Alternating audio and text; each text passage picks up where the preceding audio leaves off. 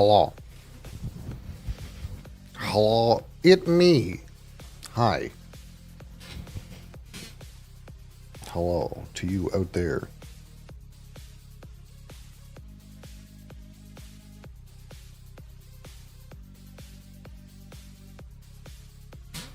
It would seem TikTok is fucked. Totally fucked. So I'm gonna have to spend this weekend figuring out why that is, I guess.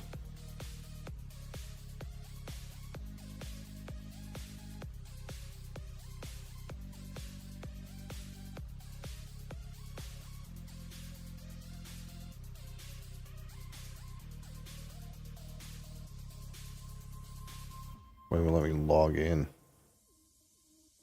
Tries to let me do that fucking circle captcha, and it just bricked.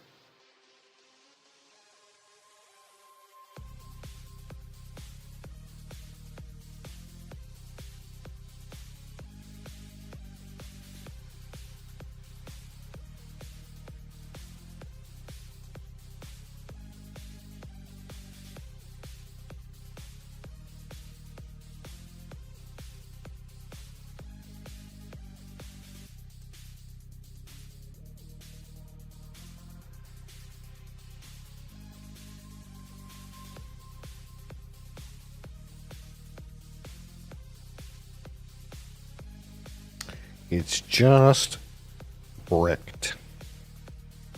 As far as I know. Fucking great. That's what I like to see.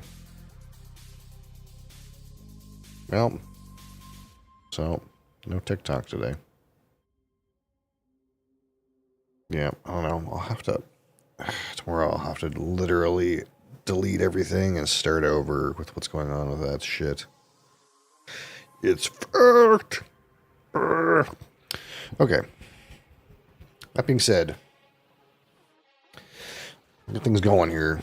There's no random cat on my desk this morning, so today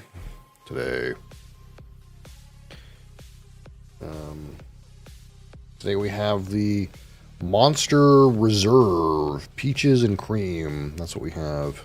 And I didn't really know what this series was, the Reserve series. I was like, well, what do they have? They have the punched one, which is like fruit punch in there.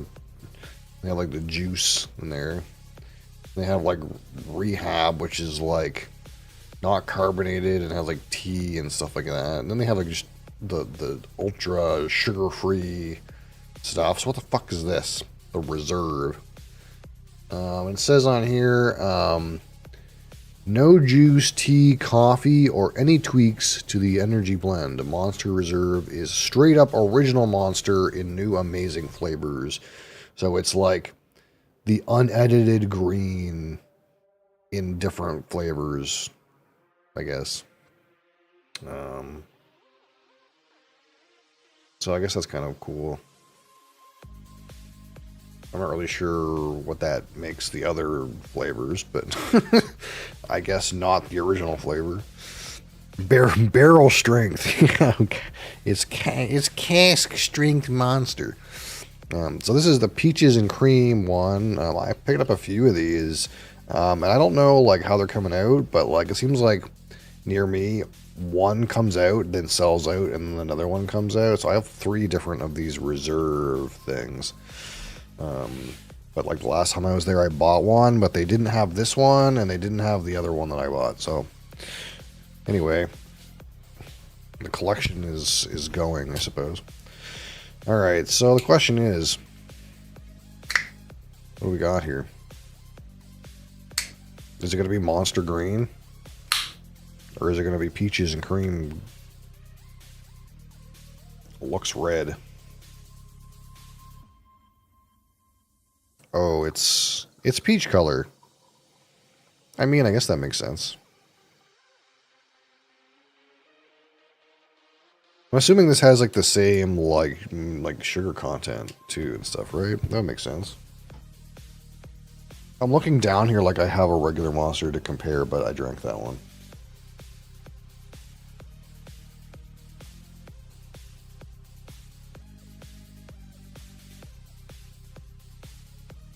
Well, this other one has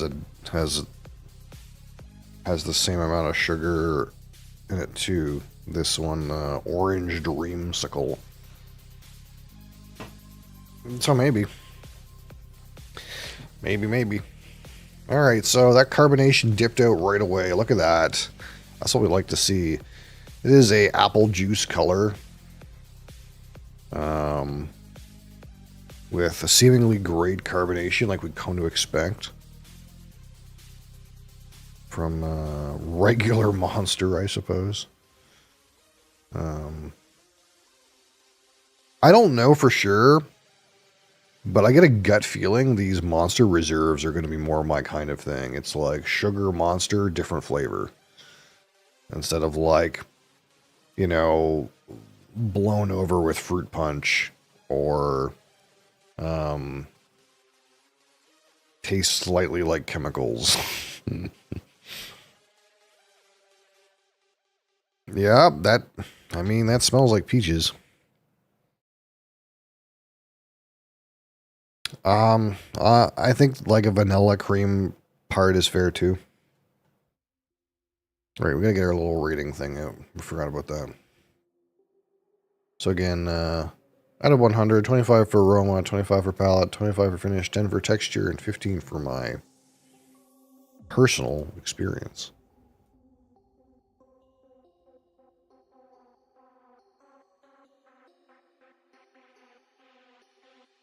That being said, nothing too adventurous on this aroma to begin with. This is actually rather cold though. I'm actually getting like condensation on the glass, so maybe if we warm this up, we'll get additional notes. You know, like a stout beer. But for the most part, peaches and vanilla cream.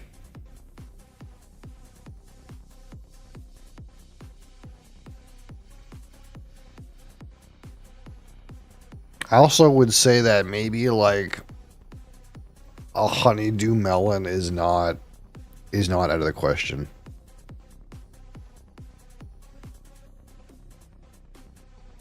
Yeah, I kind of like that.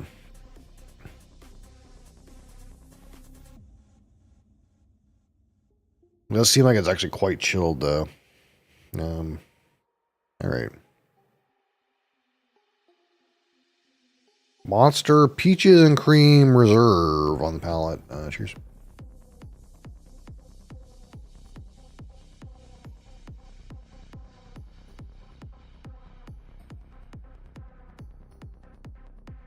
Oh, fuck. That's really good.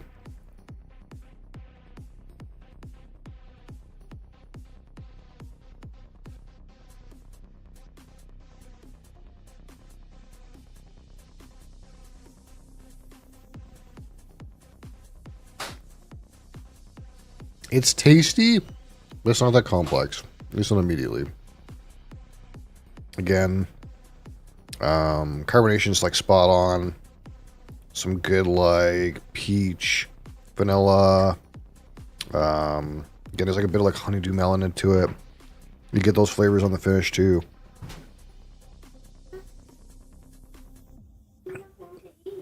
That's not my fault. We need to get groceries. You might have to deal with it, child.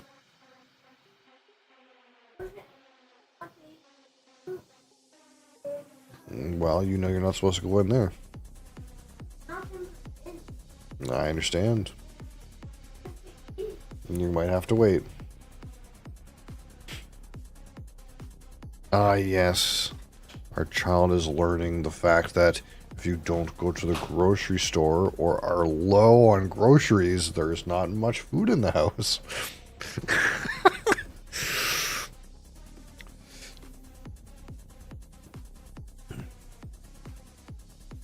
He can't get to have his favorite things.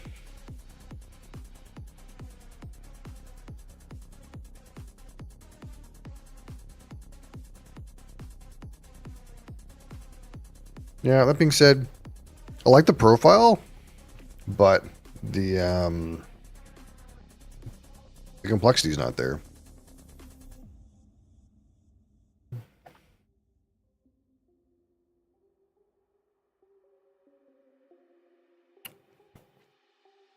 Yeah, like peach, honeydew melon, Cool Whip. Get some more peach on the finish. Not the complexity we want, but I kind of like subjectively like the taste, the profile. Of course, there's no like random artificial sweetener thing going on. Texture is really like, again, good carbonation.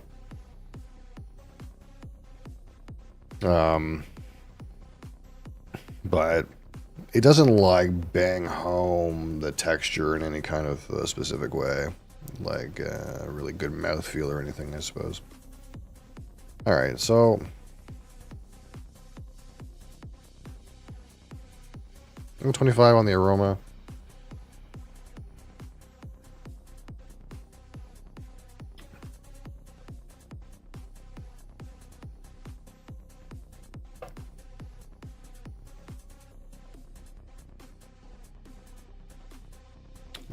Pretty good. Again, it's kind of like the same things we already said. Not that much going on with it. 15.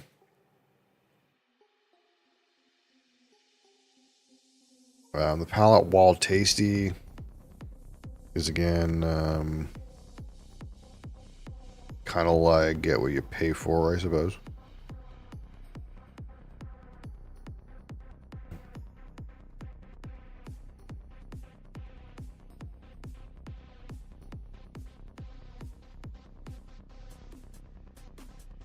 Yeah, I think 15 is fair again.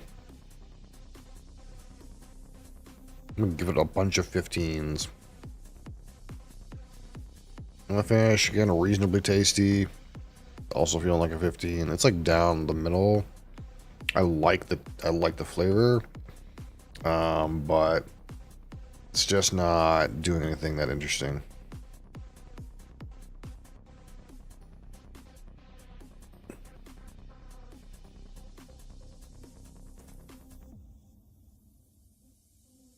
Yeah, I think 15 is good again.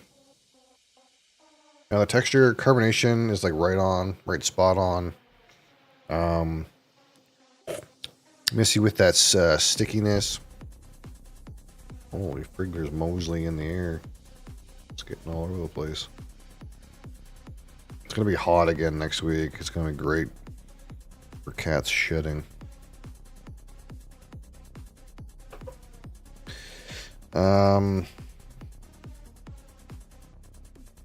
So yeah, I think 7 is cool on texture. And a 15, my personal experience with this one, Monster Reserve Peaches and Cream, which I will say for my personal subjective taste, this is really good. I think it's really tasty. Flavors like pretty strong and pronounced. Has like a good flavor, no like hollowness from artificial sugar that is not there. No like weird artificial sugar taste, aftertaste, a chemically taste. Delivers on the promise of the can. Unfortunately doesn't go above and beyond. And like strangely enough, the fact that Monster Original doesn't really have a flavor, it just has its own flavor. And then when you assess it, you kind of like get a whole bunch of different weird things, kind of like ascends it to a certain extent above a flavor that is like stated and given. We don't have to make a guess about what's here. It's kind of told to us and reconfirmed. I'm actually getting a bit of unripe banana now, but it doesn't change much.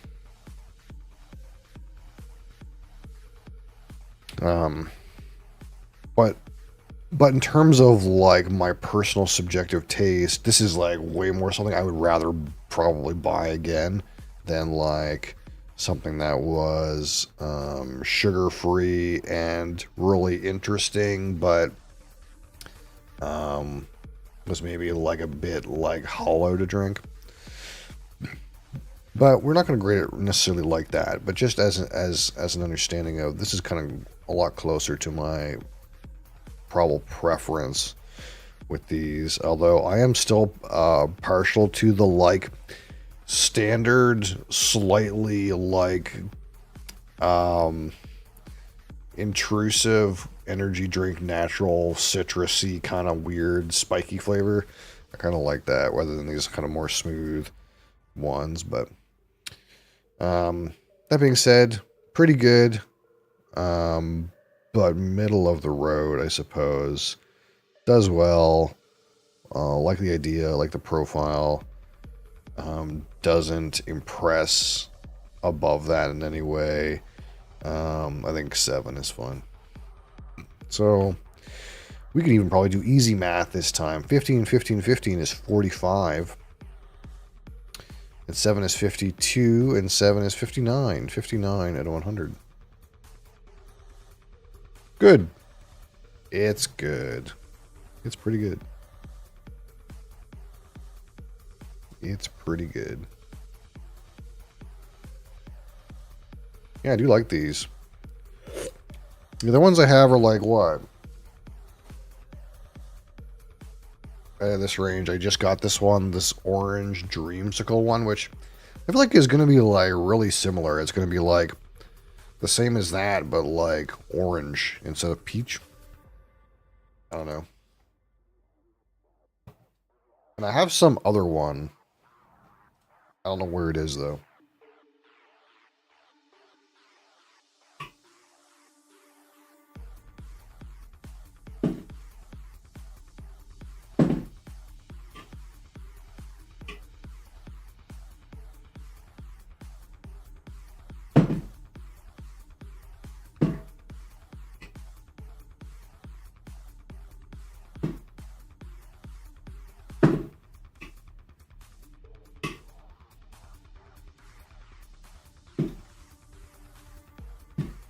Not sure where the other one went off to.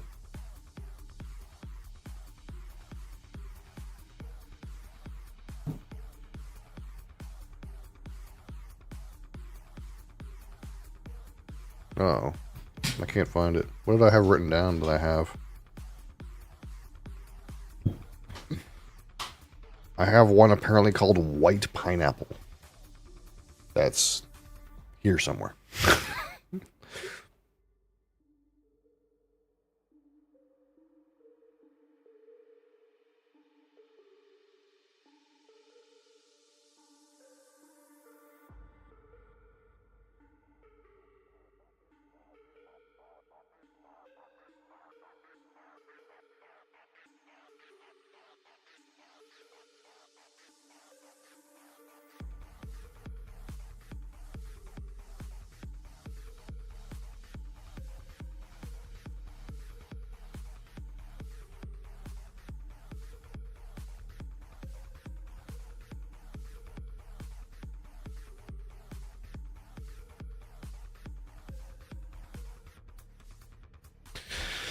Okay. Oh. Now, it is Friday, so we must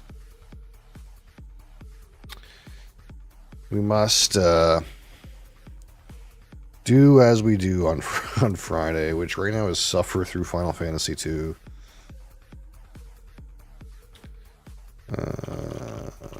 Monster Reserve, peaches and cream. Not bad. I need to write on my little sheet too. Make sure I have this stuff. What's that other one? Orange Dreamsicle. I have like this master list of all of the ones that are here, so that when I'm at the store, I don't accidentally buy a duplicate. X. What other one did I buy today? Oh, like I said, I already posted it, but I bought something called Monster Punch Rio or something like that. What was it? Rio Punch, which is the first time I've ever seen that thing before. I think that thing's brand new.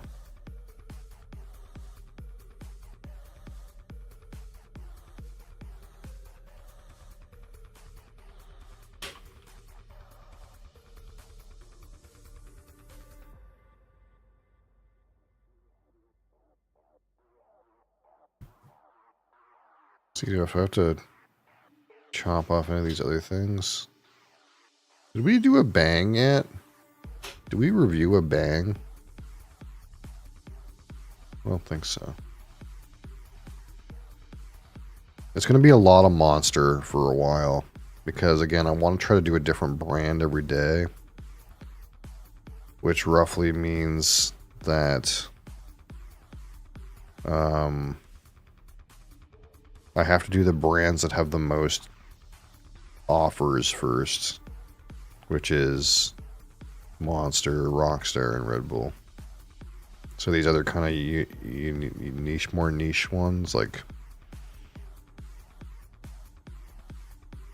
the Ghost stuff and Starbucks and stuff like that, that's going to take a while to get to. Save. Then it'll be more interesting once we've gotten through the worst of it. Where did my white... Kind of weirded out that I can't find that white pineapple monster.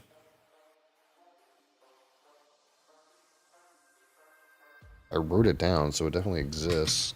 Did I take a picture of it? I did take a picture of it. It's yellow. It's gotta be here. I mean, it's here. I have a picture of it. It's gotta be here somewhere. I won't worry too much about it right now.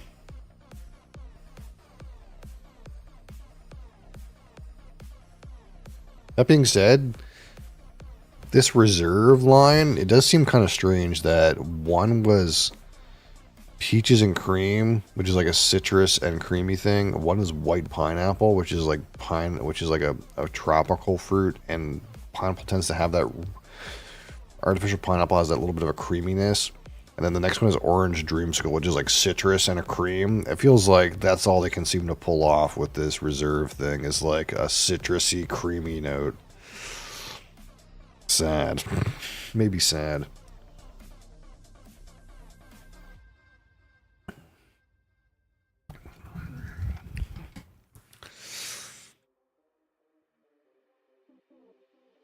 All right.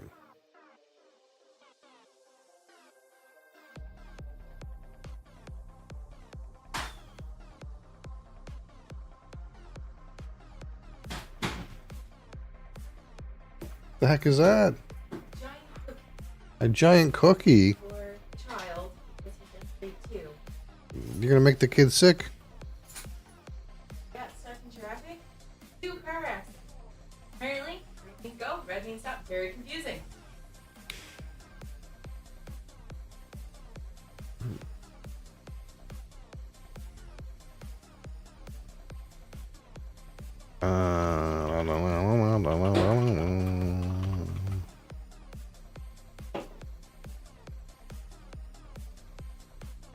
Alright, let's beat this up. I lost 2 casualties. 2 casualties? Oh. Hey, you Oh.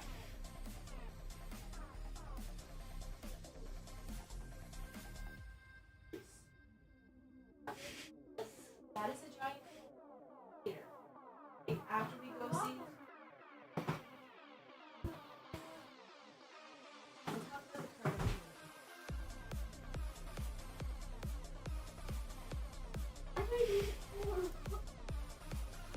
Do you want me to take it back? Yeah, take it back. He doesn't need that cookie. It's a treat for you for finishing school.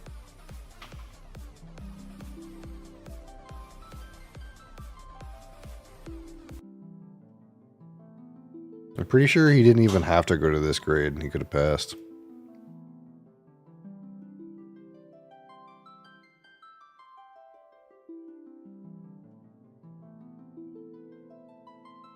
Dang it.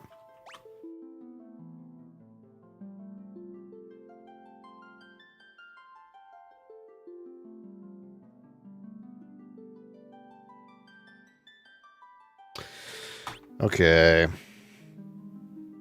5 hours into this game, are we?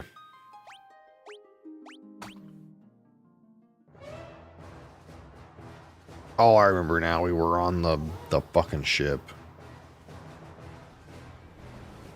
And I was like, let's try to get through this before the time's up. And then we didn't really get through it.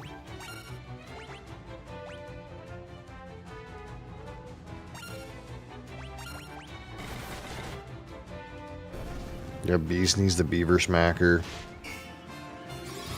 Crassus the Overhealer. Nilo the, like, spear and dagger wielder. And Gordon. Whoever the fuck that is.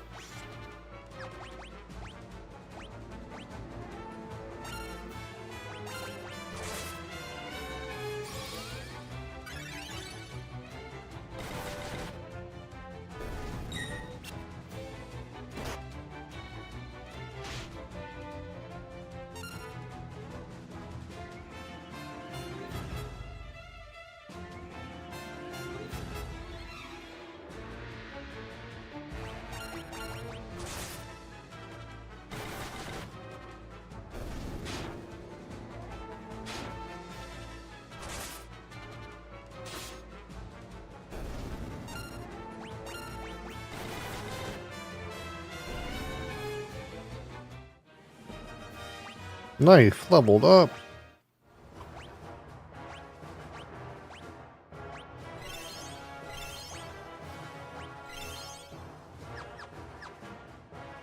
Alright.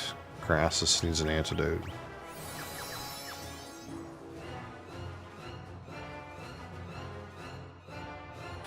Can't remember where we were going exactly. Something to do with, like, sabotaging the engine room or something like that.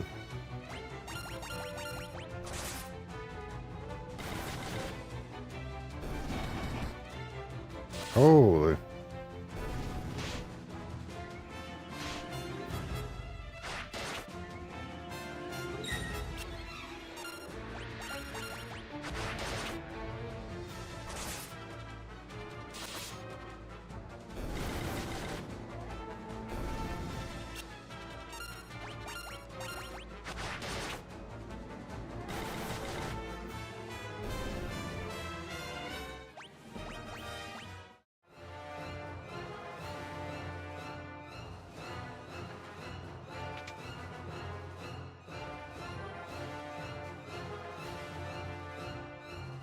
Dreadnought 5F. There's nowhere to go but that middle room, so. Oh, I guess it's like full of guys. You have to like find a way around.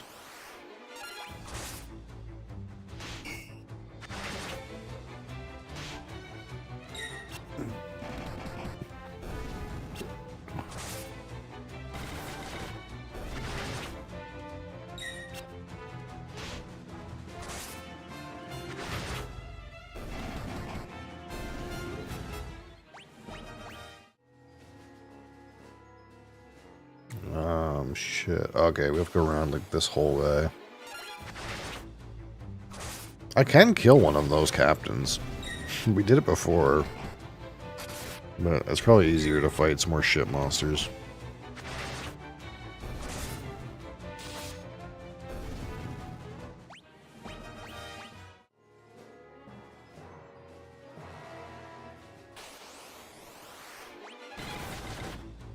A magician!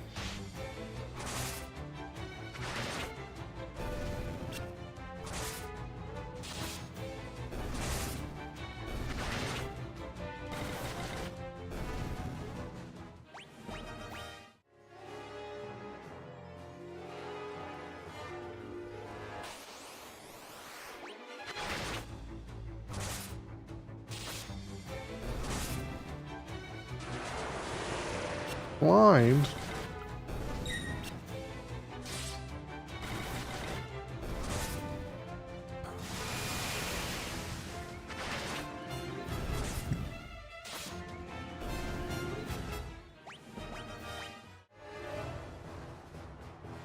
Guess we can't go up there. Can't go up there.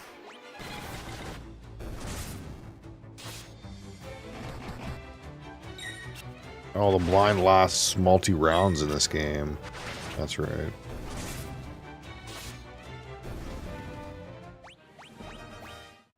I'm gonna get it some eye drops. If I have any. I got 3 left. Maybe we shouldn't have bothered using them on Gordon.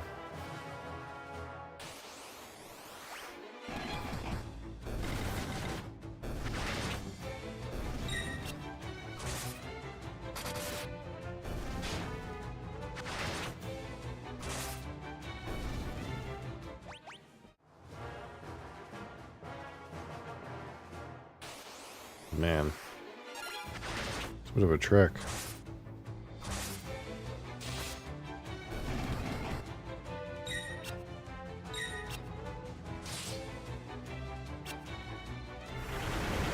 Oh god, Berserk 3?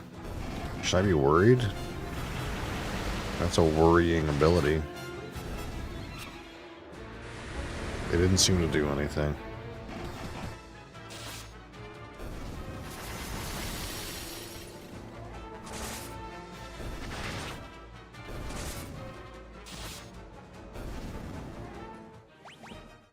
I just got a Berserk Tome. Is there no way through? I have to kill a guard, don't I? I thought it was the kind of thing where, like, if you took, like, a meandering path, you'd eventually find a way through. But I think you have to kill one.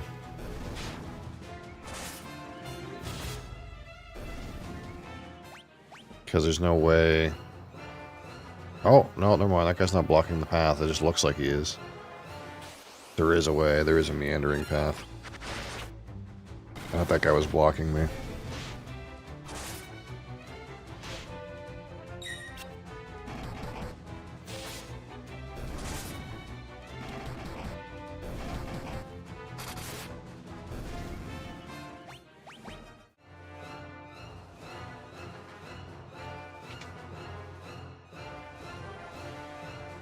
Well, this kind of looks like an engine room.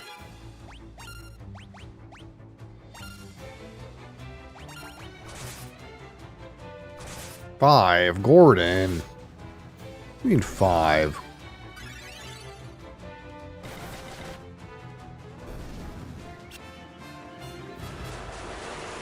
God damn it.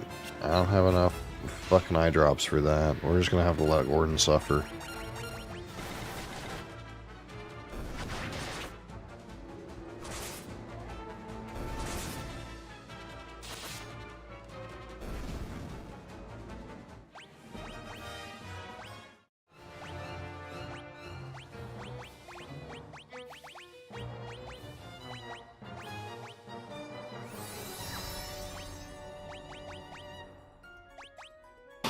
I have 3 Berserk Domes?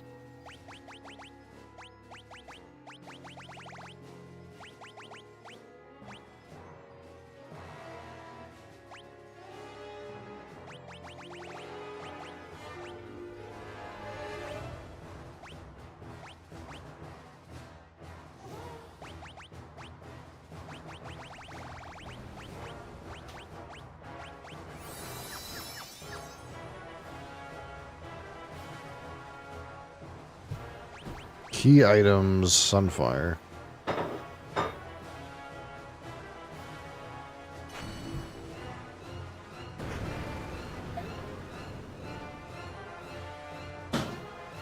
You throw the Sunfire into the engine. What have you done? The engine. That voice. There's no time, Crassus. The ship will blow up any minute. You have to get to Sid's airship.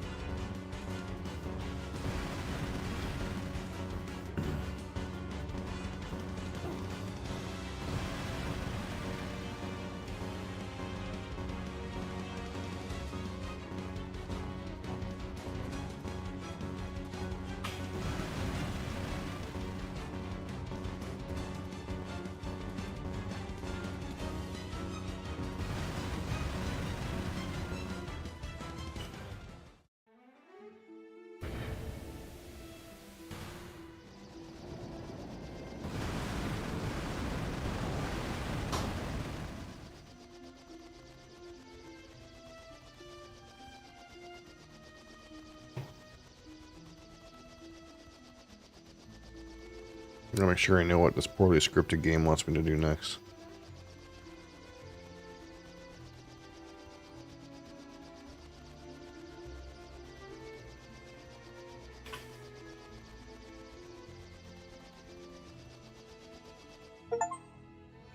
Blew up the dreadnought. We did it.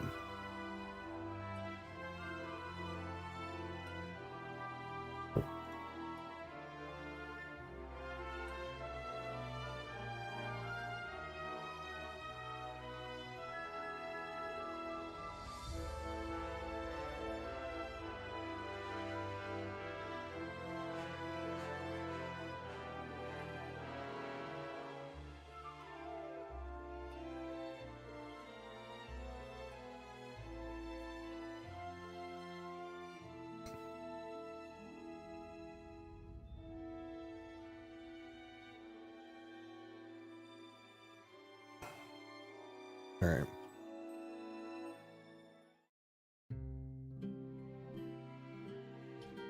Let's have a sleep.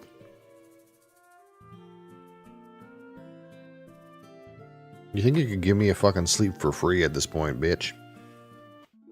Fucking charging me.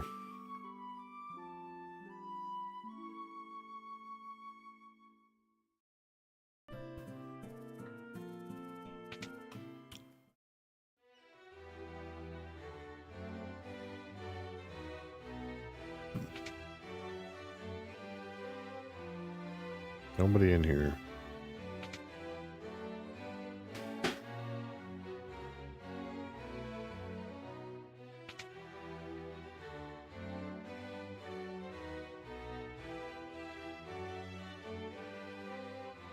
Gordon, Minwoo, Nilo, I have one last request to ask each of you. Please listen carefully.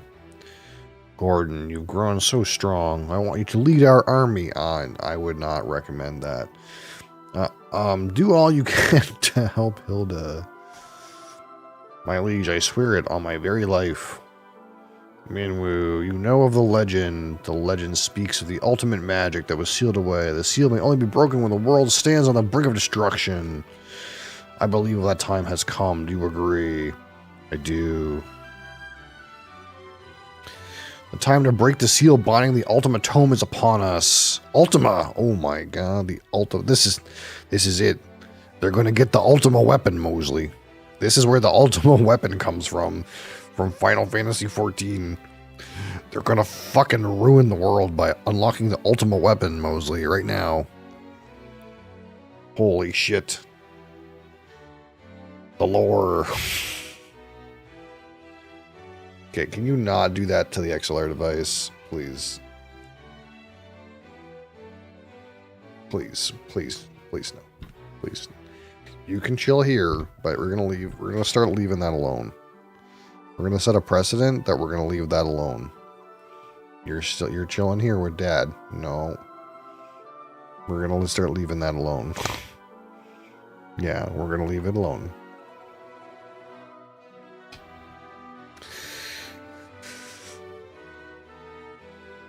Nilo, I would have you go to Diced, home of the Dragoons. I was told that all of the Dragoons were slain in an attack by the Empire.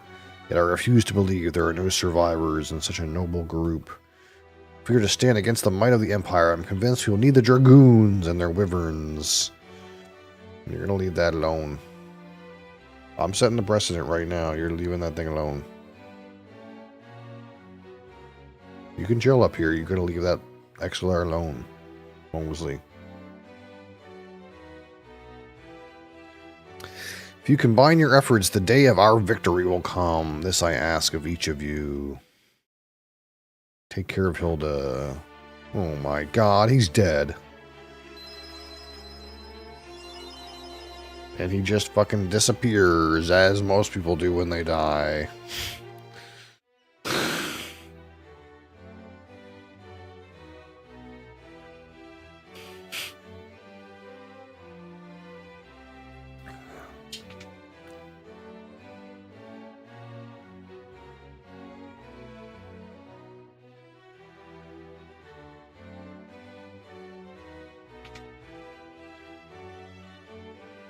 Hee hee.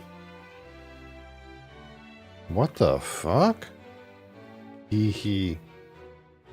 What is your fucking boyfriend naked in here? Don't want to let me in and see? Fucking so weird. Hee hee. My dad just died, but hee hee. I'm gonna stand in the doorway and say hee hee. Okay. I guess people deal with things in different ways, I suppose.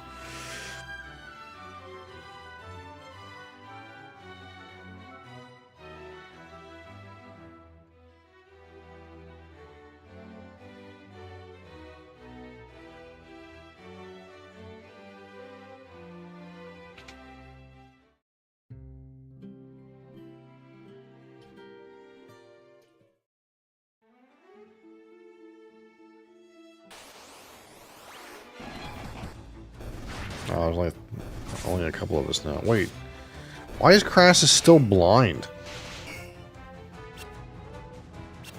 Did I not, like, use the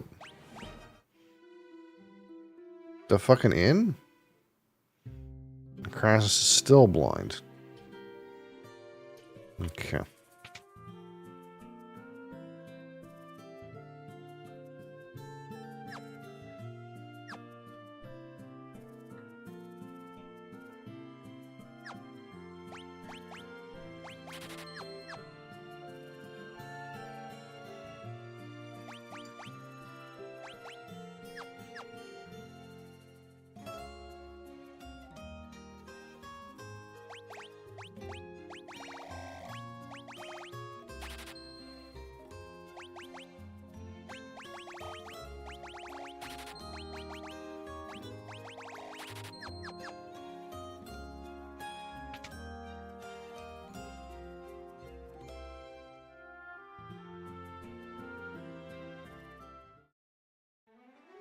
Alright. Well, I gotta sell a bunch of this shit too. Inventory's full of crap.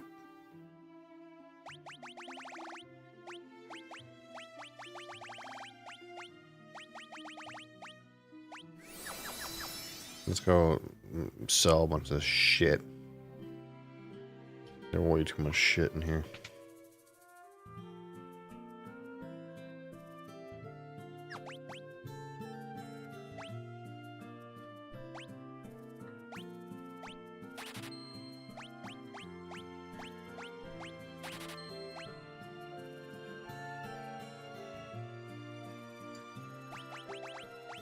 What is Nilo using? My King M. I thought he was using. Oh, he's using a trident. That's right.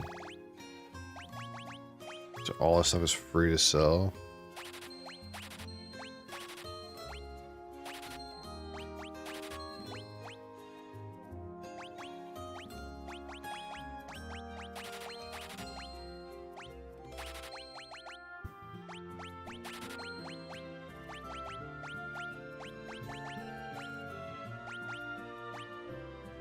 Mithril mace. Sure.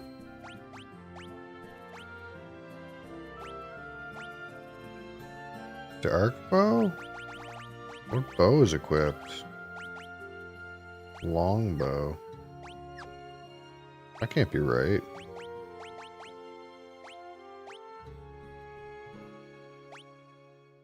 Oh, the longbow's better. Or no. Darkbow accuracy goes into the pooper. That's why I didn't equip it.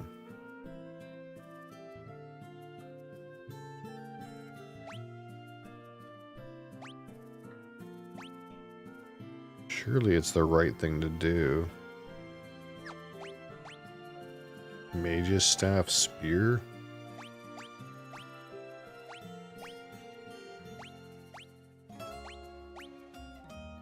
Accuracy is so bad on this dark bow.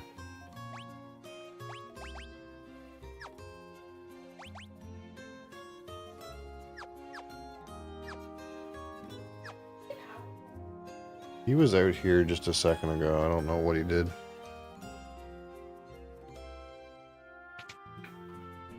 Busy today? Alright. Thanks for stopping in.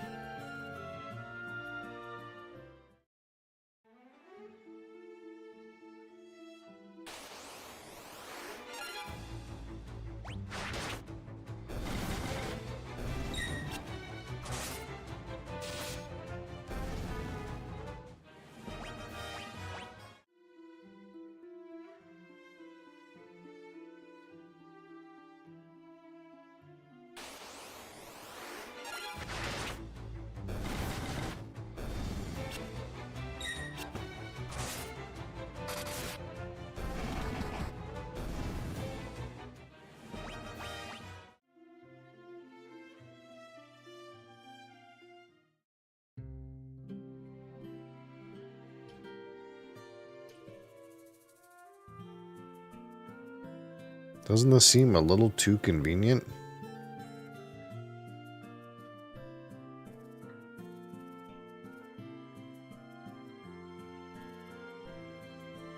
Okay.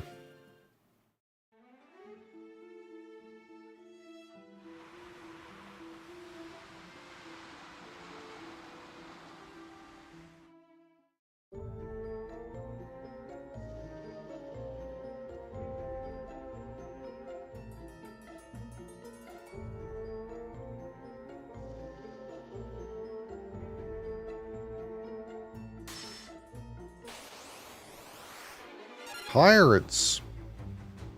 Ugly ones.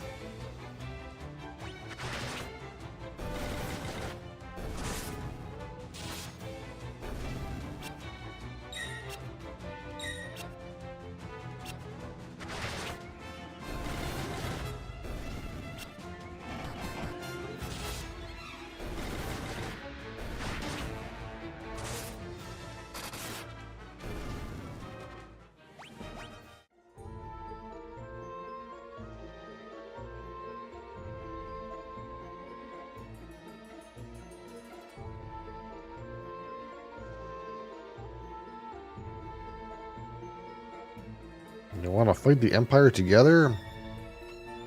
Okay. Pirate chick joins our party. Maybe that's what's gonna happen. Yeah.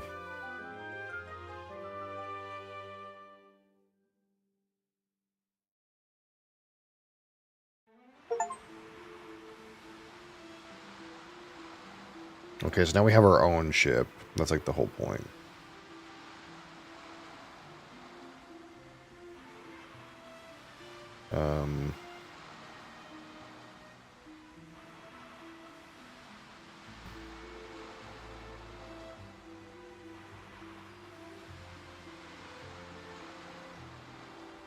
Where do we go?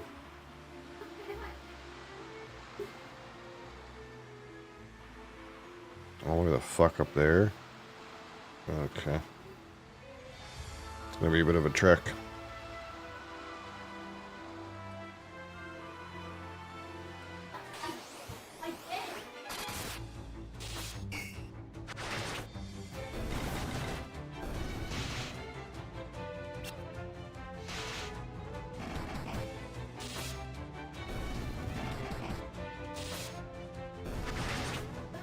Man, Trident slaps.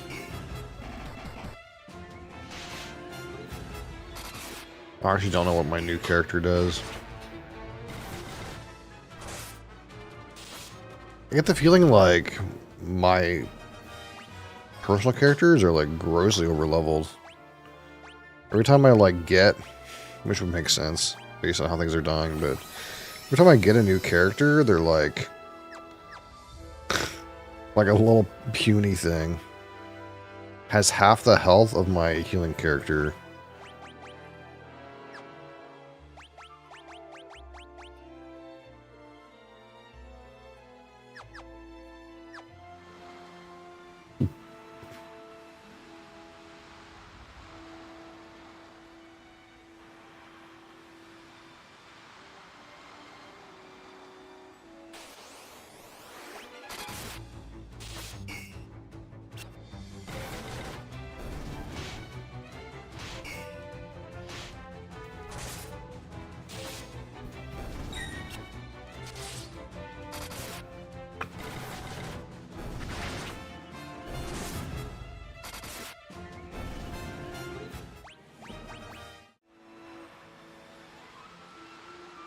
Hey, you. I think Mosey left because I wouldn't let him play with the XLR device. That means you gotta follow the same rules.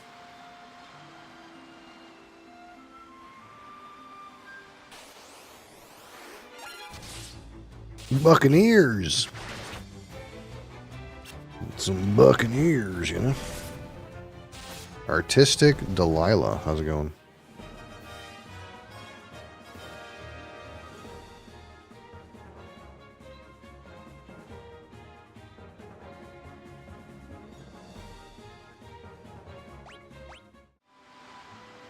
Where am I?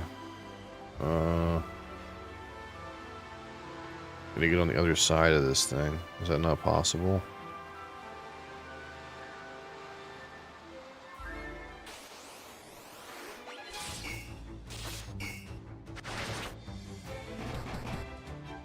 I'm not sure how this pirate chick, like, got along without me if she can't even fucking do damage to one of these things.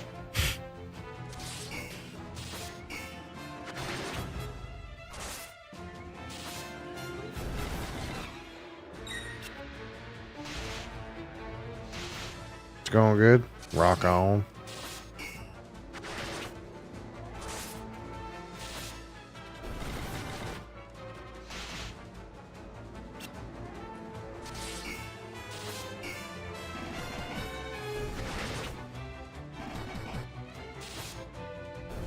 Reasonable, I suppose. We'll use the word reasonable. Reasonable, reasonable.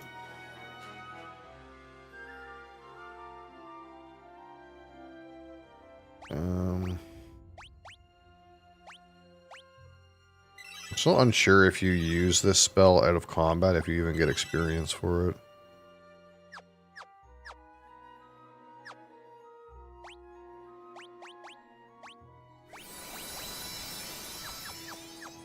What do I have to do? I need to get up here, I guess.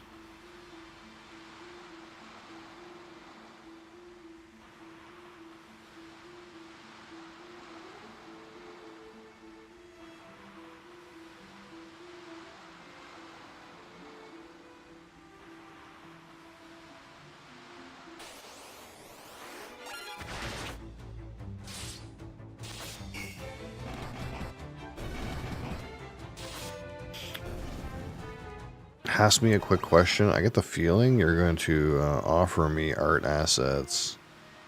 If that's the case, I appreciate your offer, but it is not required.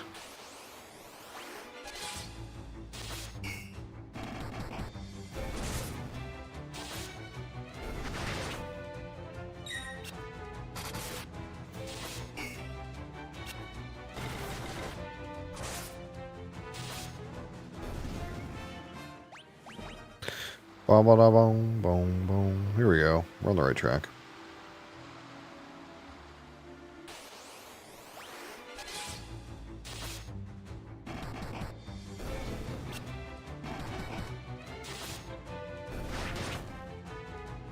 What, baby?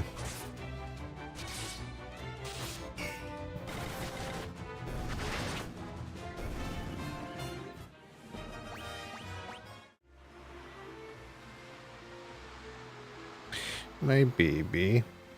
My little baby. My old lady baby.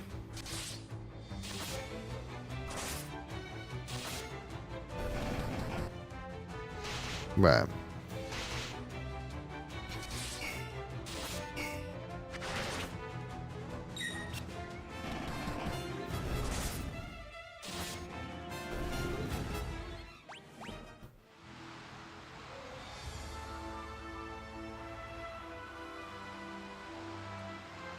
Boom. Oh, shit. Didn't realize that, you know, we didn't take damage from poison until we were on land. LOL. Ogre! Ishmaeli Ogre.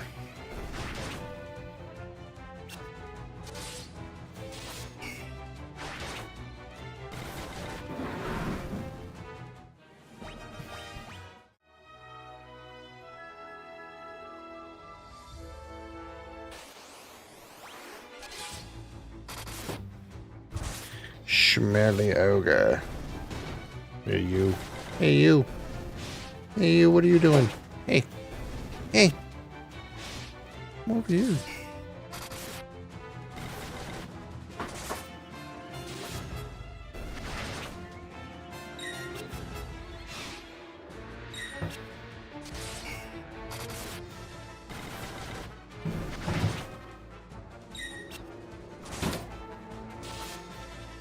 There you go.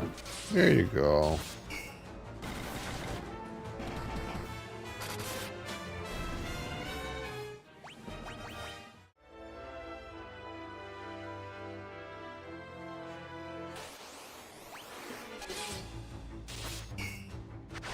What? Yeah. Apparently it's very divisive. So it's bad. Well, I mean, spoiled something. Yeah, as you would. Not really. I found out that As you would. on there, it doesn't make any sense to me because I'm not British. But it's a weird choice. We have to see it. So like, staying away from it. Okay, great. So we're gonna go see this movie that you've been looking forward to, and it's gonna be bad.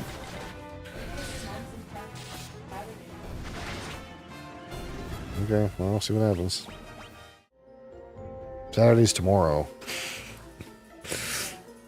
Apparently, the biggest criticism is that as cool and as good as the trailer makes it look, that's only like the first part of the movie, and the rest of the movie falls.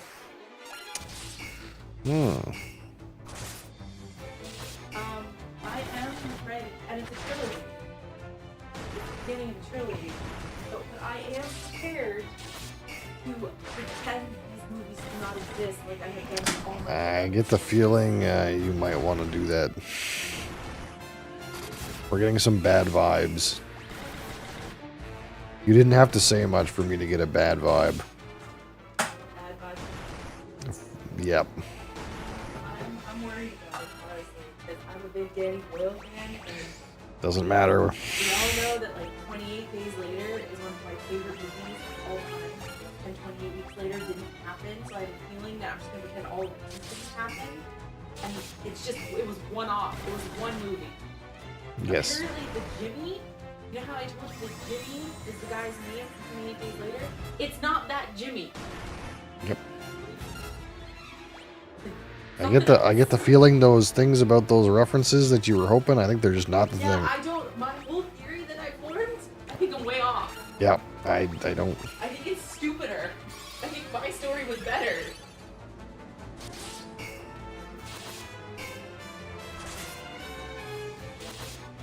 These things are fucking gnarly to kill.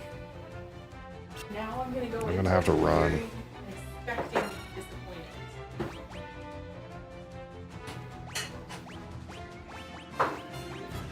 I don't know what the deal is with this monster. It's very overtuned.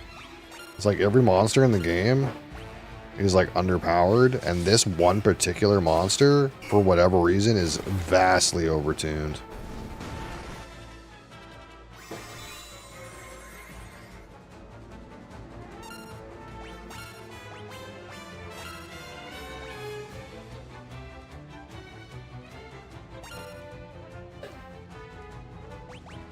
You have magic. You have lightning? Is that the key here? Surely not.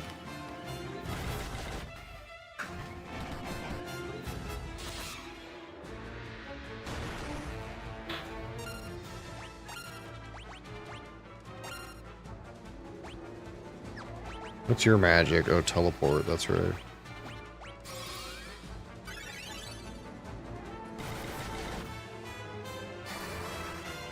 I mean, the magic sure does more damage than, like, the melee attacks do, but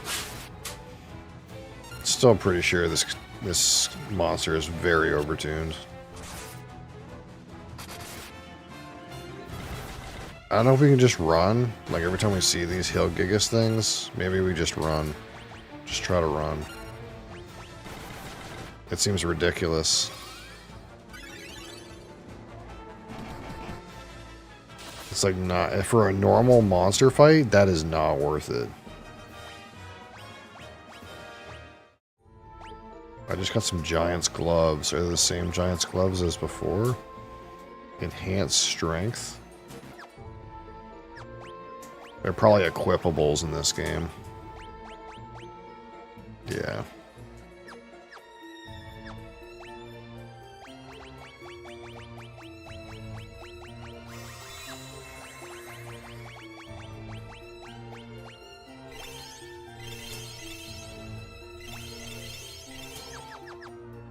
Yeah, if we see one of those again, I'm just gonna run, man.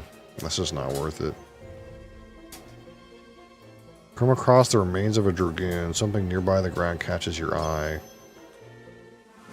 A pendant.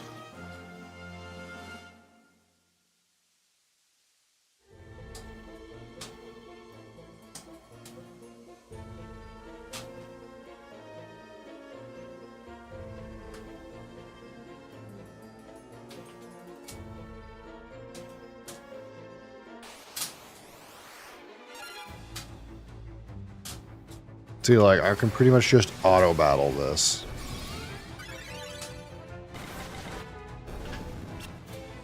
But those giants are unkillable pretty near.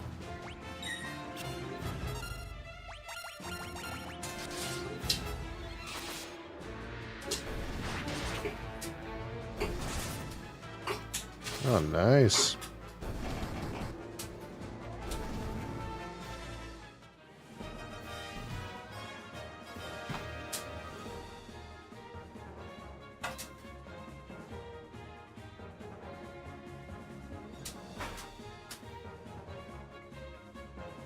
Rest it to his first.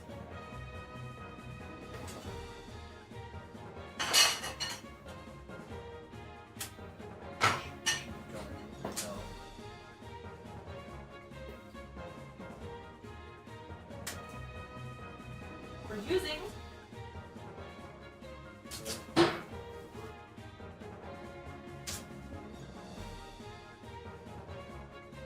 Someone does something weird.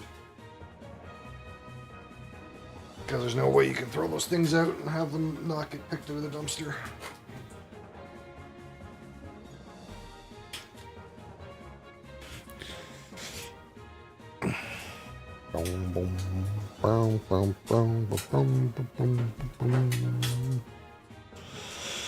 Okay.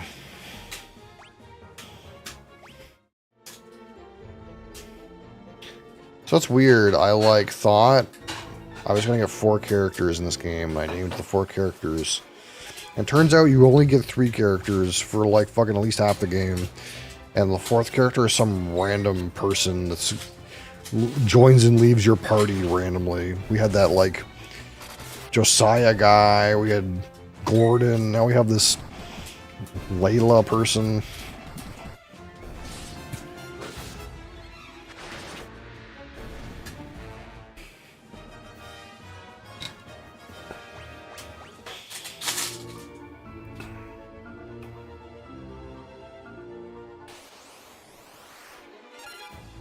Yellow Soul.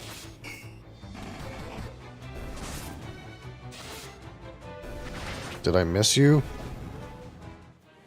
I could take it or leave it.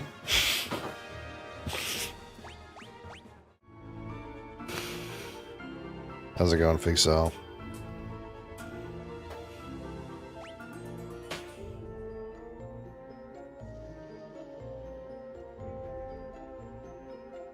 There's some loot in here.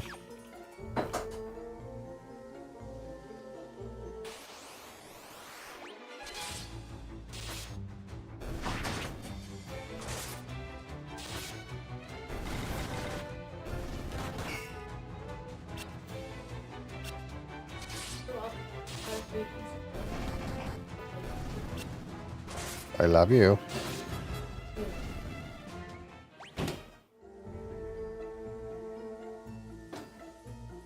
Not bad. We're doing okay.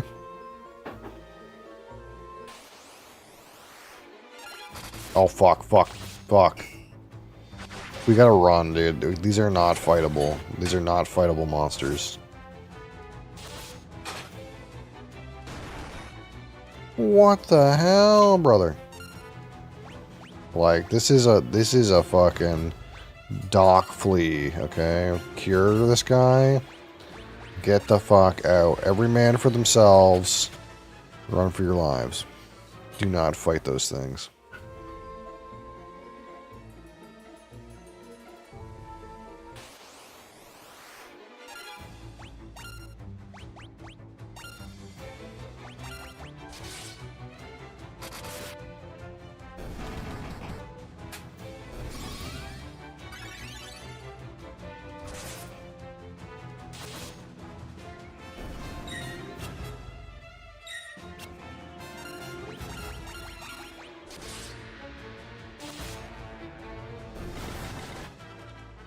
See, like, how can this Layla chick do like 50 damage to a monster and one-shot it? But there's another mob that my guy who does 700 damage does 100 damage to, and it has like 800 health. How's that even in the same like zip code? It doesn't make any sense.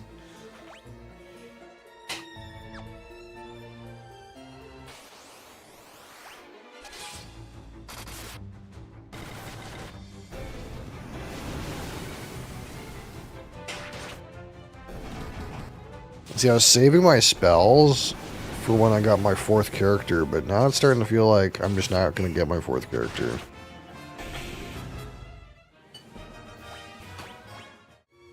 Seems like kind of scuffed. Mithril helmet, like...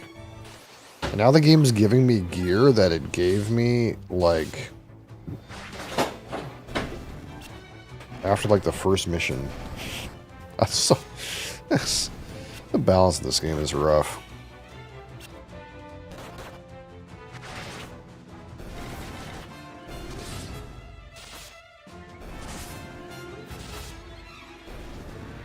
I guess that's what happens when you release a smash hit in 1987, and then it does so well that you release another game within a year, and that other game is dog, apparently.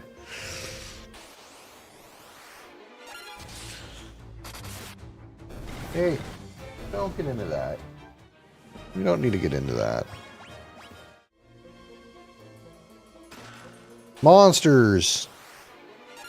Oh, green souls. Fancy. 32 damage is a one-shot.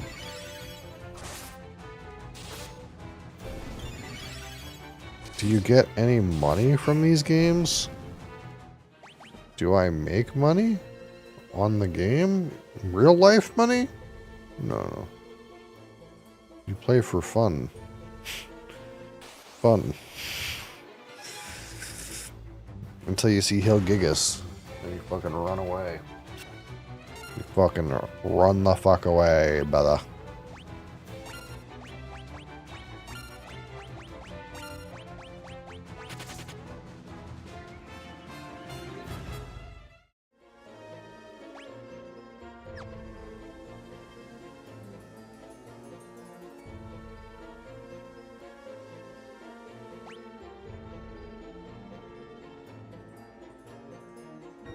There's loot here. Nope, shit.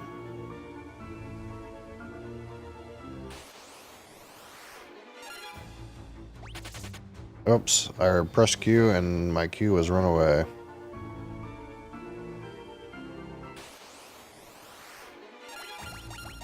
Revenants.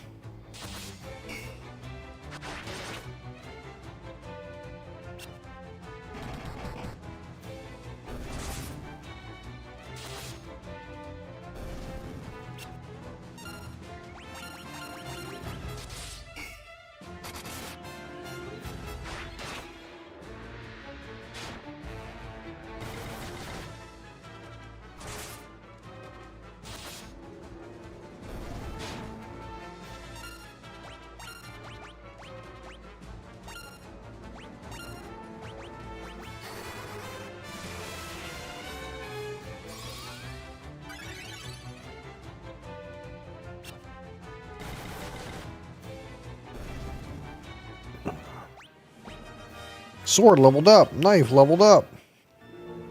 Nice. Gloves.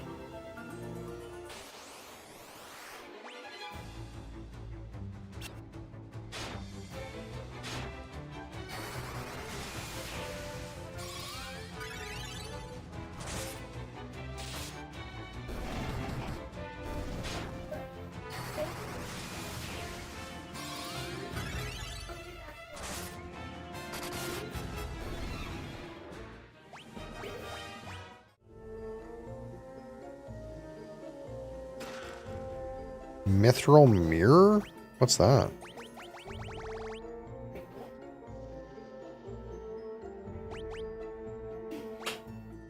Mirror that guards against magic attacks. The same effect as wall. Is this a shield? I don't think so. Hmm.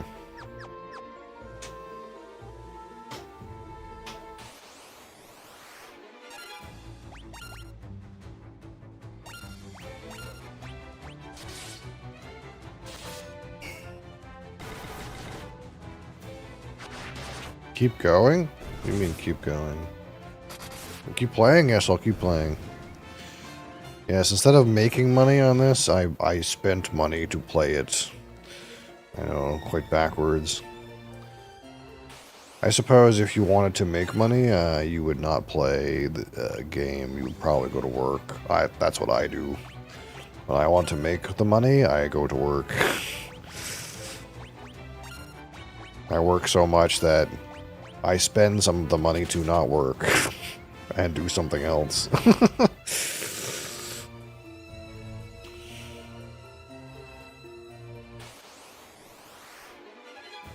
Many ogres. Let's adjust this a little bit. Yep.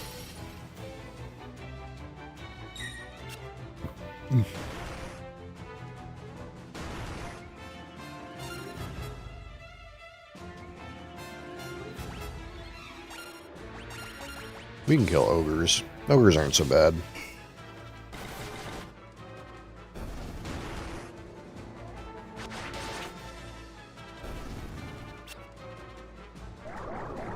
Sleep!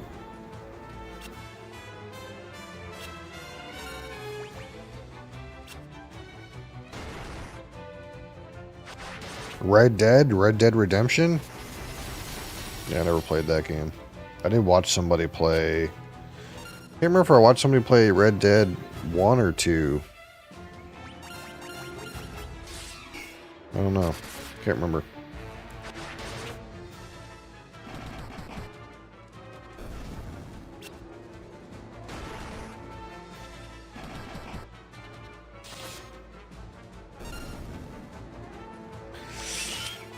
I can play a game about cowboys, do you? The cowboys.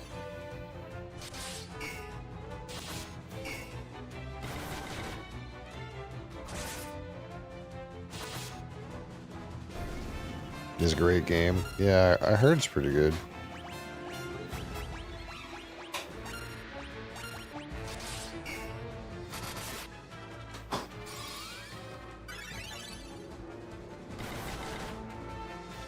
Like I said, I watched somebody play like almost the entire game. But I can't remember if it was Red Dead 1 or Red Dead 2. I think it was Red Dead 1. Days Gone. That's the motorcycle game, isn't it? Ooh, I got owned.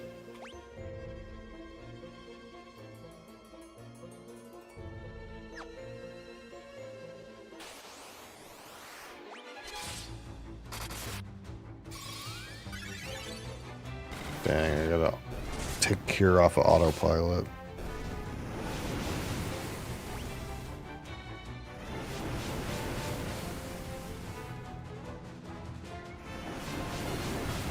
So rude.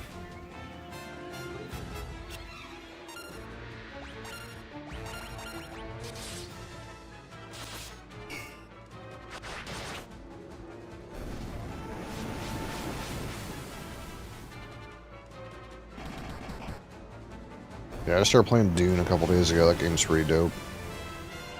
I don't know if you ever played Red Dead Online, but it seemed like it could have been kind of fun, Red Dead Online.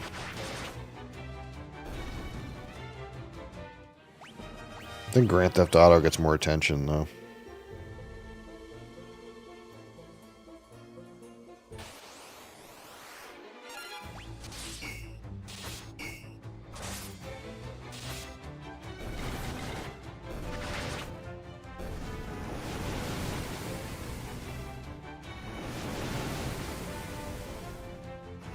Holy.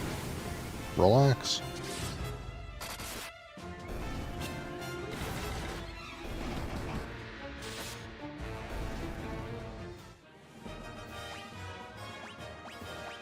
I know Red Dead Redemption 2 has online play.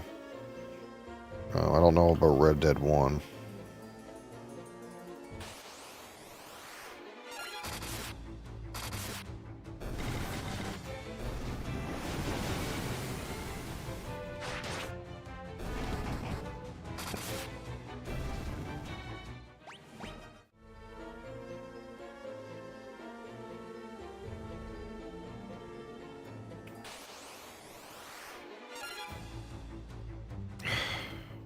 Fucker.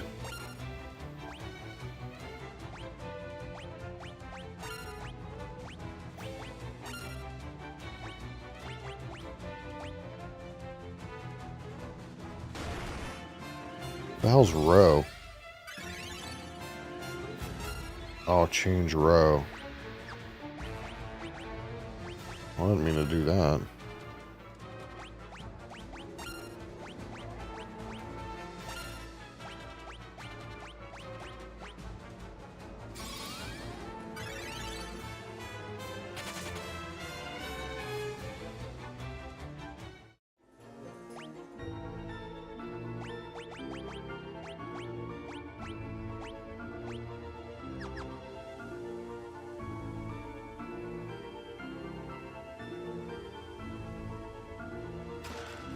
Ether.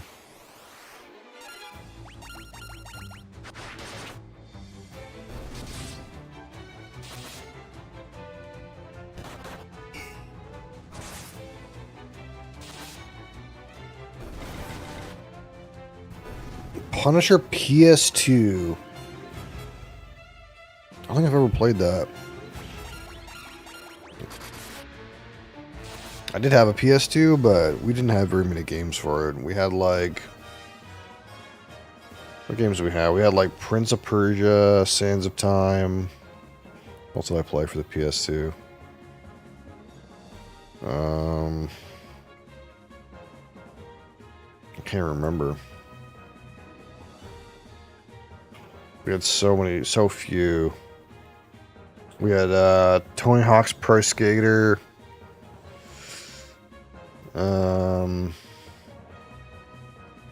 What else? We had some kind of NHL game. Oh, we had Guitar Hero. I think it was Guitar Hero 3.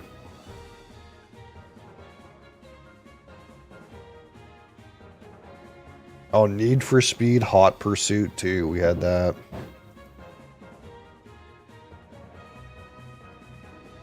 Baldur's Gate Dark Alliance. Yeah, that's another one. What else was there?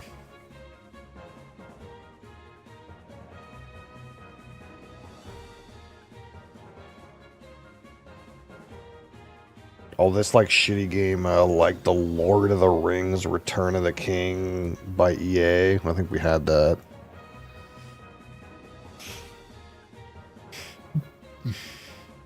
I'm just kind of like looking at boxes.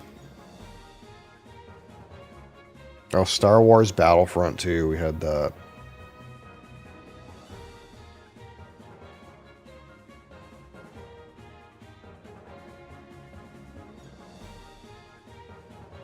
Surely there can't be very many more.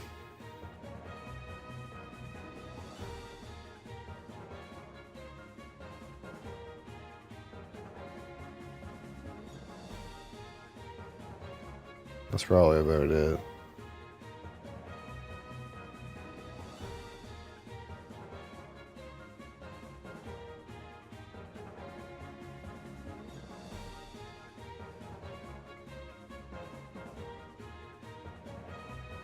Because we were more, I was more like, we went from like 64. I went from like 64 and I played some GameCube to PC. I went from like 64 to PC. Like the best way to put it. I did play some GameCube. The Warriors 1979. I did not have the Warriors, but my wife did. That's definitely true.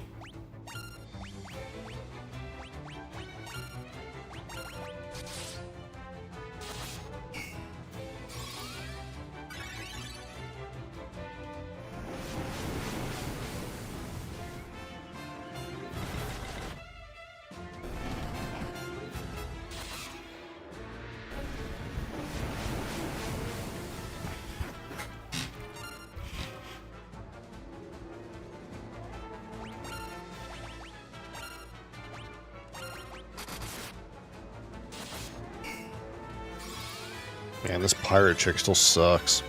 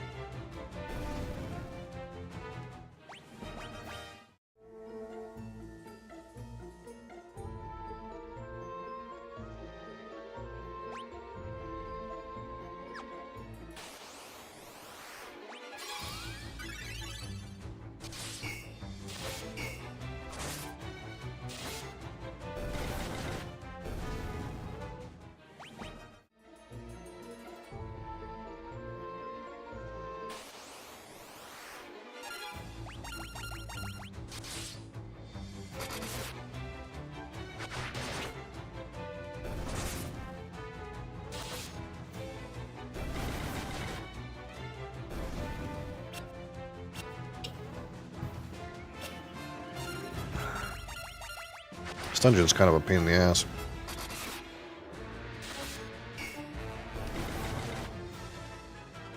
Let me show PS4. Yeah, I never had a console until I think we had a Wii U, which I mostly just played Mario Kart on. But I don't think we've ever had like a more non-Nintendo console. I haven't since like the 64.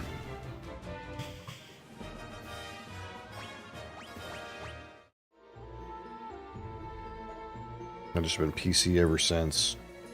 I'm showing your butt. Showing people your butt. You gotta save that. You gotta save that for the paid content, cat. Show people your butt.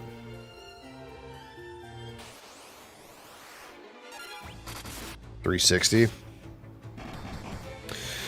Yeah, I can't remember. See, the thing is, I was never an Xbox like person. So like my brothers had Xbox consoles, but I don't know. Like, it's for me, it's like fuzzy. Like, I don't even know which one. Like, is it it was the 360 before the Xbox One? So like went from 360 to 1. Okay. I don't know if they had 1s or 360s. I have no idea. Do not. Do not. Do not do that to the light, please. They must have had 360s.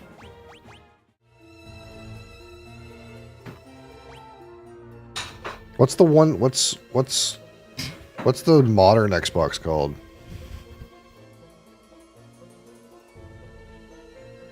Mom doesn't know. I have no clue. Latest Xbox.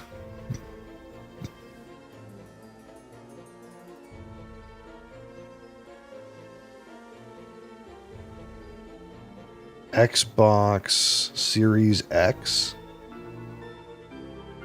There's in 2020 there was the Series X and the Series S, I guess. So like you could buy like a good one and a shitty one. They were like the same generation, I guess, but you could buy like the X or the S. I imagine if you bought the S, it would run the game shittier, but I mean, I don't know.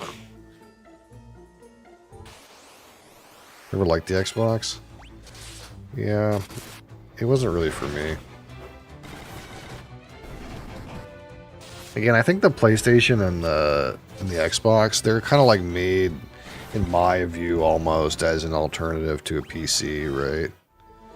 Like, PS5 won this console generation, yeah. Like there's not too many exclusives anymore on the consoles. It's kind of more just like being able to run a lot of the same games that PC has, but like have it like cheaper, like get it cheaper. Cause like to be fair, like PCs are way more expensive than consoles. That's the fact of the matter.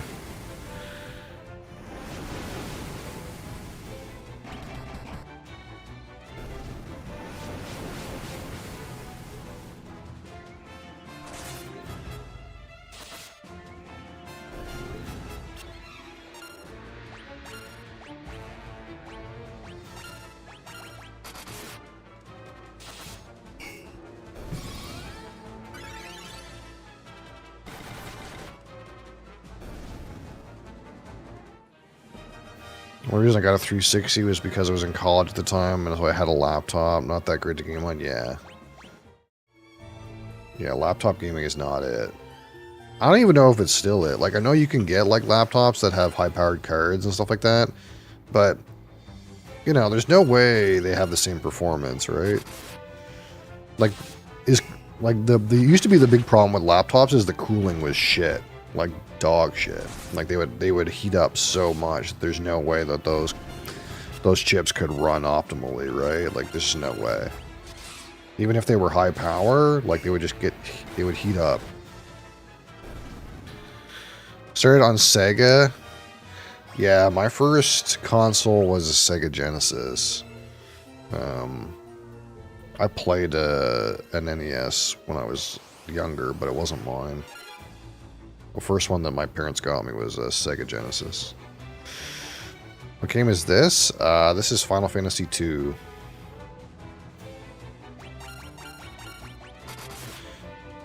$31 years young. I wish I was still 31. That sounds bad now.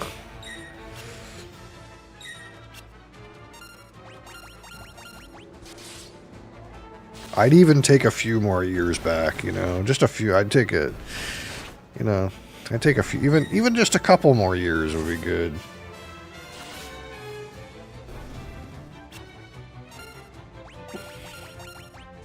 NES and Atari, yeah.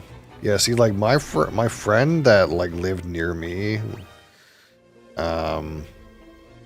his parents, like, spoiled the shit out of him, so he had an NES, he had an SNES, he had a Sega Genesis, but he didn't use it, he had an N64, he had, like, PlayStation, but we mostly played, like, NES and NES stuff. Like, he had like a PlayStation 1, but we just like never used it.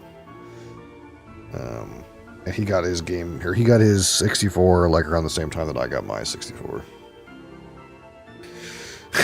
I'd take a few days. I'm not that desperate, you know. I'm not that desperate. Although a few days off is good. It is good to get a few days off. But when it comes to lifespan, man, even a few years feels like that would be worth.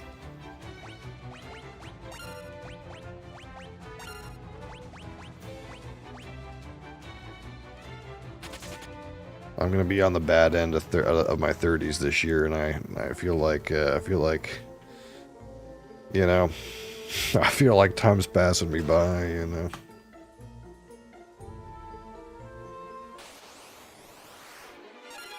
Soon I'll be that old man who's still young at heart, you know?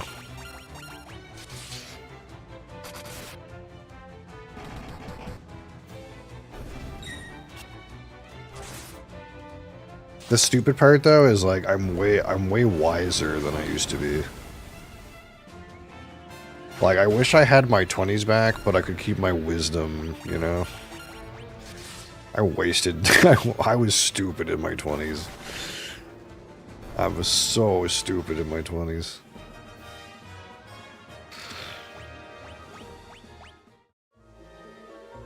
I'm still a dumbass, yeah. Well, you know.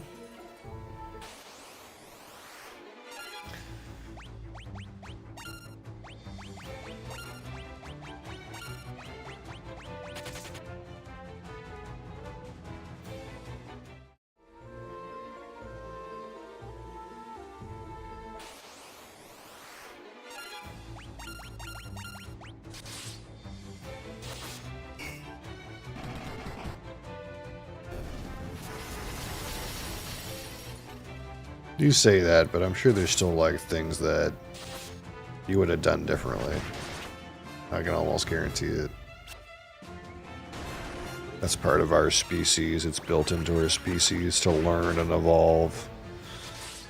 We're just built in such a way that by the time that we've learned to not be stupid, we're like in our 60s.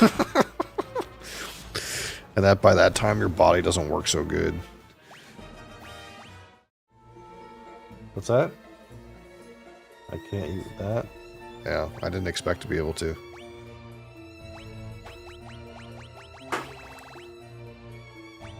What did I just get? I just got some kind of item. Winged sword. I wonder if this is any good.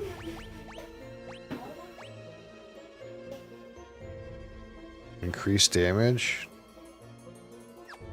What about on this one? 94. 96. It's better to put it on our main hand.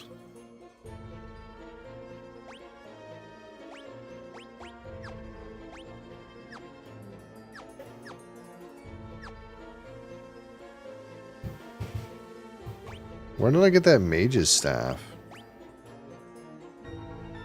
I feel like I don't have the right character for it, but... It's a straight up upgrade over the beaver slapper, so why not use it?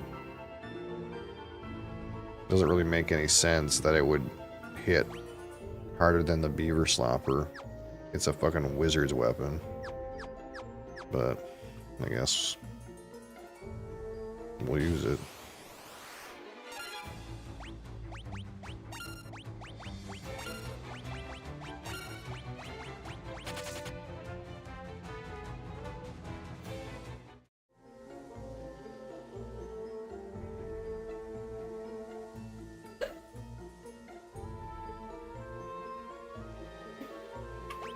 Okay, now what? We got a chest here.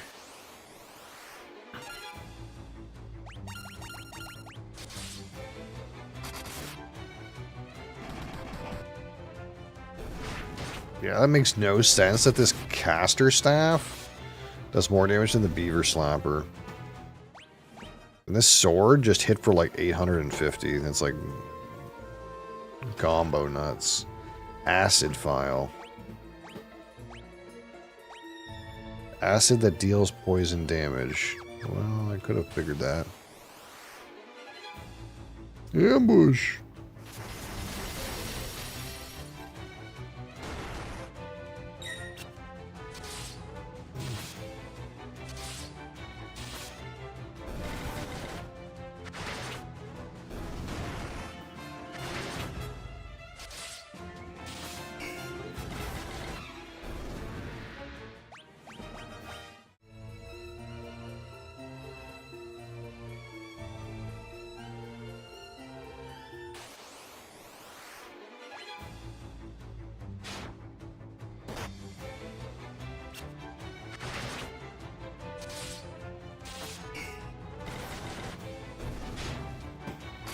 Oh no, our crappy pirate chick is dead.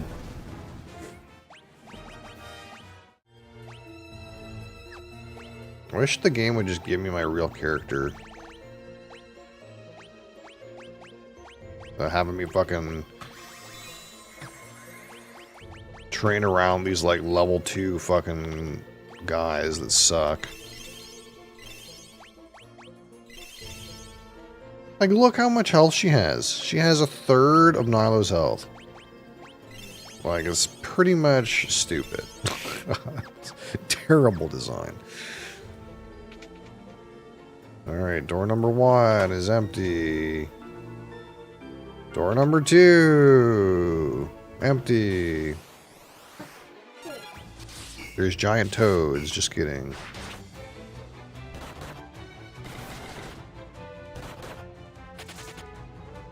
There's giant toads that run away.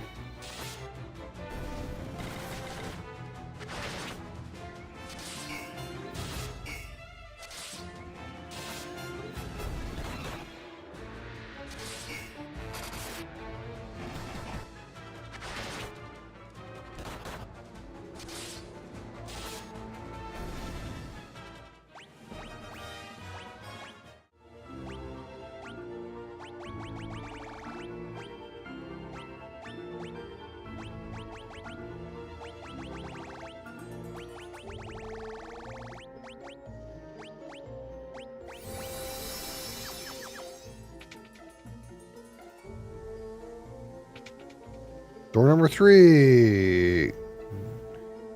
Ugly monster. Looks like a chimera or something.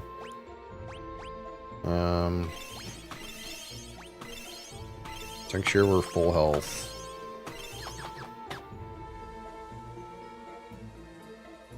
Chimera coming. Thanks, Bee's Knees. Thanks for that input. I kind of think we've figured it out when we've seen it on the screen, but it always helps to state the obvious. I can't really argue, though, because I didn't really expect for us to be able to speak Beaver that one time.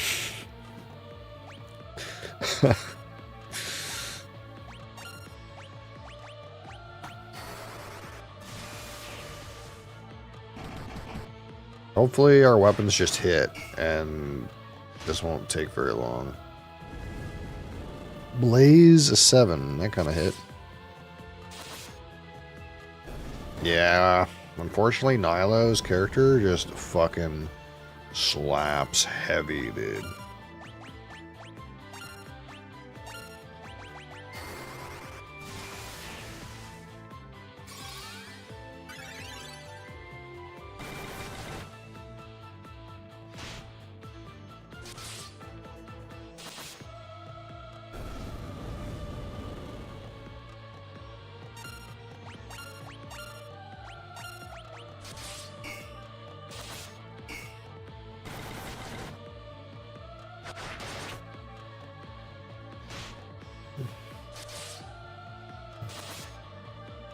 Slay the chick has been so useless.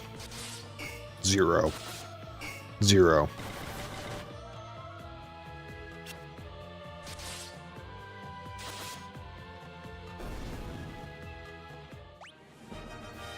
Crass's cure leveled up. The life spring is awash with soft light. Pendant. Nothing happens. Canoe? What am I supposed to do here?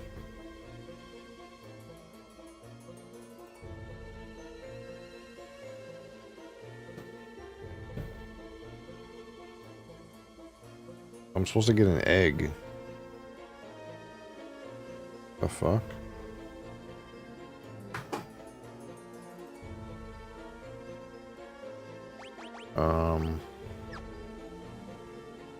Where's the fuck's the egg?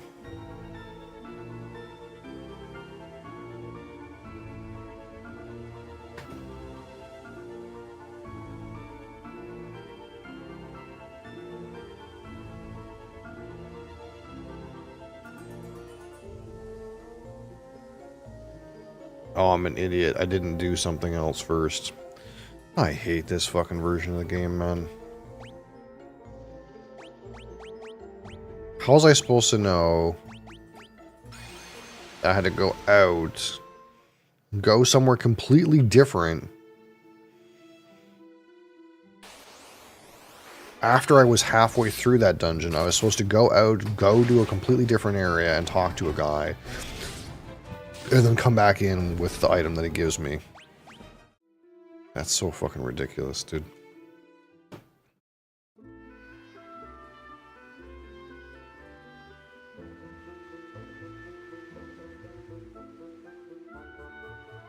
I'm gonna tell my mom. Loot. Cottage.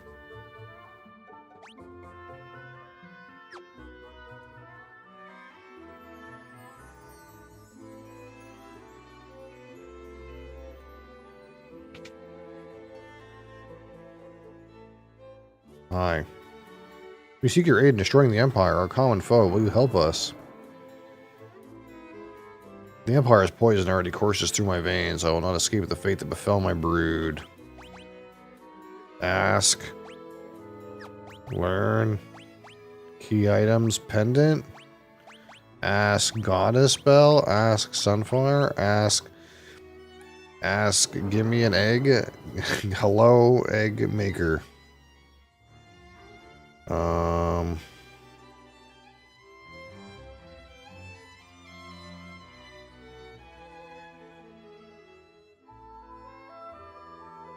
How am I supposed to get that keyword?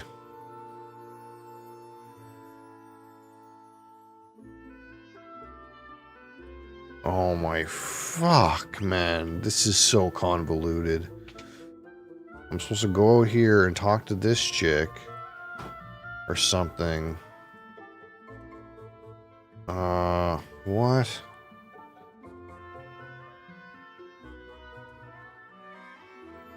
Kids want to know her husband was a dragoon.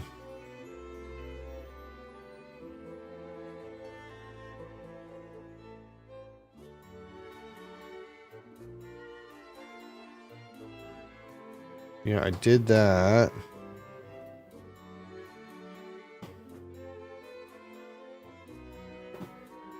Use the keyword wyvern. I don't have that keyword, I don't think.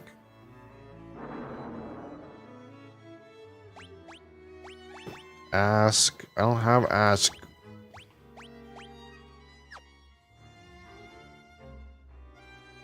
How do I get the wyvern? Ask wyvern.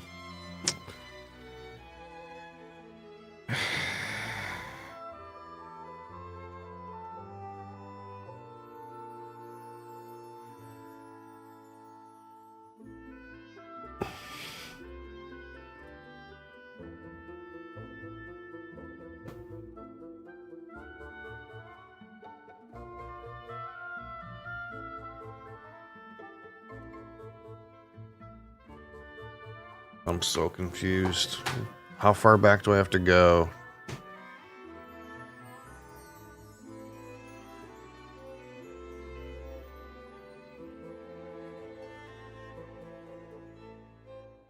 Holy fuck.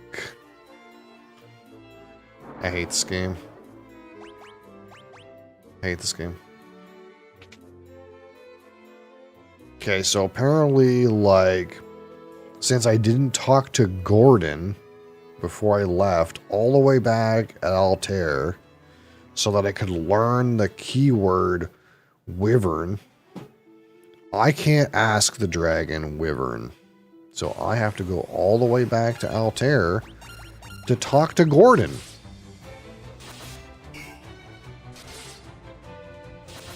So that he can tell me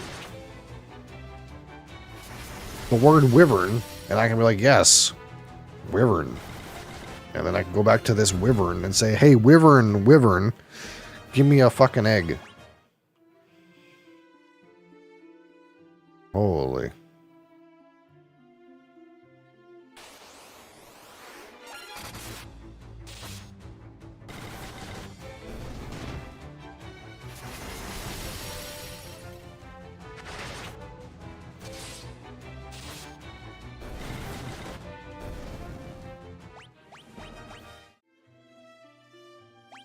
That sounds very poetic, yeah. I'm gonna be honest, this game is hot shit when it comes to the storyline.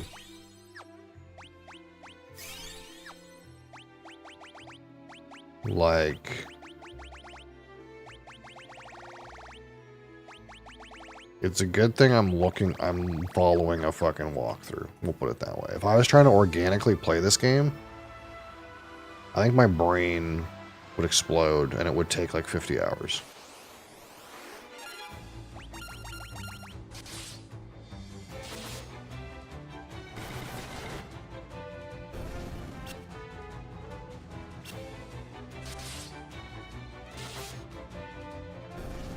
Because it's like, if you don't talk to a certain NPC,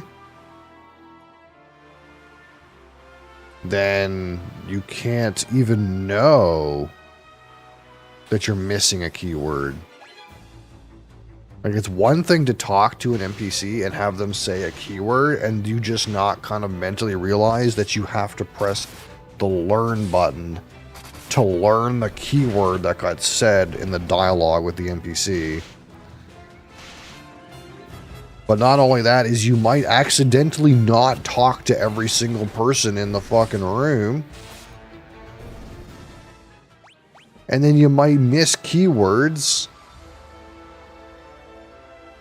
And if I wasn't following a walkthrough, I wouldn't even know that. That I have to go all the way back here and talk to somebody to learn certain keywords.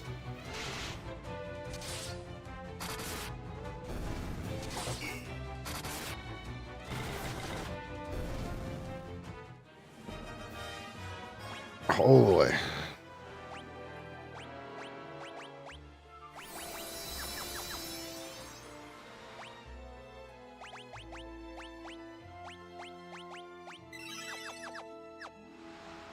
I'm gonna go all the way the fuck back here.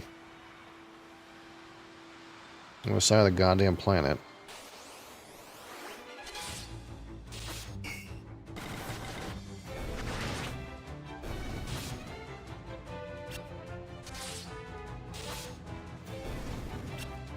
Yeah, they hadn't thought of that at this point.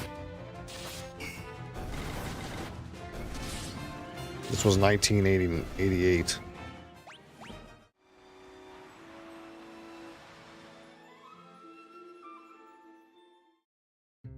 I gotta go all the way back here. I might as well have a sleep while I'm here. Yep. That's one of the things you can say about these first couple of games. They're older than me.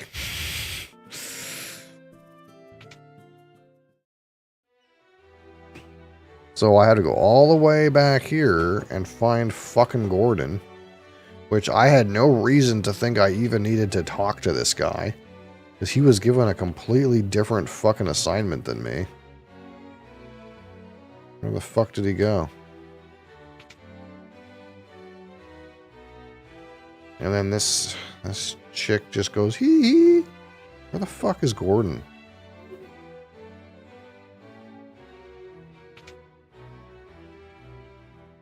Play Summertime Saga? I don't even know what that is. Yeah, so you gotta go talk to Orden, and he says Dragoons, and you gotta press learn. And then I think we have to ask him Dragoons, and then he says Wyverns, and we have to learn that. And since I didn't do that, I can't progress the story all the way the fuck back where I was.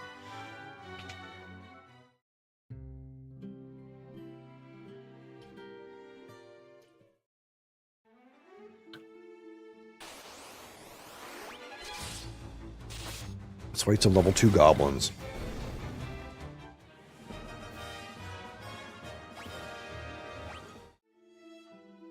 $18+? Is that a porno game? I don't tend to play those.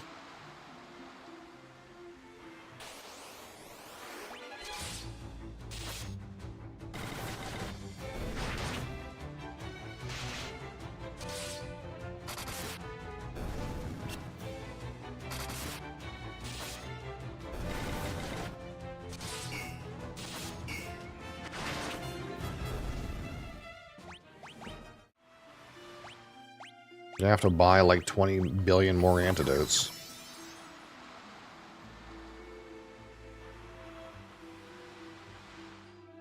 Shit. Yeah, the one thing I will say, I didn't mind the first game. This game does not inspire confidence. Hopefully the next game will be better. We'll just get through this one real quick. It has said lore things that I've heard of before, so I still want to complete the game. But man, is it frustrating. How's it going, OCD?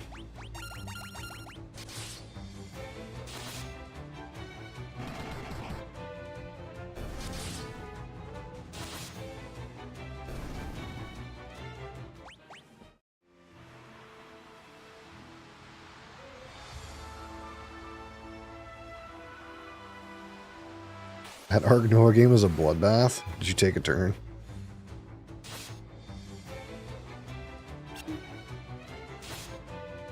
I guess a better question. Maybe I won't say anything. Depending on what you did, I won't say anything.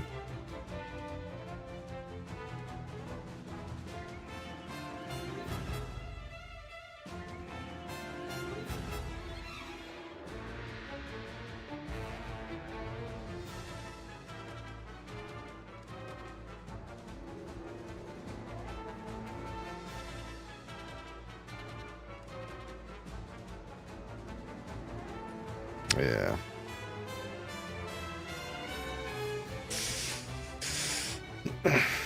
Yeah, it's a rough situation.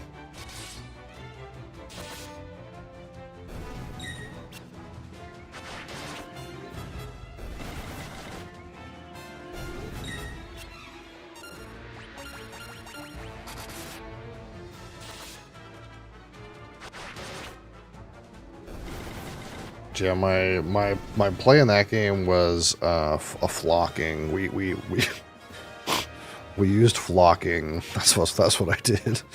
Flocking. I played an elephant, and the nice part about elephant is anything can flock with elephant. And then I flocked.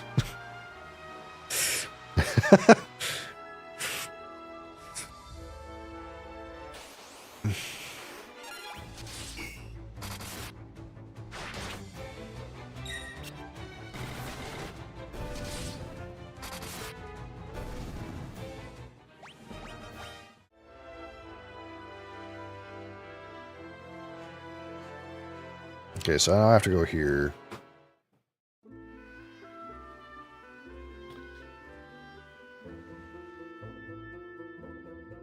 The file scoring is going to be horrifying, is it? It might be.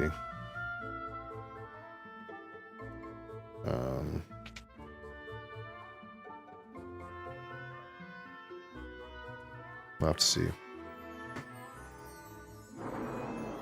Okay, now I have to use Ask Wyvern. And then it gives me an egg. Now I have to take that egg back to the bottom of the dungeon where I already was. Because I didn't know I was supposed to stop halfway through the fucking dungeon to go talk to this wyvern and get an egg.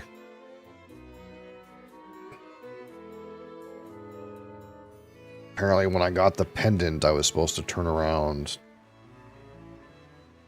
As if I was supposed to know that.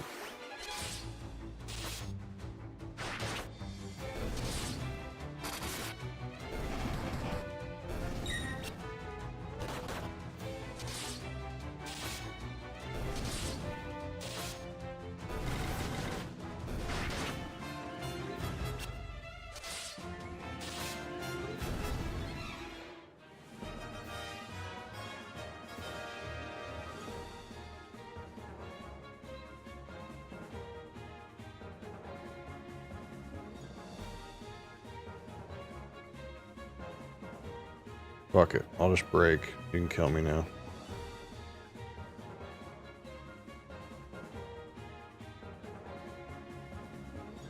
I probably should have broke last round, but I kind of thought you might break.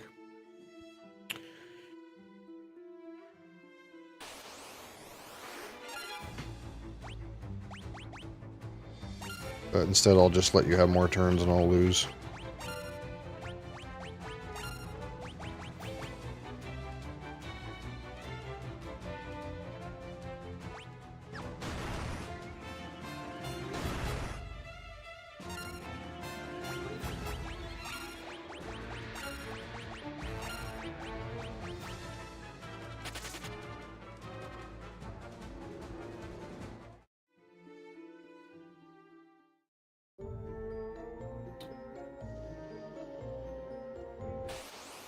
Okay, what do I have to... I have to go to the bottom right here, I think. How much is like... How much do I cure for now? I feel like it's probably a lot.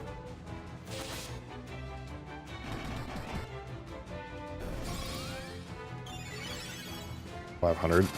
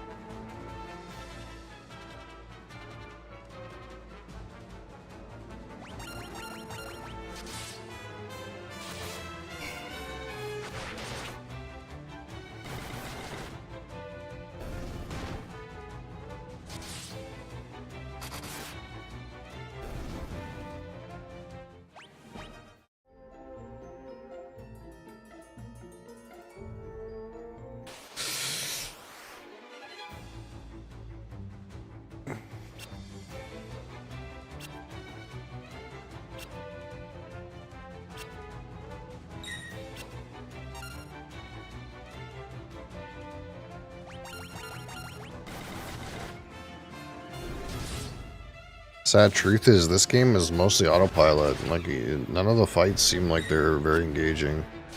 I don't know what it is, but ever since, like, the first 5 minutes of the game, I felt like my characters are always super over-leveled. So I just, like, don't ever fucking do anything. I just press Q and go AFK.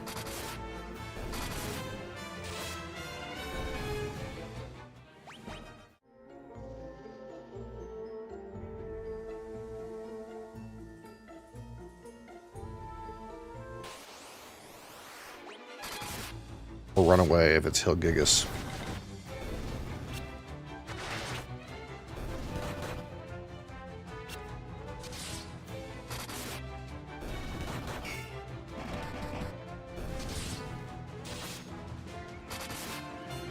By the time this pirate chick starts doing damage, I'll have to give her away.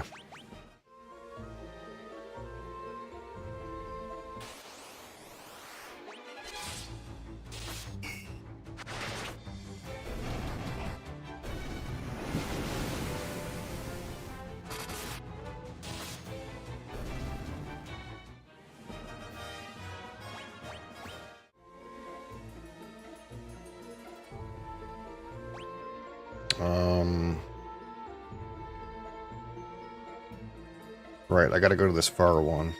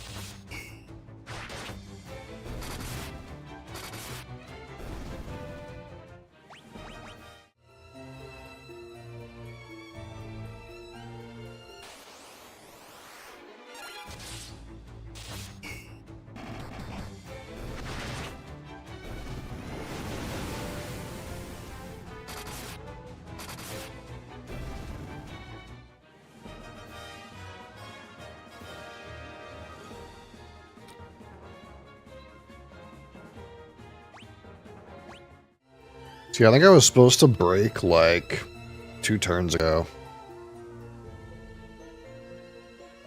But I kind of, like, fucked up. Because I knew that you had a Cobra, and I knew if I broke, then you would get a turn, then I would finish the game, and then you would get 2 more turns. I was kind of hoping, like, I could get to a situation where you would break. But I needed to just break sooner. While you had less shit going on, I think.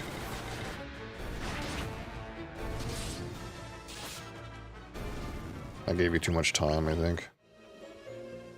Like, even if I win, I think, like, I think I made a mistake.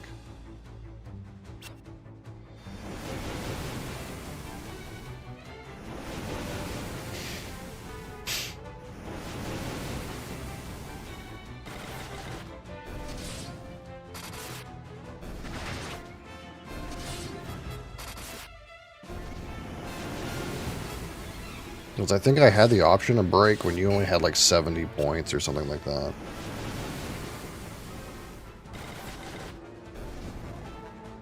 I just knew that you had a lot of juice. So I was trying to like not let you have all your juice, but I kind of needed to just speed it up.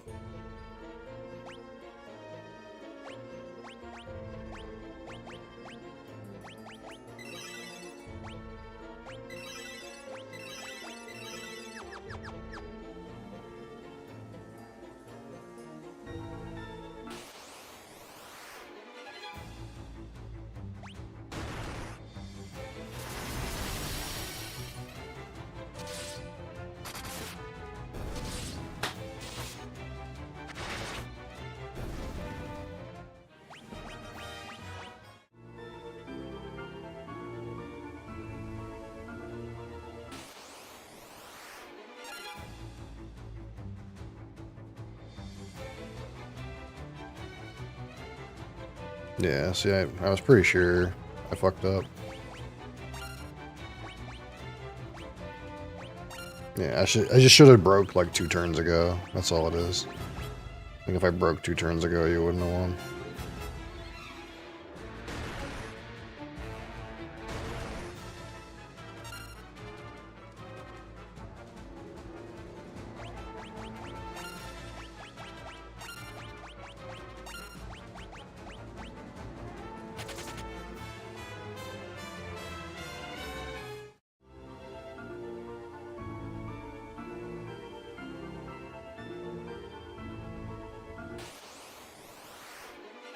I don't see why. You scored 138 points. You had so much juice in the tank.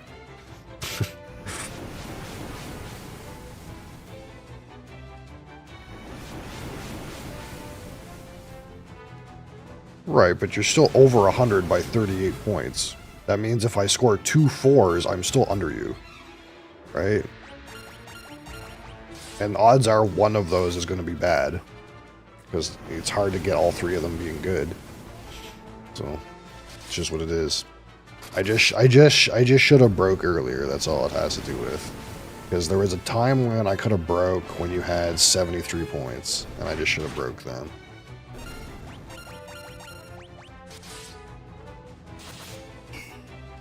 But I didn't want to give you a bunch of money because I knew you had a Cobra still from the very first snap of the game. So I didn't want to, like, give you a bunch of money to play with. And it was just a mistake.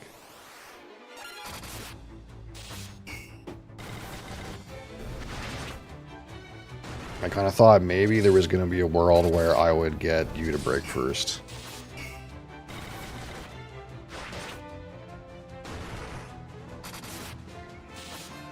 Yeah, because I gave you 2, like for example, you got to get a cards action in because I didn't break.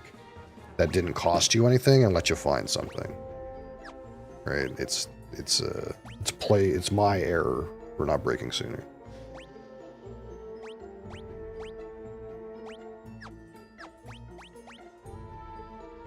Like, I was too concerned with you having more turns than me.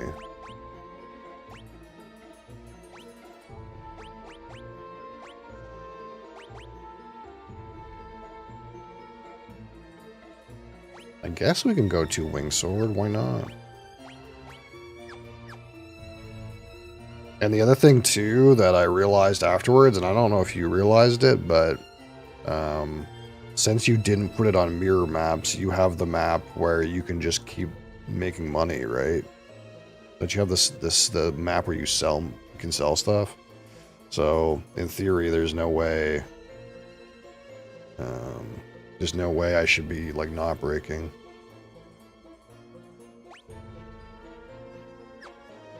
Like, I realized after I didn't break when I thought I should have, I realized that, like, if we stay in this round, there's no way you should break because you can keep selling cards to make money and I cannot make money. So you'll always be able to generate money. So the asymmetry didn't work for me either. It was bad for me.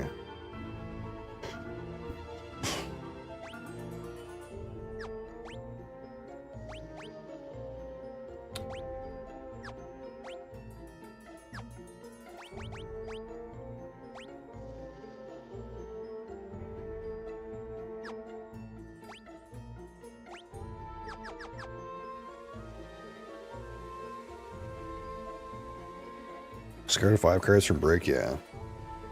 Yeah, it's definitely,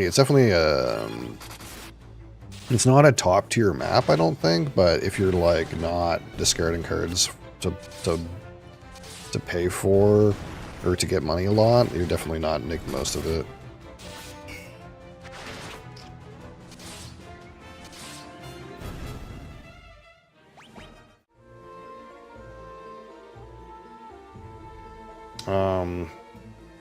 Yeah, I mean, I just set it up so that as soon as we broke, I tried to make sure I broke before you, like, got any real income. And then as soon as I broke, I had the partner zoo that reduced his cost twice because he's got 2 Africa icons. And that second partner zoo flips my animals. So, and then I didn't spend really any money.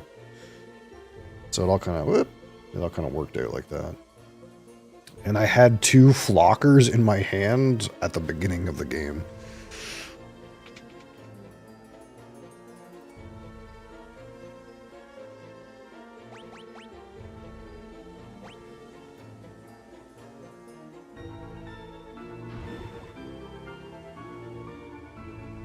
River egg sinks gently to the bottom of the spring. The egg rests deep at the bottom of the spring. Okay, now what?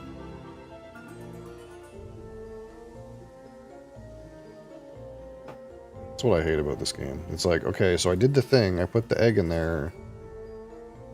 Now what the fuck am I supposed to do?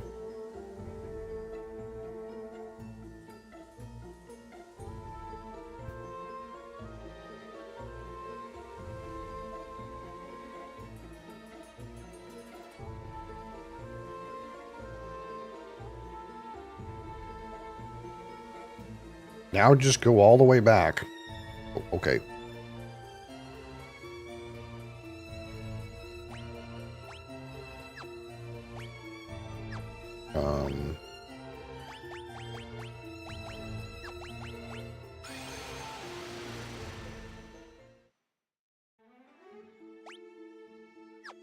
Now we need to heal because for some reason in this game when you teleport it kills your character.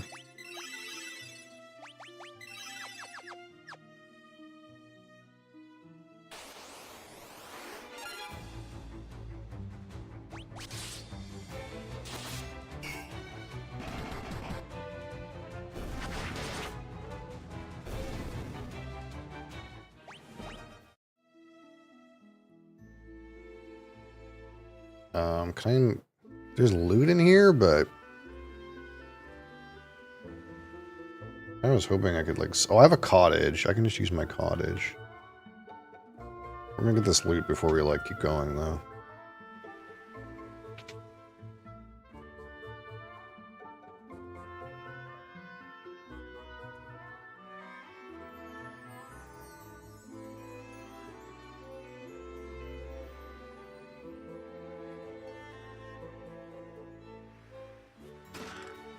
Phoenix down.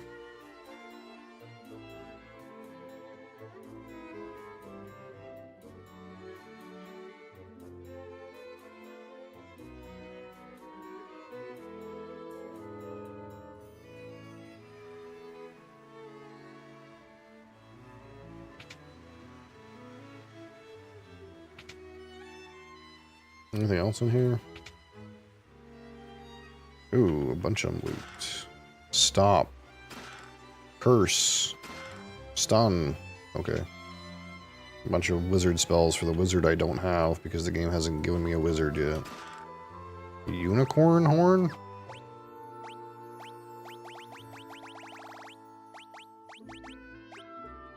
A horn that cures status ailments.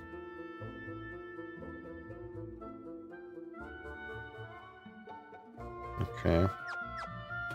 I have all these, like, one-time use special consumables that I never feel like I need to use because the monsters suck in this game.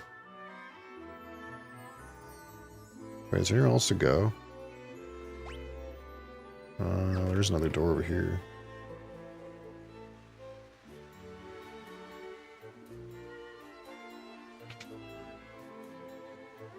Holy shit. Sage's Wisdom?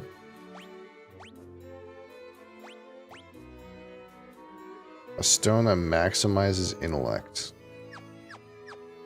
Okay. Gold needle. Eye drops. Antidote. Cross. Mallet. Wing sword. Saint's Spirit.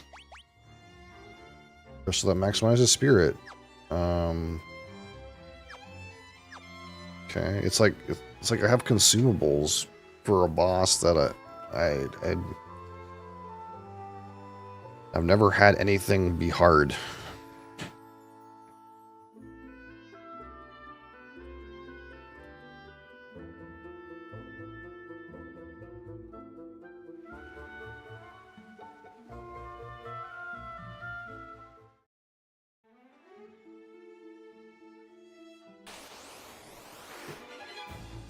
Like, this is like the hardest thing in the game. This fucking monster. Like, this monster is harder than the bosses.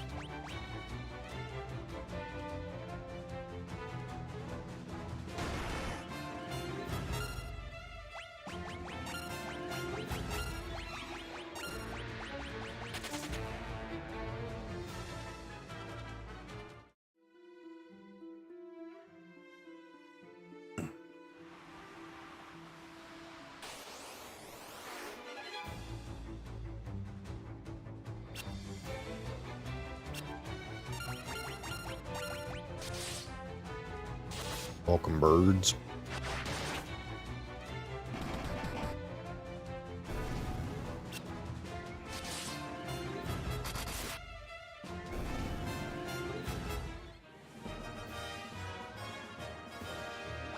Boom, boom, boom, boom, boom.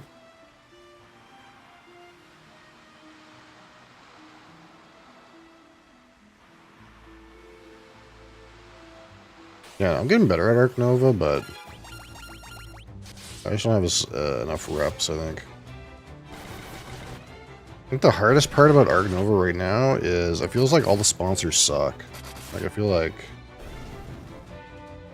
I never have good sponsors for what I'm trying to do.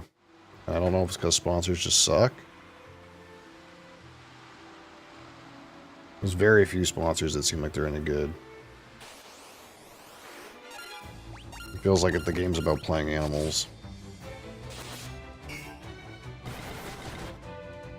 Like, if you waste a turn playing a sponsor, then like the other person gets control of the break because your sponsor card goes down to the pooper, so then you don't control the break anymore.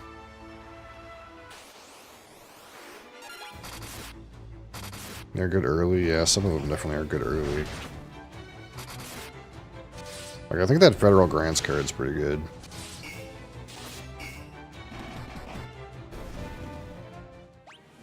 And it's like, if you can get a sponsor that likes the animals you happen to have, or is like one of the ones that is for animals that anyone has that your opponent happens to have early in the game.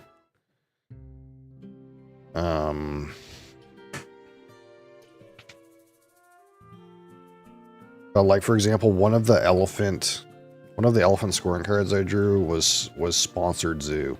And it's like, that's just a dead card.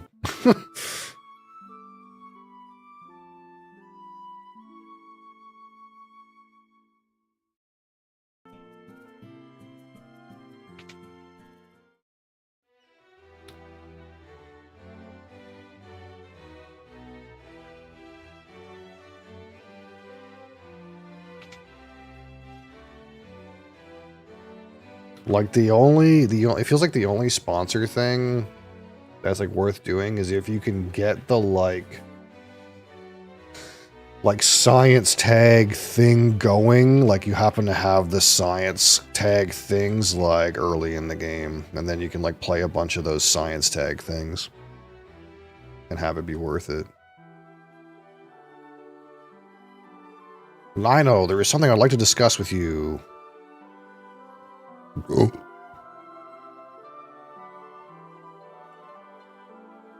We'll be waiting outside. Ooh. She got in the bed. Come to me, Nilo. What is this cringe-ass shit? Why are you just standing there? I don't enjoy being teased.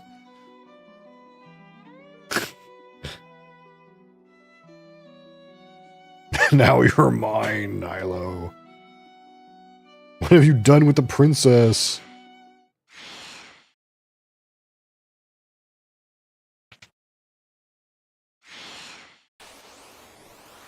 I didn't realize they had a sex scene. Sort of. Not quite. Some kind of sprite that they very cleverly hidden the naked tits on, so you don't get to see them.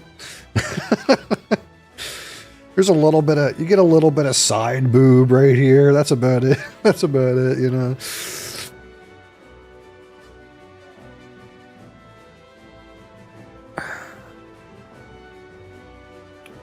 Cross map, yeah.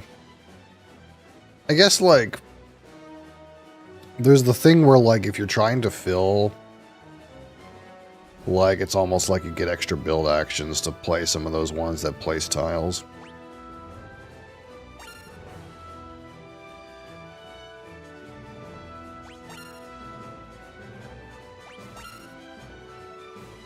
Your thunder must be better than your attack.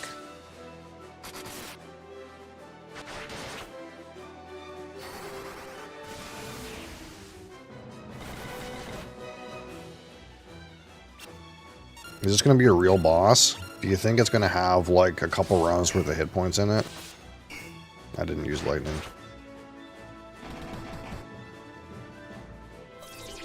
Charm?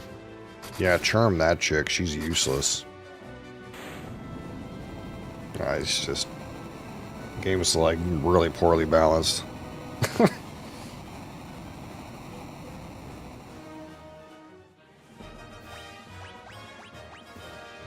Gold hairpin. Layla, how much of that did you see? Enough to know you shouldn't be letting your guard down around fetching young ladies.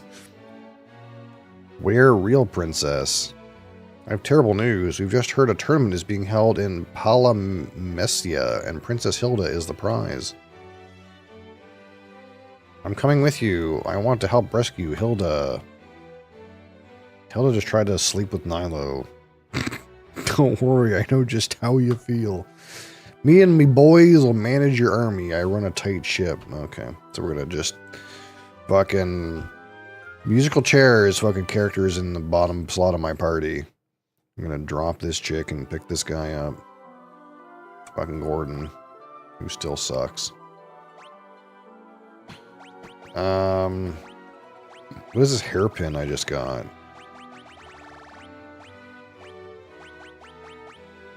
I have two.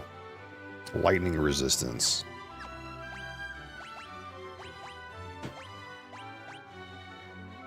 It's just straight up better than Mithril.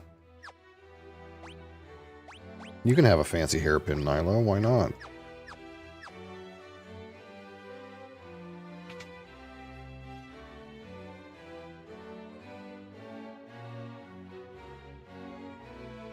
Okay. Now, I'm just going to make sure I don't need to talk to somebody's third cousin about gladiators or something before I go to the Colosseum.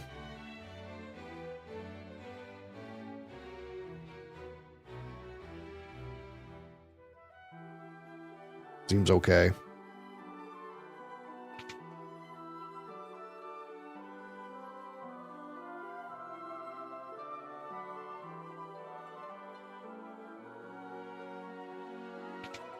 You know, some teens in 1988 really got off to that scene.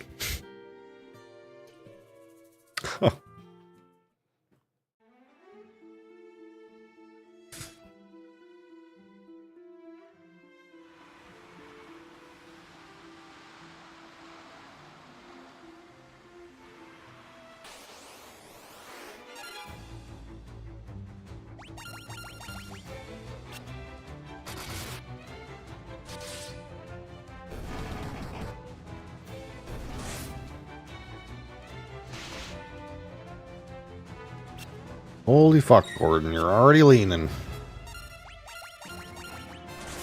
Didn't even get out of the water yet.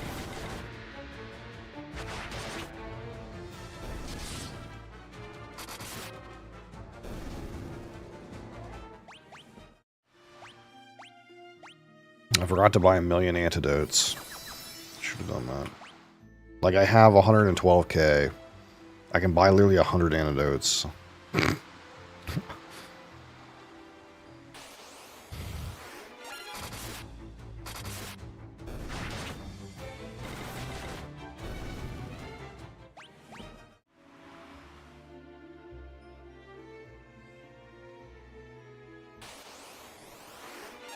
I was reading that, like, what was it, in,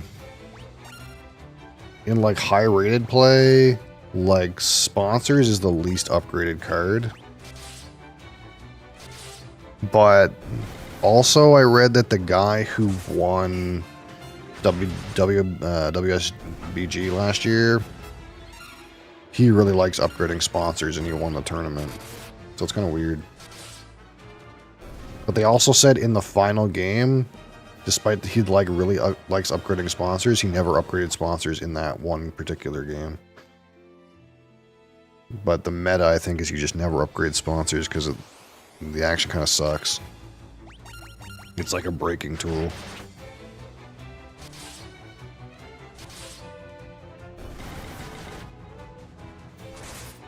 But it's different in 4-player. That's the other thing. Like, I have a 4-player async going, which is going weirdly. But there's 15 breakpoints in 4-player. So it's like, you have way less agency, personal agency over where the break happens.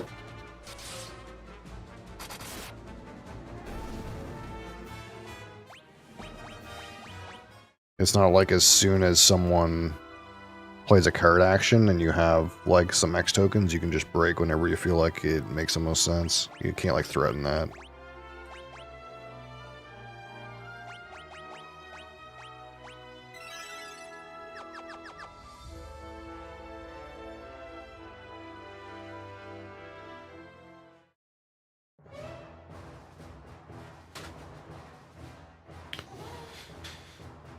Okay, what's going on here? Oh no. Emperor, may you fight well this day. To the victor goes Hilda, Princess of Finn.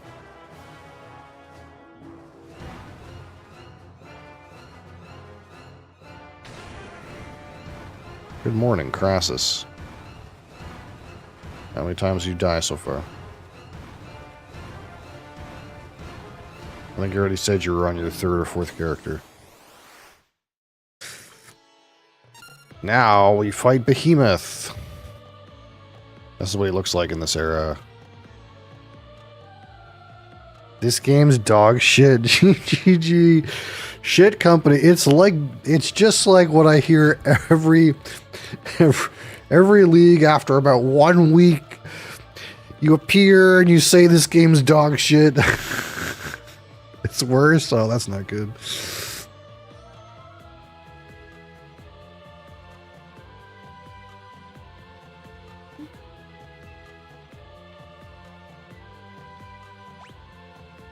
Usually the servers are fine, aren't they? After like the first like couple of hours.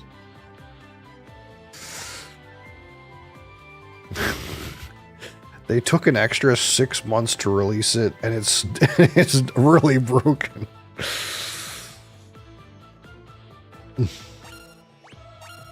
Fucking Gordon. Still in a rushed state, yeah. I'm not surprised.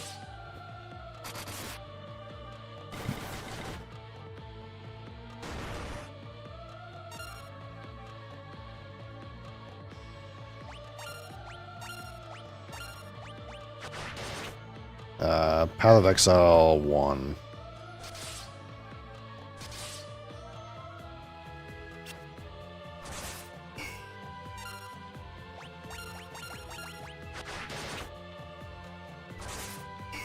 Do you think I'm going to have to use consumables on this boss?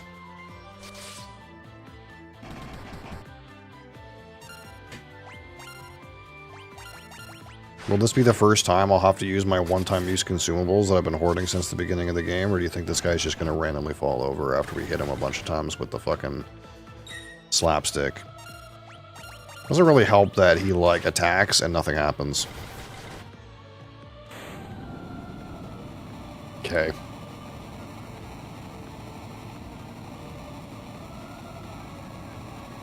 I've been very impressed with the bosses in this game. Nobly fought. Now let us give you your just reward. Here's your reward. A reward befitting a rebel, Nilo. Still better balance than PoE. Throw them in a cell.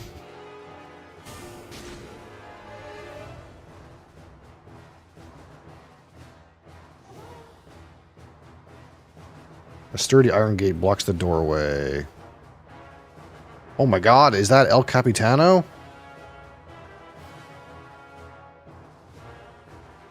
Lights out. Oh no, it's Paul. Whoever the fuck that is. This is rescuing me from the mines. And pay my debts. I don't even remember doing that. Oh, now I do. Yeah, okay, yeah. He was like, yeah. The Mithril mine. Yeah. I remember doing that. Of course.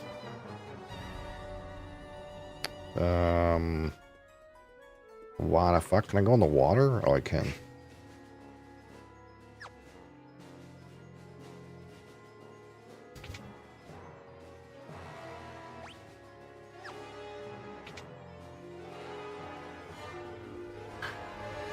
They figured out how to stop me from using a fucking cheats to see what's in the other rooms. That's interesting. In the other in Final Fantasy 1, when you were in one of these rooms and you pressed the map, it would show the whole map still and all of the things in the rooms.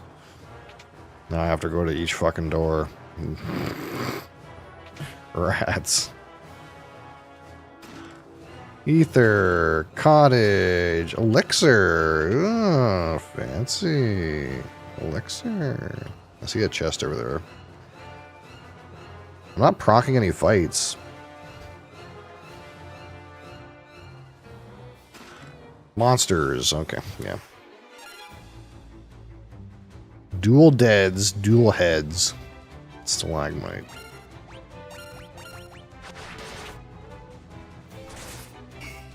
Great job, Gordon, you fucking useless sack of shit.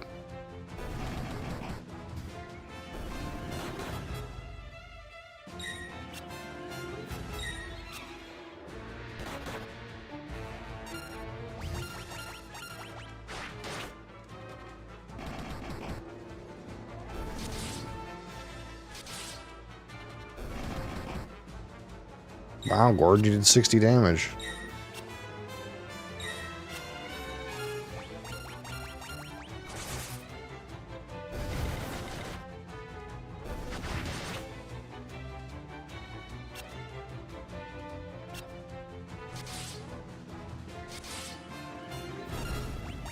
Like how I got Gordon down here. Temporary NPC does 60 damage. Got Nilo up here, does like 1,400 damage with 2 swords.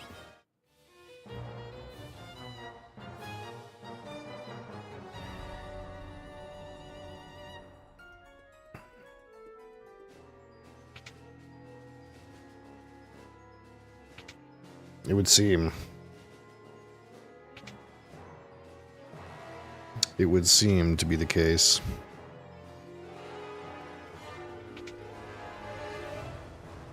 Alright, I was already in here. Where the fuck do I go? Oh, around. Yeah, of course. Freaking bush elephant.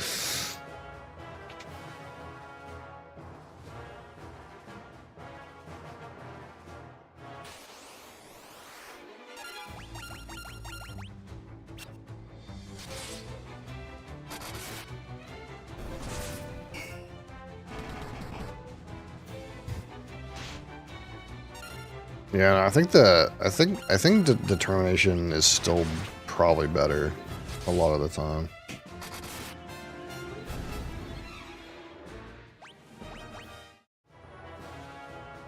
Like getting an extra turn in the last break is like really, it's like really OP.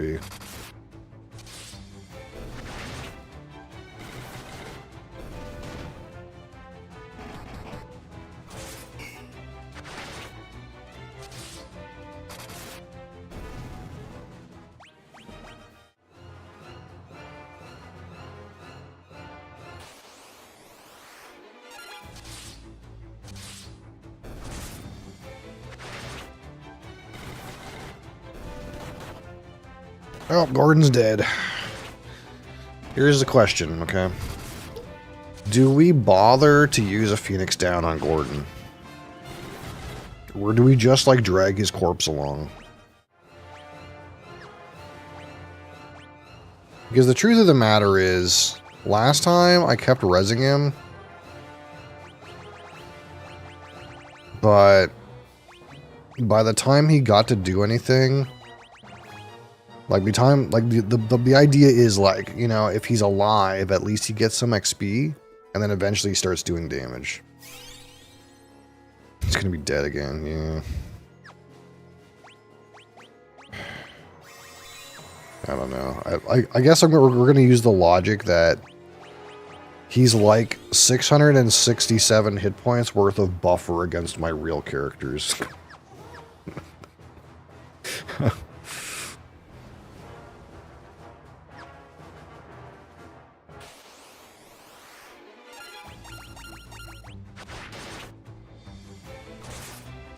Nice, Gordon. You got it.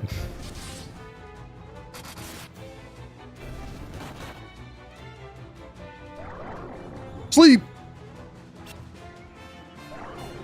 Sleep!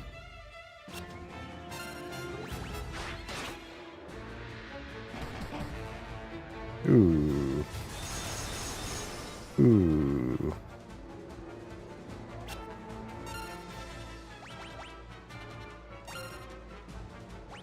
You're awake, Gordon. Get him.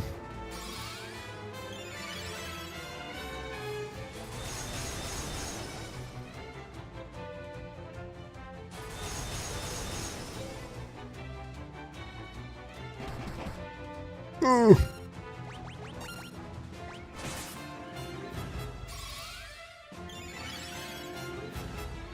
Man, the variability on that heal is so huge. Sleep! This is pretty fucking rude. Okay, and that one ran away. I'm basically stun locked. That guy ran away.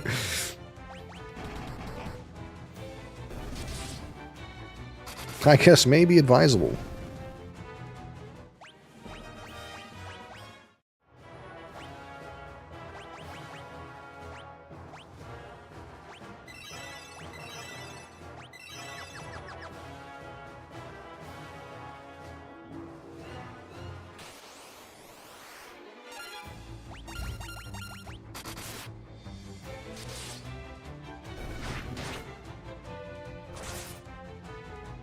You did it, Gordon. Great job.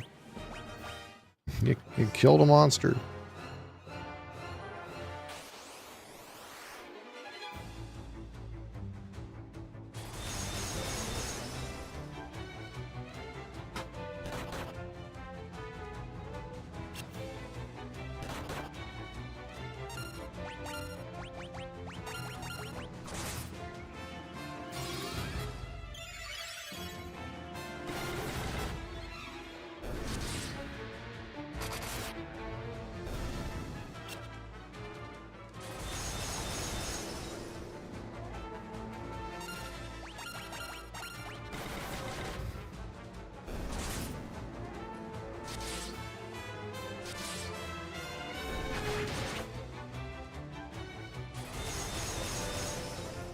I need like a party heal.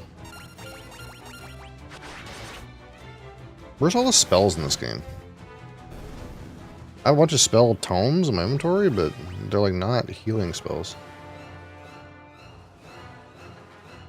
Princess Hilda, hold on, we'll get you out of here. Oh, Gordon, you're so brave. I should have came up to the door with Gordon as a corpse. Gordon! Oh, Gordon! Gordon, take the princess and go. Yeah, get the fuck out of here, Gordon.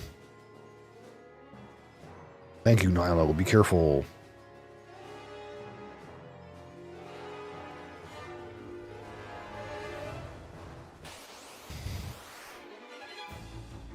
Ambush. Ow.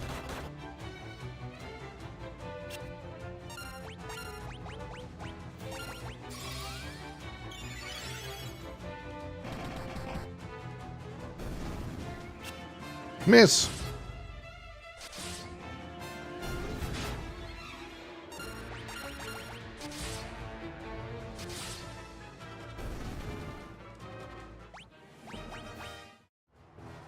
Alright, now what?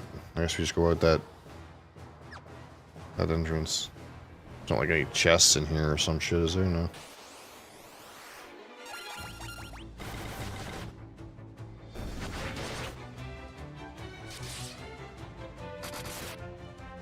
Where's El Capitano in this game? Man.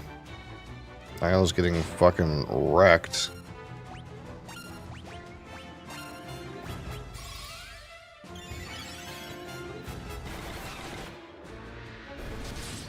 These zombies actually slap. Well, I guess they don't slap these knees. Since he's literally like tank as fuck.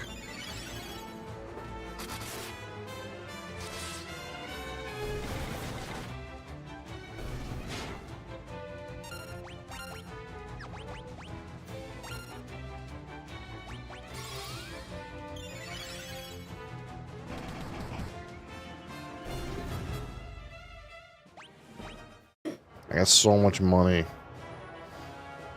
I need to dump like 100k on a random unsuspecting merchant. On just unlimited potions.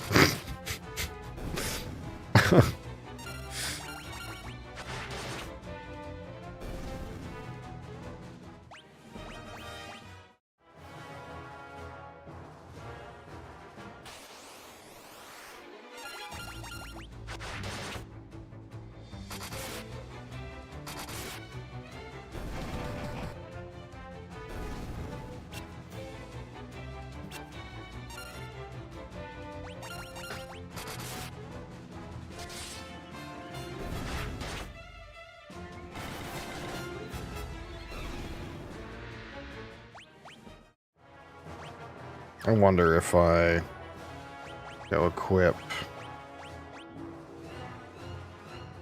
It wants him to dual wield. I think if I just... I want to give him a shield still.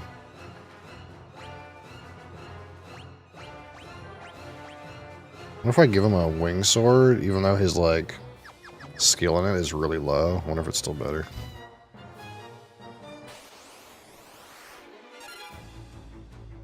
Oh my god.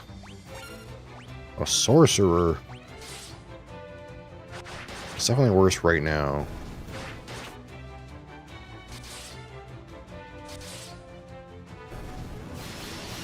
Osmos 8. Cool.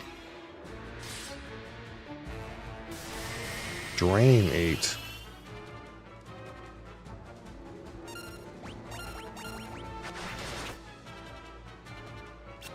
Miss. Yeah, we might have to go back to blunt weapons. He had an axe before, but there's no axes to be found. Just seems weird for him to hit things with a mage staff, but...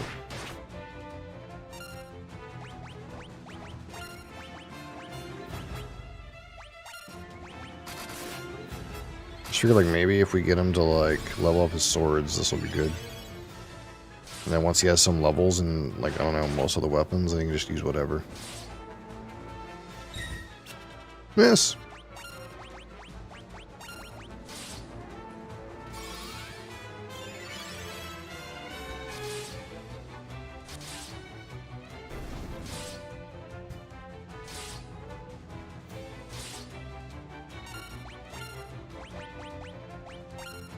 East and Blinds, welcome back.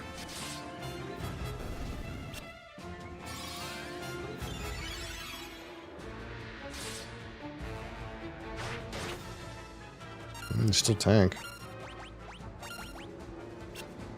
Yeah, having a hard time hitting with the sword. Not too bad. Doing okay. Getting through this meme.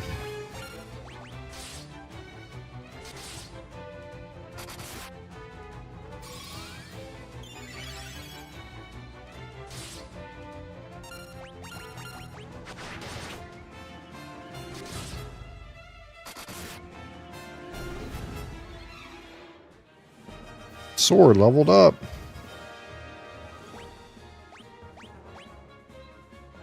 Diamond Cuirass.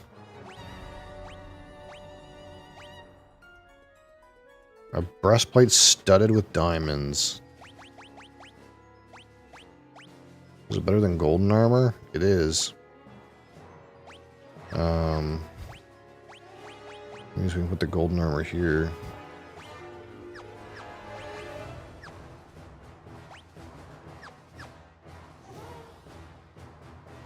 Age of Empires? Which one? I've played Age of Empires 2. I don't know if I've played any other one, though. I think just 2. What am I supposed to be doing right now? Escape the jail cell. Get what's her name? Yep.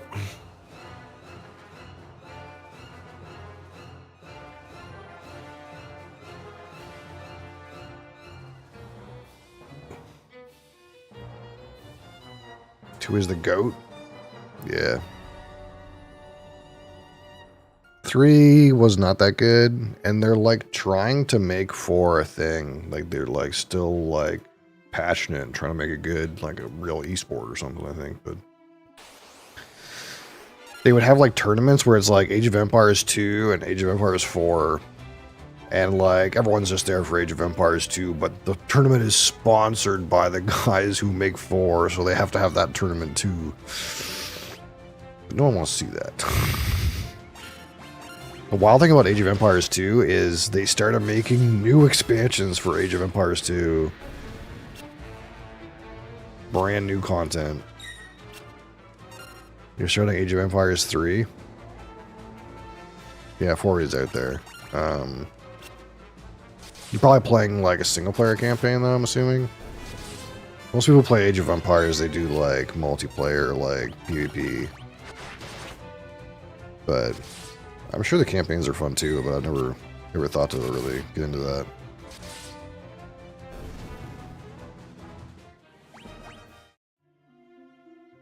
I need to get to my boat. Broken my boat. Land array. 3 wasn't very good. I was also hyped for it. Yeah. It's real-time strategy is just a really hard formula. It really is. And there's something about like if the RTS is like too 3D, it just like isn't, it's like not right. I don't know how to explain it. It's like one of the important parts of RTS is like having it be like simplistic enough that you can easily read what's going on. You know what I mean? And sometimes 3D is a little cluttered.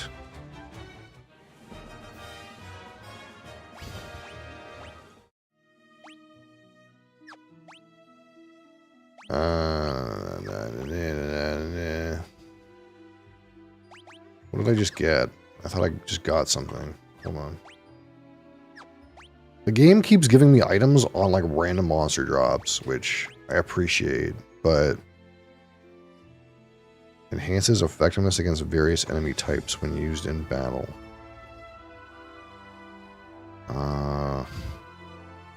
It's a black spell. Like, look at all these black spells doing. And where I got one white spell. Where's the fucking like heal party? You know, we'll start Age of Empires. Would you play with me? I probably don't have time, if I'm going to be honest. Unfortunately. Even in a perfect world where, you know, the stars aligned. Right now, I barely have time for fucking this shit, what I'm doing right now.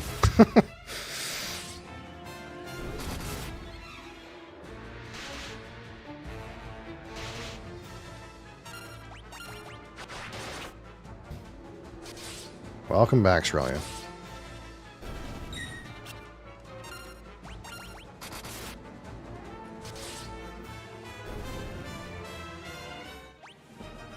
Nilo's sword leveled up to 11? Oh my god.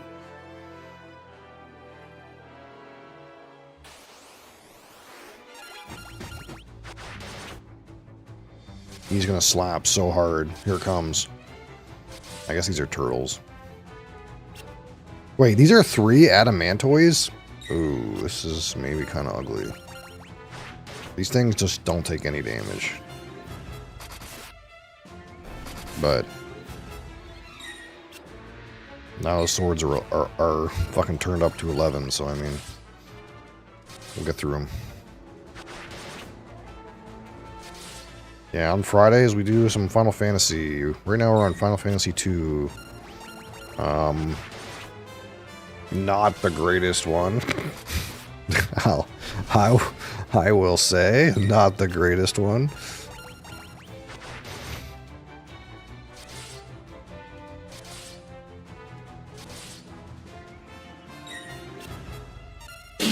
Have to go to the doctor? Alright.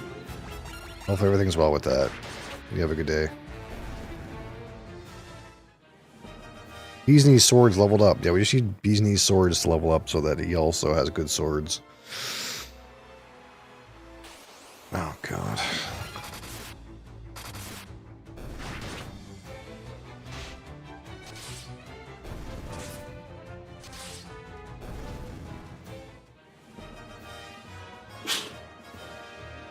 Boom, boom, boom, boom, boom, boom, boom.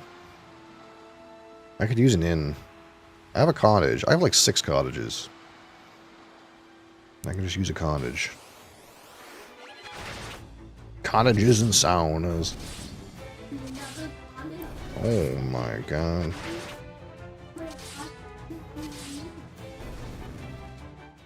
I was hitting for insane damage.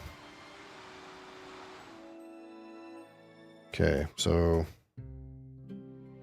I want to have a sleep. Hello.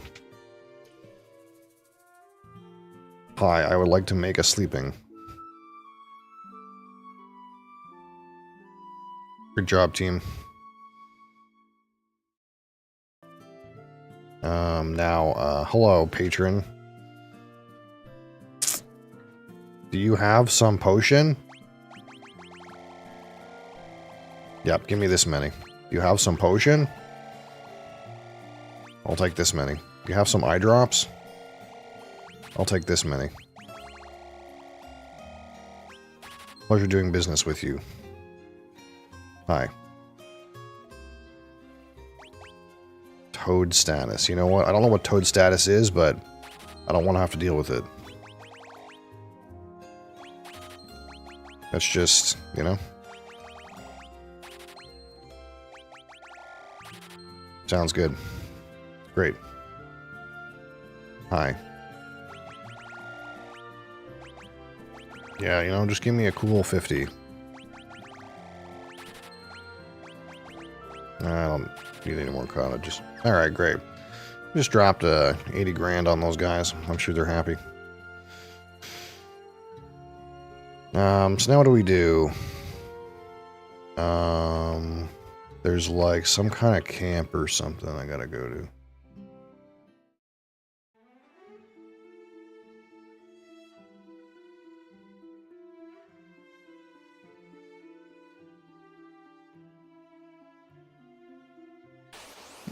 I'm gonna walk up here and kill some unsuspecting level 2 goblins for a minute.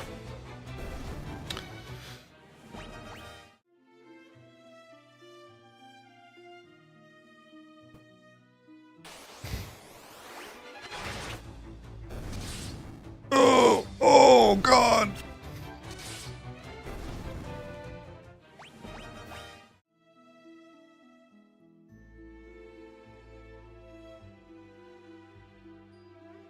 Is this not where I'm supposed to go?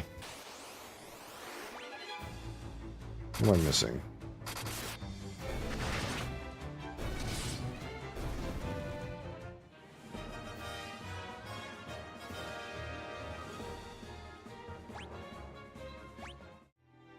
This is not it. What is this spot? Gatria. I thought it was supposed to be around here somewhere. Oh, here it is. This little bale of hay looking thing. The rebel camp. I'm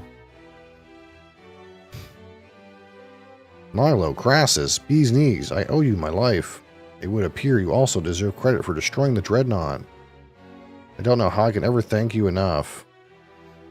Well, I mean, your doppelganger tried to sleep with Nilo. I mean, he'd probably take that, you know. Ask Wild Rose.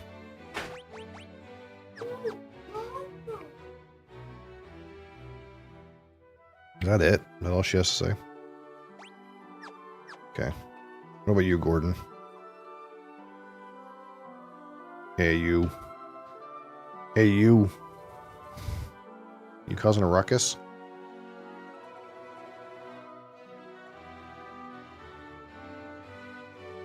I need the keyboard.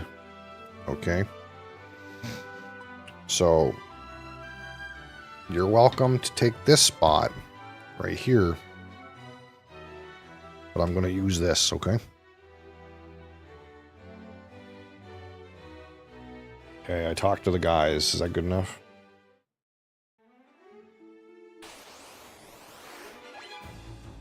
Unwise choice, Goblin.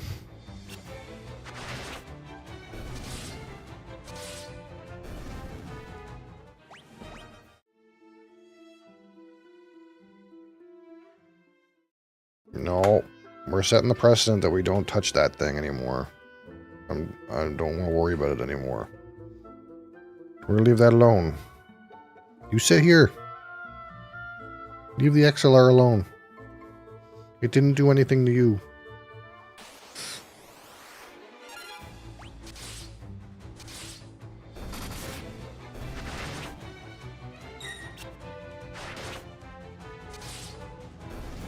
Does this mean we're gonna get El Capitano to finally join our party? That would be cool. No, you gotta stay away from that. You're gonna chill here with me.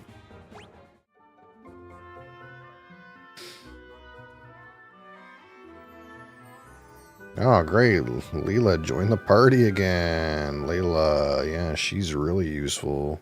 Does thunder for like 100 damage. Now what the fuck do we do? Get some loot? Death flower. Okay. 0. Don't 20. Nice. 20.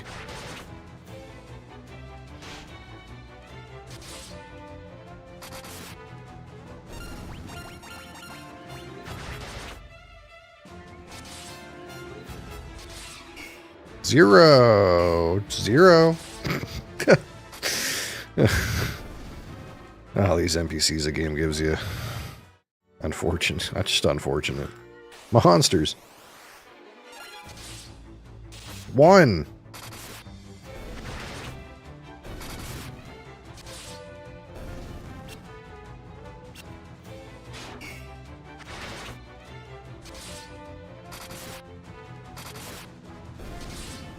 There we go. Bee's Knees is finally getting enough skill points under his sword that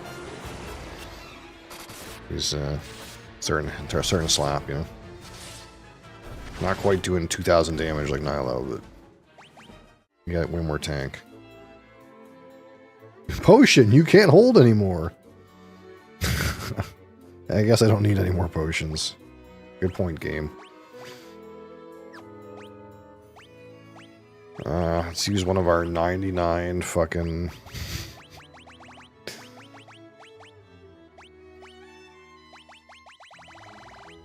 eye drops.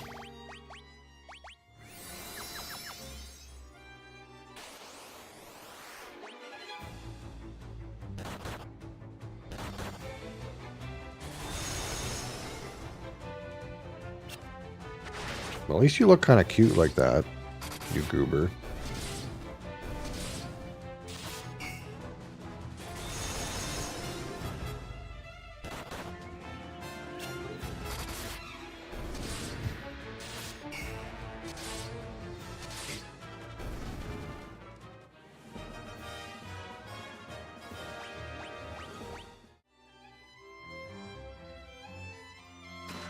Monsters!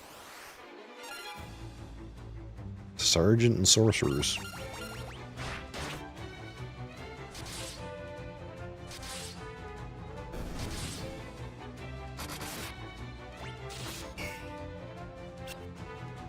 We'll just auto battle it, you know. Wait, are they cursed? Oh my god, that's the first time anyone's been cursed in the game. I don't know what that does, but we have something like 1,000,000 ways to deal with it.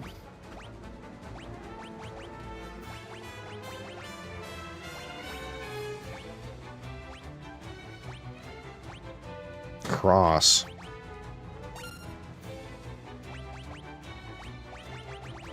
Wait, no, you should attack. She can cross herself.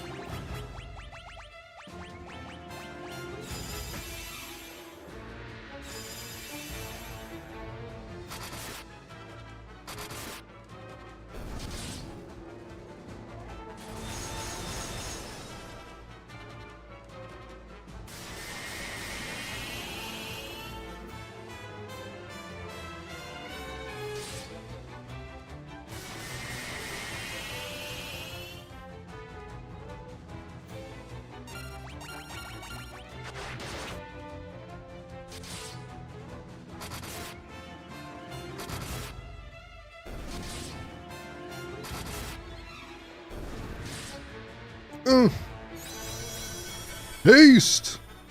I need fucking haste. Where's my haste book?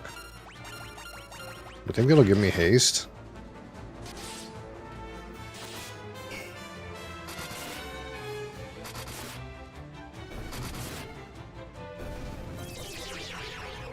Confuse.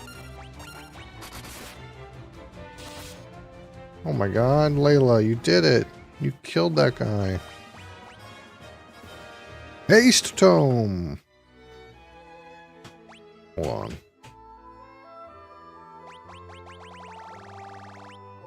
I gotta use this. Haste is so good. It's so good. Not that I needed anything more, you know. Not that realistically we needed anything more, but...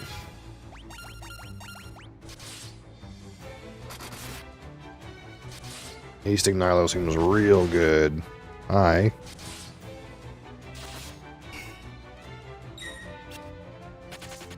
Flee!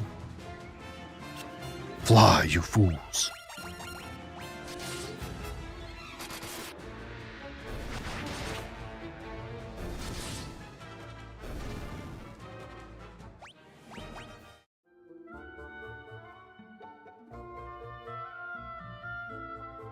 I see you. You're sneaking over towards that.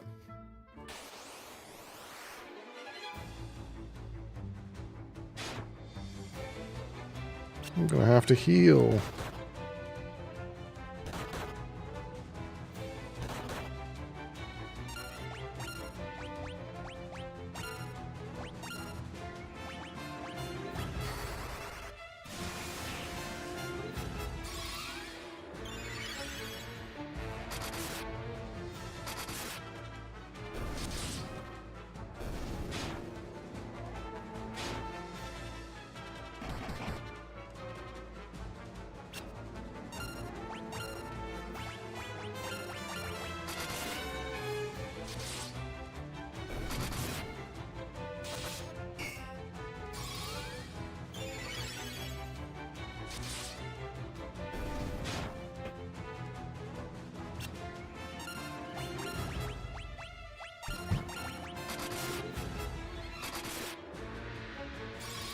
Oh, as we...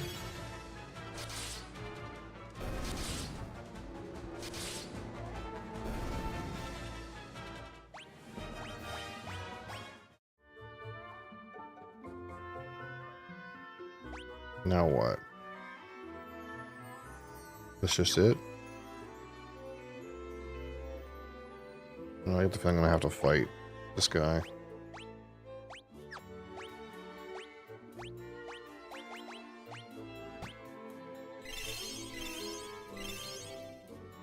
I see you, Mosley. I know what you're doing.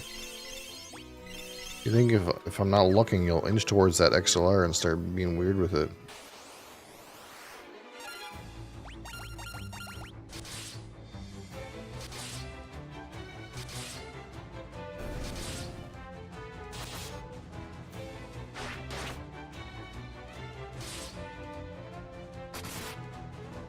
Holy death.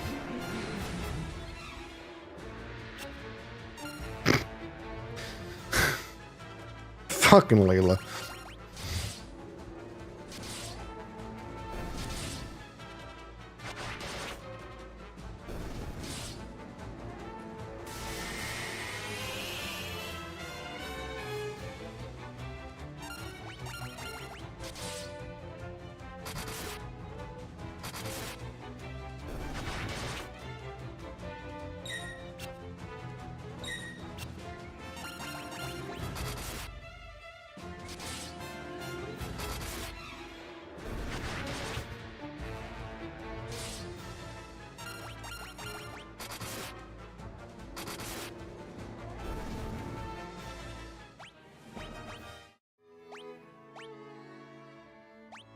Okay.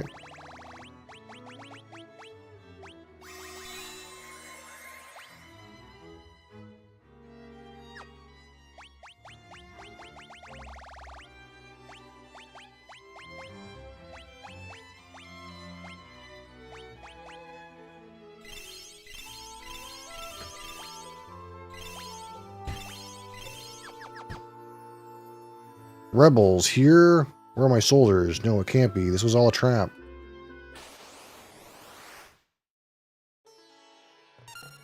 Goddos.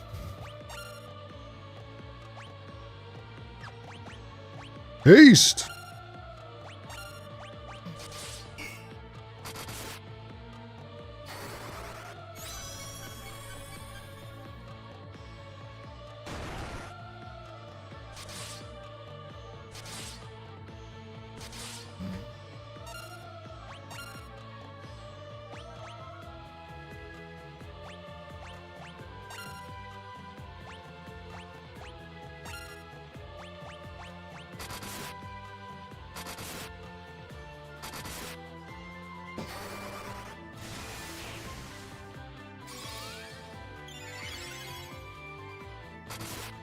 War 20.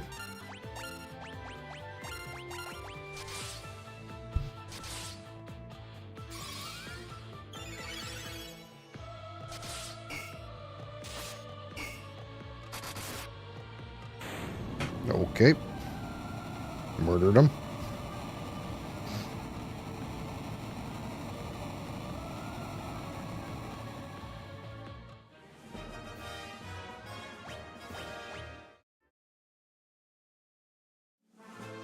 You defeated the enemy commander.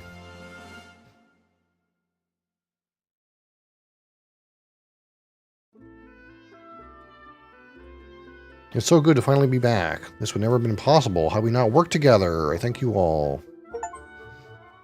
Okay. Where's El Capitano? Minwu still hasn't come back. Would you go to Mysidia? Learn Mysidia. Okay.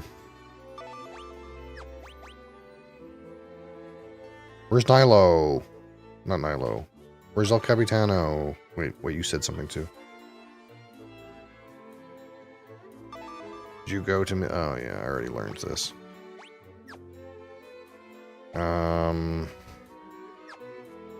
I thought El Capitano was supposed to be in this castle.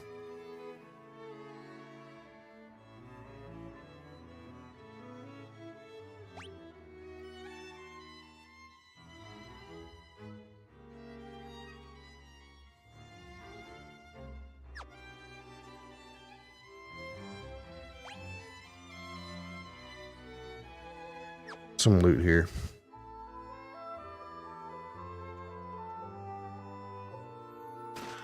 $2,000 gil, 1,000 gil.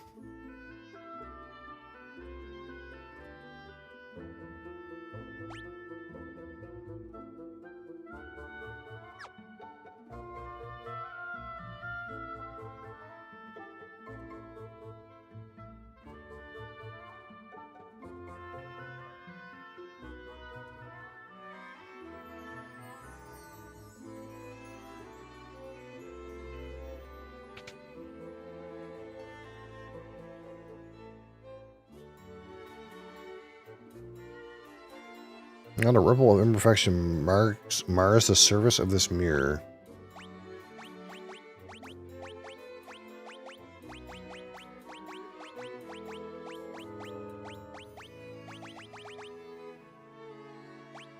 It like wants.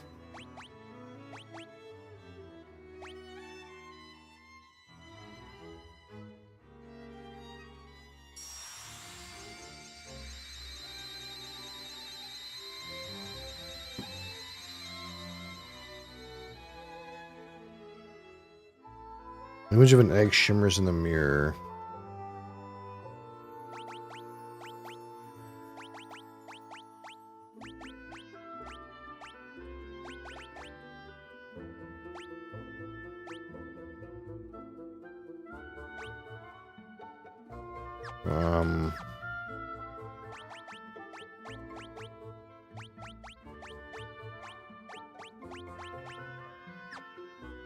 Interesting.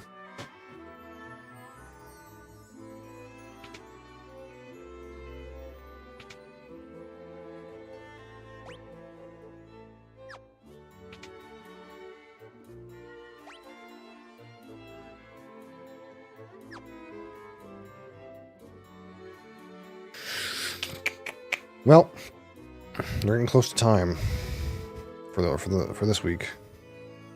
Wonder how much longer there is in this. Death Tome, Break Tome, Toad Tome. I have all the spells for the Black Mage I don't have.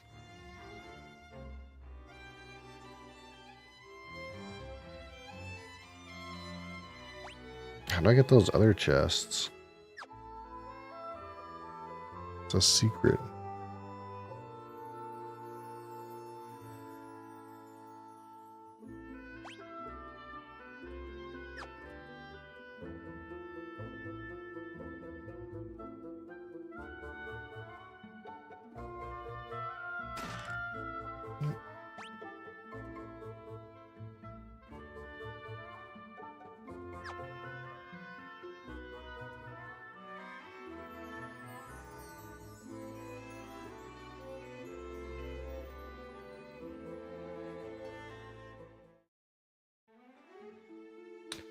Well,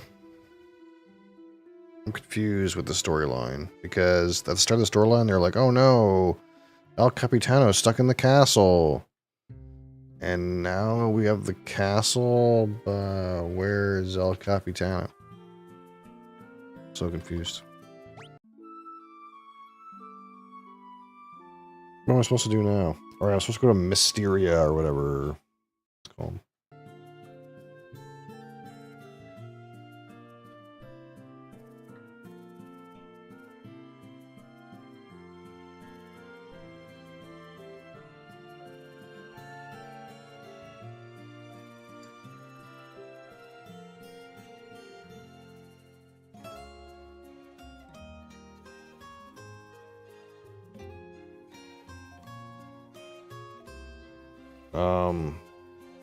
Apparently I missed keywords. Oh, how is that even possible?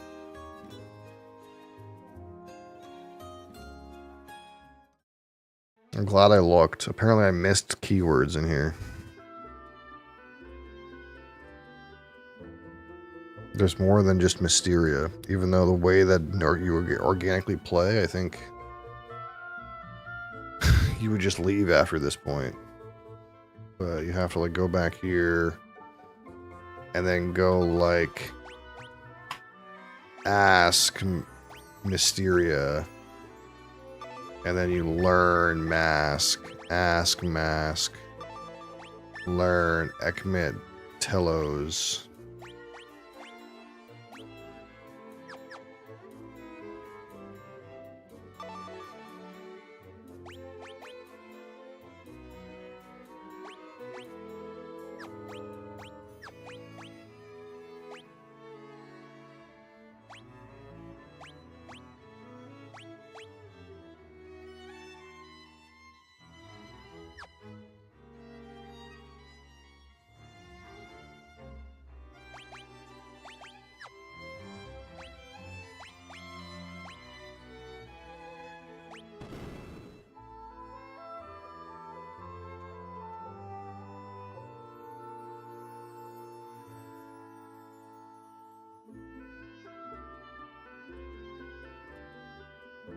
Getting sleepy, Mosley.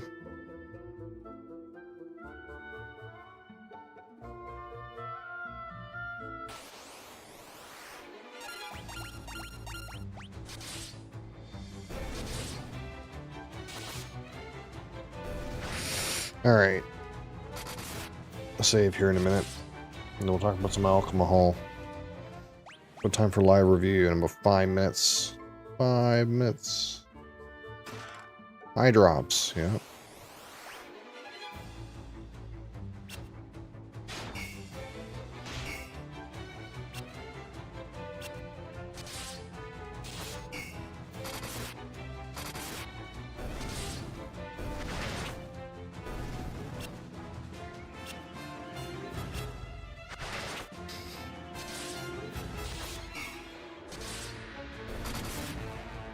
Oh my god, that's so much damage.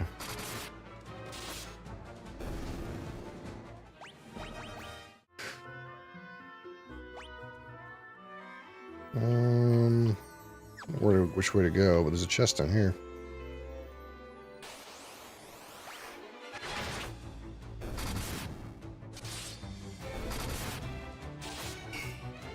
Cat, yep. Cat is here. Goofball is here. What the fuck?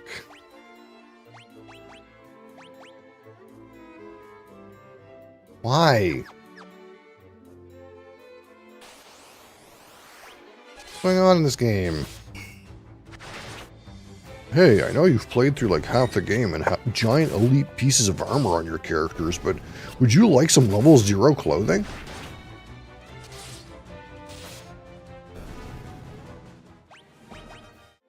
It's like you're in the dungeon, you're in like Shadowfang Keep, and the boss drops like that like gray item that your character starts with. It's like, what the fuck?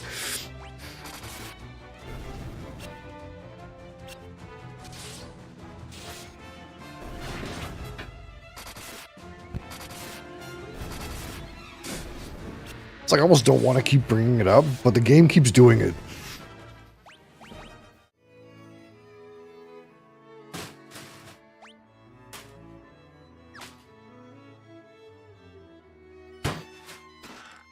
Ether. Ooh. A brain.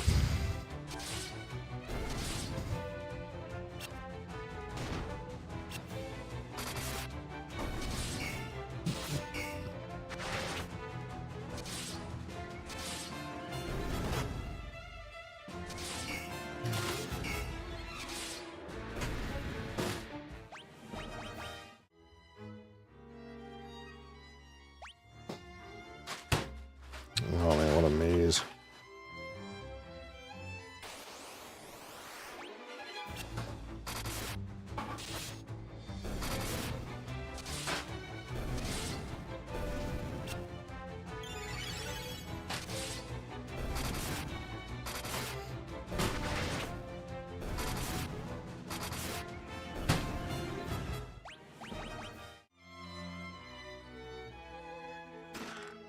A potion!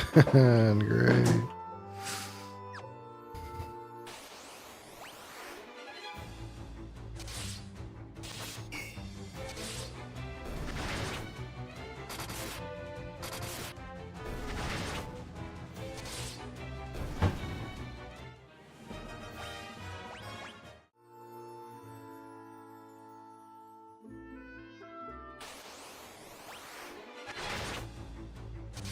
Great Mo's butt.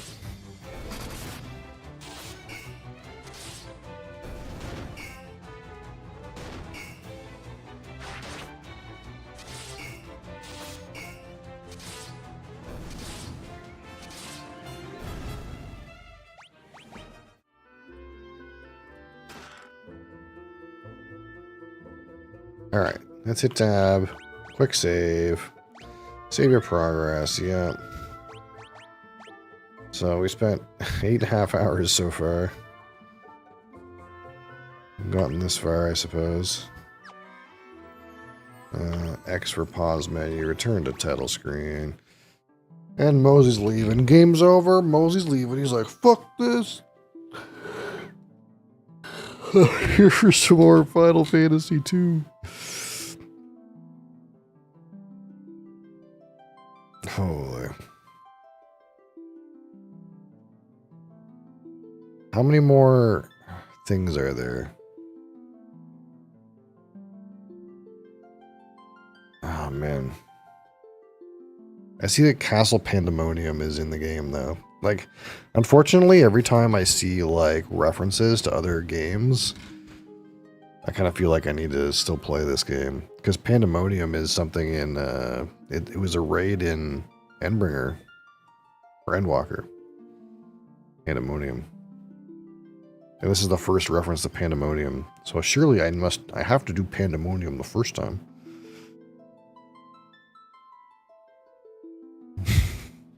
You coming back, Mosley?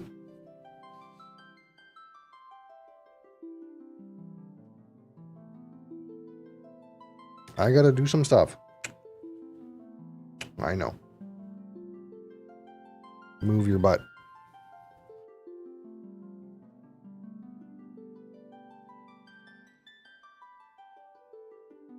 I need that. Hey.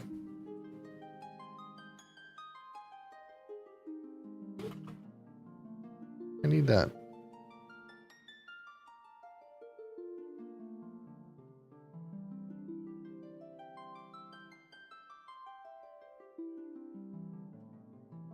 This animal. Alright, close this game.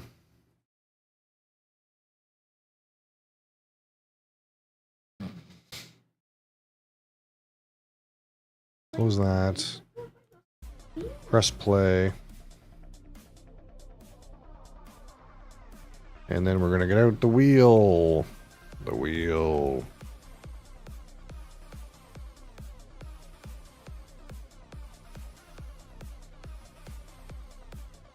Spin. Let's try to find a random alcoholic beverage that we haven't yet given a score to. Of the many that we have. Nope, that's not one of those.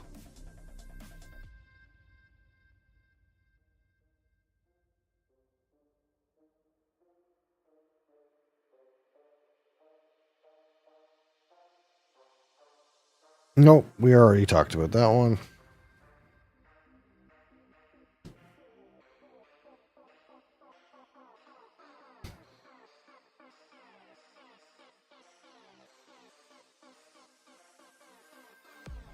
Oogdal.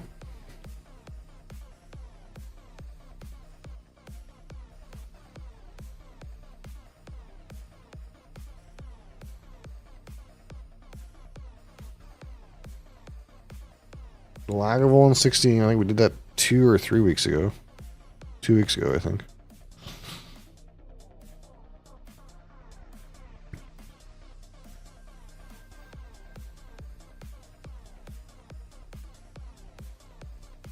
Okay, Chivas Regal 12. It is. Up to bat. A classic blended Scotch whiskey.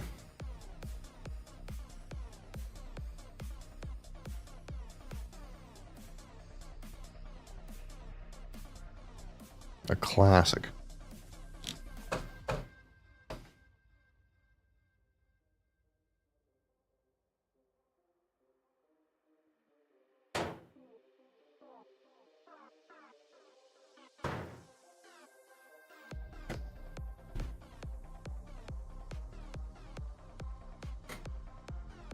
All right, I gotta go get glassware. Are you gonna be good? Never trust this animal, I'm telling you. He's a little demon.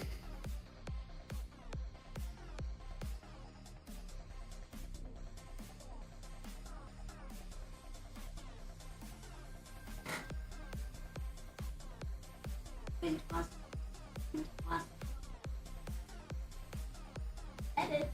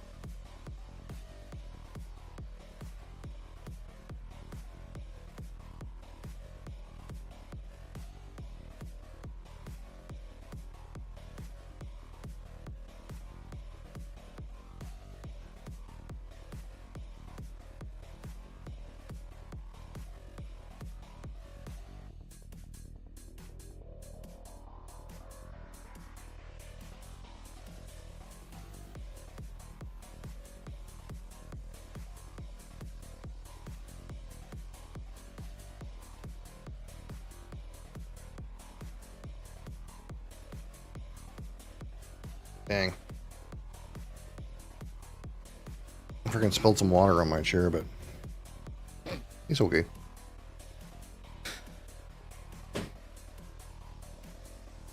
Alright. A classic blended Scotch whiskey.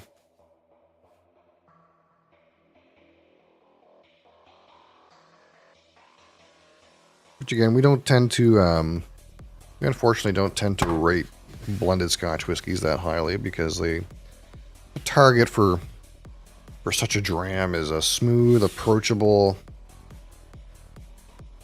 non-complex, kind of basic, everyday drink. It doesn't really usually reward as much as single malt does, but it's for, you know, it's made almost for a different reason. It's less about the experience and the introspection and more about the ease and smoothness of the beverage. But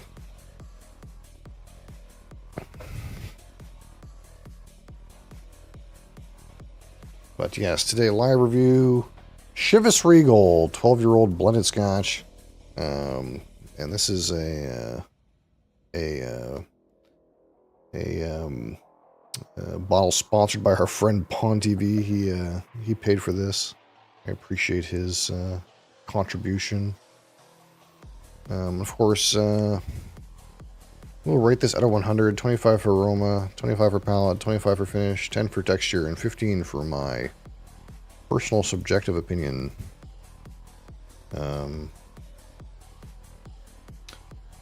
Of course, Chivas Regal is a Pernod Ricard product. Of course, Pernod Ricard is a giant megacorp. Makes lots of Scotch and other kinds of alcoholic products. So being a blended Scotch whiskey, it does have some amount of grain whiskey involved. It is not a malt exclusively, but there is some malt involved. Cat is coming. 40% alcohol, 80 proof, chill filtered, color rounded, and this is aged 12 years in a mix of ex-bourbon and ex-sherry. And this is, again, a blend of many different distilleries. It's mostly Strathyla, single malt. But also contains malts from Longmorn, Glenlivet, Altavane, and grain whiskey from Strathclyde. That is the majority of what's blended in here. Adria's on the keyboard, pressing buttons on the keyboard, baby. So we'll pour this and see what we think in this moment. Of course, it is a screw top, so no cork pop today.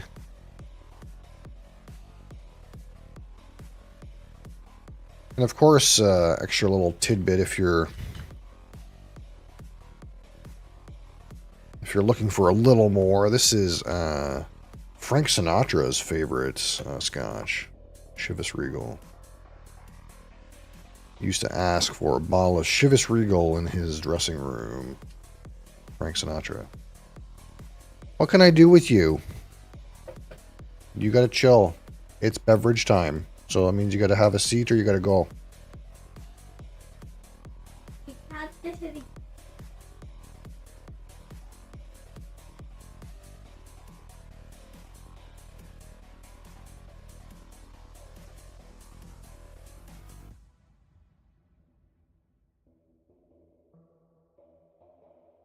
You have a seat? You can sit right there. I'll allow it. No, you're walking around. I know, but I can't actively pet you and review a whiskey at the same time. It's just not, we can't do both things. We only have so many arms and so much space. Hey. Hey. Hey. Why don't you come have a seat?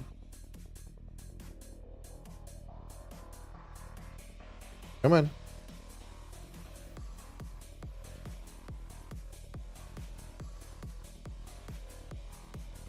No? What? I know.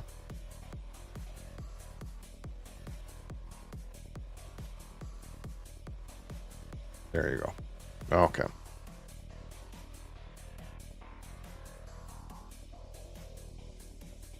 So I guess we're left-handed today. This might prove slightly challenging.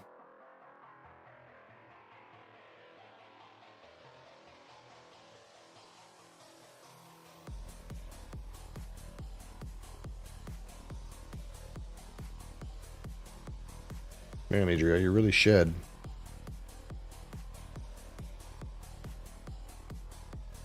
Oh, there's a little bit of like a peach note to this today. Peaches and apples, kind of fresh orchard fruits, right at the outset.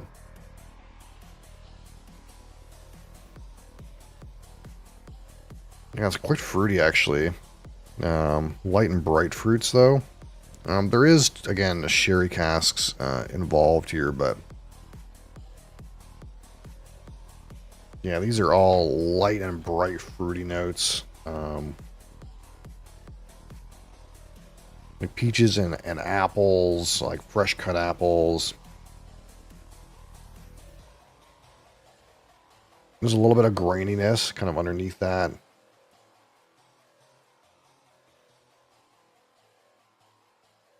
Some sweet kind of like grain sort of note. I'm going to give this a little bit of a swirl back here, but like, man, doing everything left-handed is a challenge. Yeah, but you like making things a little bit challenging, don't you?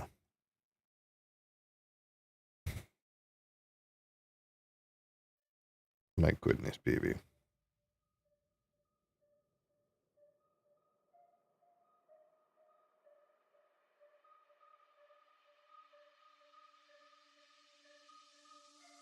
Trying to see if like there's a little bit of a development, maybe something that would indicate like sherry maturation.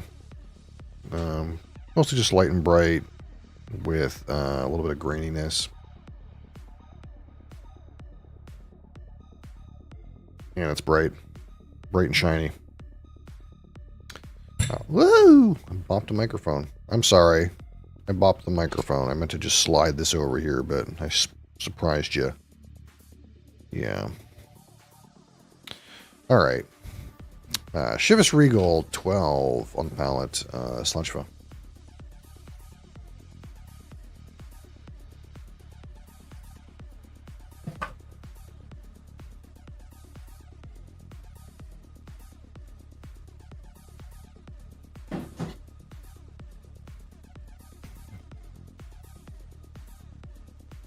Get some of those orchard fruits immediately on the attack. It's followed by some like typical kind of like malty and grainy notes. Into the finish, slight touch of spice. Again, that kind of like grain and malt kind of kick in. Minor amount of barrel at the end of the finish. Finish is like medium minus. It might be short plus. It's somewhere in that short plus medium minus realm.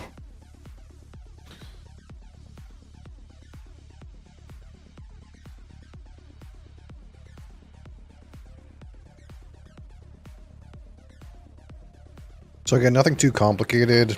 Kind of like pretty much straight down home plate, blended scotch. A little bit fruity, a little bit malty, really smooth. Very drinkable. Kind of what you would expect.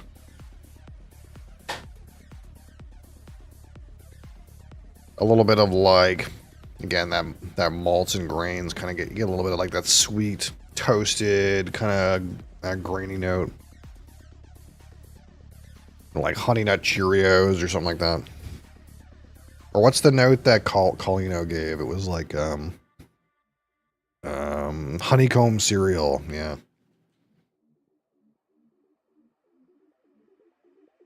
Although I was kind of feeling like a little bit like on the toasted side today. There's not much mention of like a dried fruit raisin sherry cask character. I don't know how much like sherry is in the distribution of the blend, but it doesn't seem like it's enough to really make much of a note.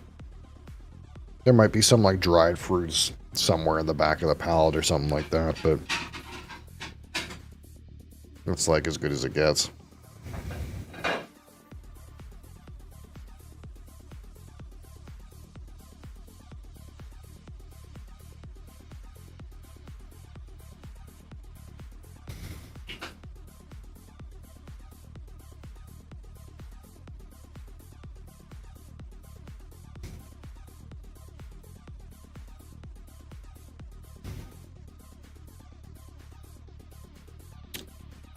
Yeah, those like orchard fruits into a sweet, malty, grainy mid palate. And you get some of those like darker kind of spice notes that you could probably attribute to like Oloroso sherry, kind of grow at the back of the palate. And you get some of those same like dark spice notes at the start of the finish. With again some malty character and some barrel kind of wood impact. So I guess like whatever sherry's in here kind of mostly presents like as like a dark spiciness. Like not quite unsweetened baker's chocolate, but like going in that direction, slightly bitter, dark spices.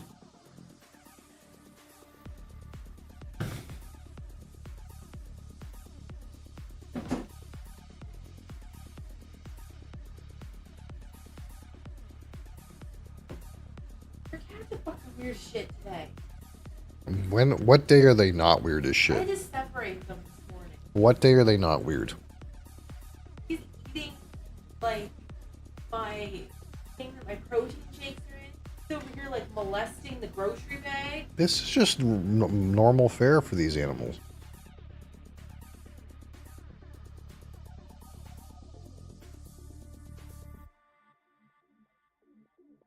What? I think they're my dog. No, look. Why? Go on.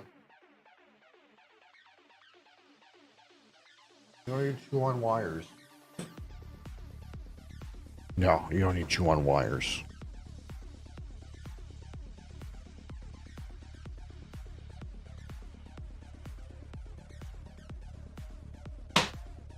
Yep, nothing there.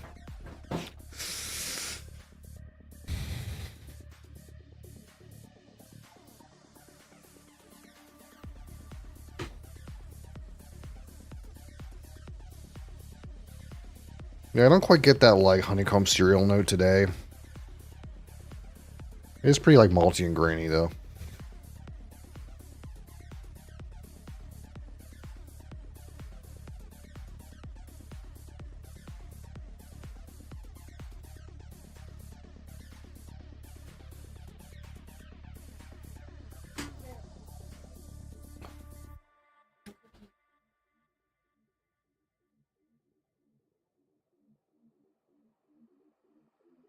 There's a little bit of a like a bitterness at the back of the palate or back of the finish that like could be sherry related too.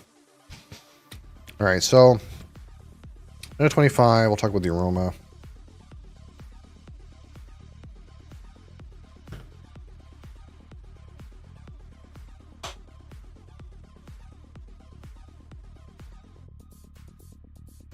Again, that toasted malt, toasted grains, slightly sweet but not too sweet. I'm kind of getting a little bit more of that spiciness on the aroma now. Kind of like developed out of that like initial very fruity peach and apple sort of thing going on right at first. Pretty reasonable. Nice transition. Not a bad like strength of aroma despite its proof. You know, 15 is fair.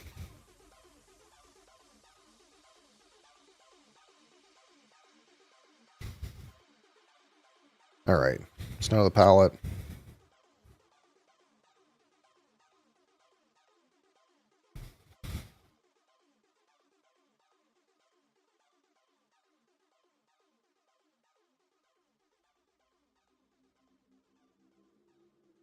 It's a little bit thin. You get the little bit of that fruity character. You get some malts and spice. Nothing super impactful. Standard fare. Call it like 14.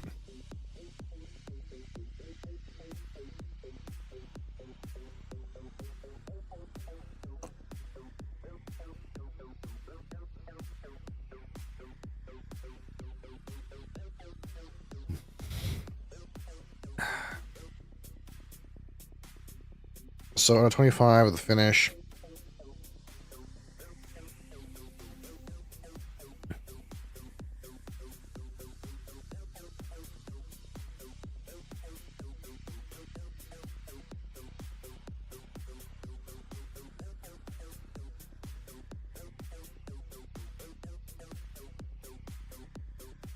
Start off with some of those dark bitter spices. Transition to like a toasted, slightly sweet malt and grain kind of character. And then you end out on a little bit of faint barrel wood. Barely medium length. We'll go with 14.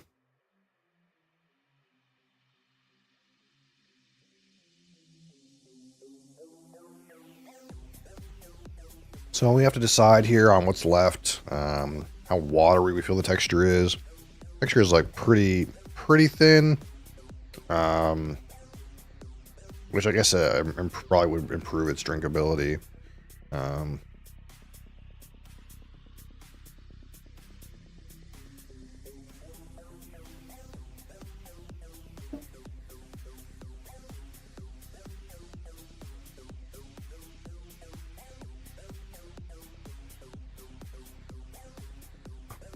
Not the worst. We'll give it a 2. So out of 15, my personal subjective experience with this Chivas Regal 12-year-old blended Scotch. So again, it actually does not a bad job for being blended Scotch. Of kind of like having, you know, an all-round kind of picture of like a typical non-peated Scotch, I suppose.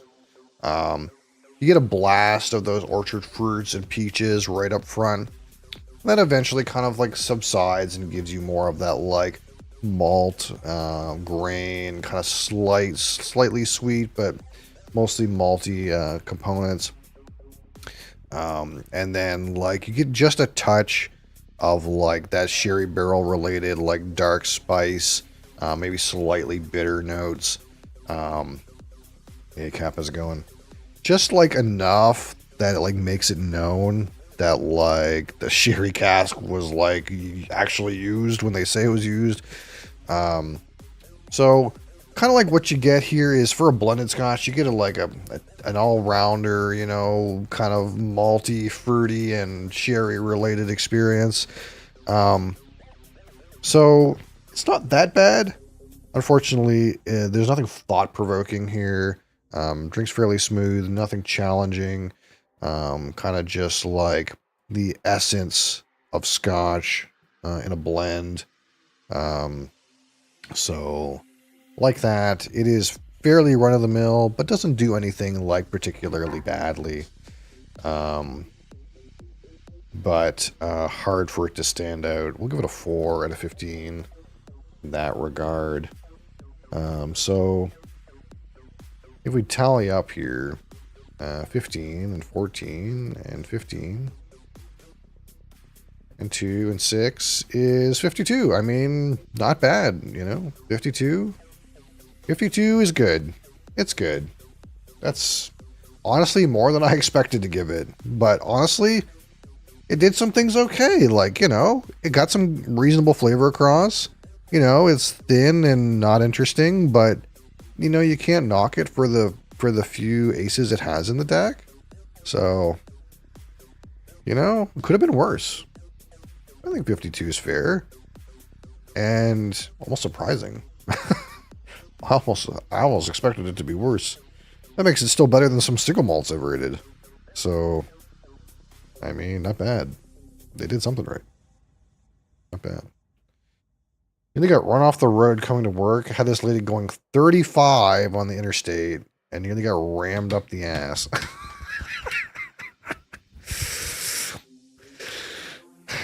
I feel like you and my wife would get along. You both seem to be like passionate about traffic.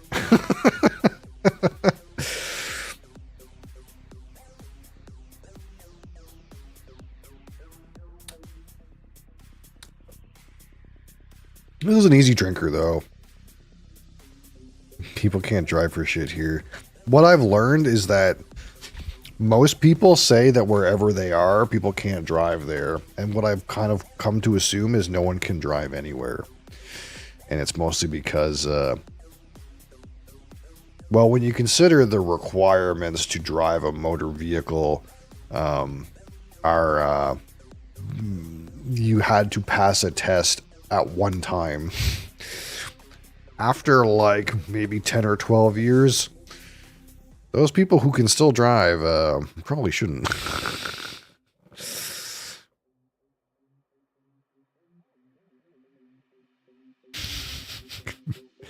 Ella flipped off and honked.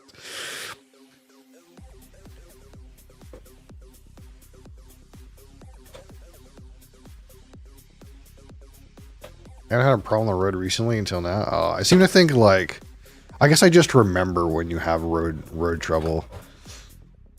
Maybe it wasn't. Maybe it hasn't occurred that much recently. Because like you get to work and then I'm like the next person you see, so you tell me about it. Not that I mind. I'm just saying.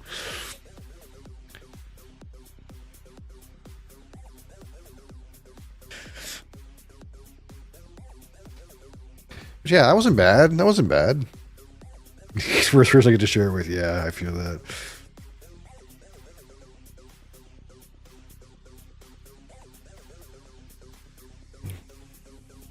We could do more blends.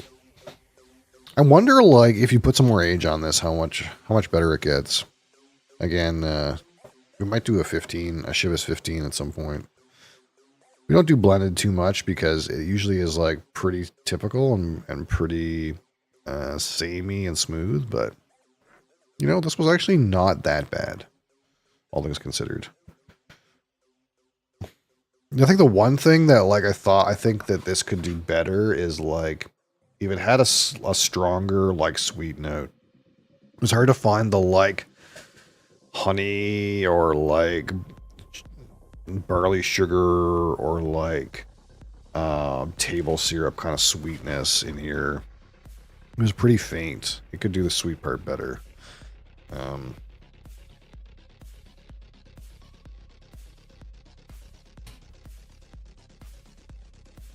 But I tell you what.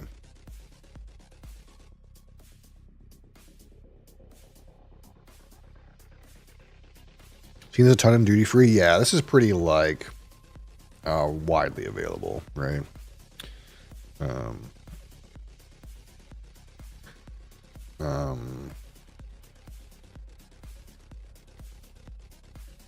And again, it's kind of like you know, it's kind of like Johnny Walker and stuff like that, right? It's made for a certain audience. That doesn't mean like all blended is bad and that all blended you shouldn't buy, but it's definitely like the kind of thing where like, you know, it's easy drinking, it's smooth, it's not terribly complicated. What it's got going on, and it's not trying to be. I think that's the thing to remember.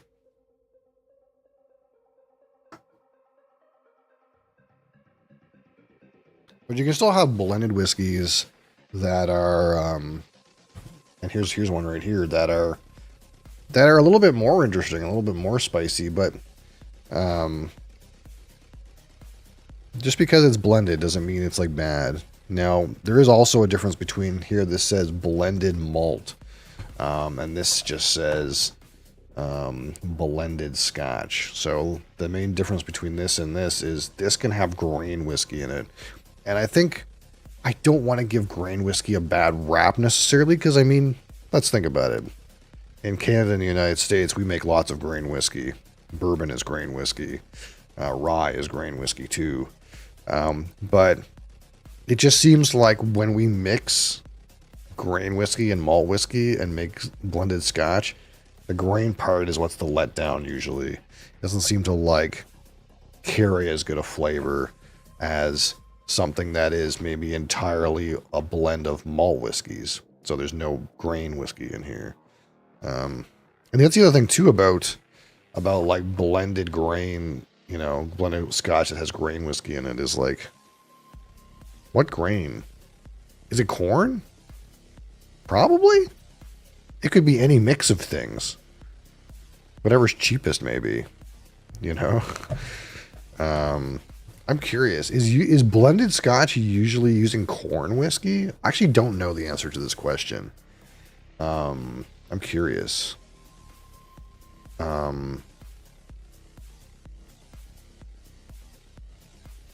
What grain do they use in blended scotch?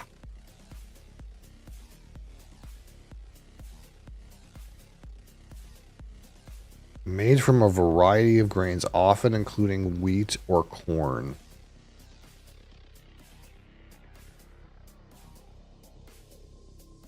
Primary ingredients used are usually wheat or corn. Wheat, eh?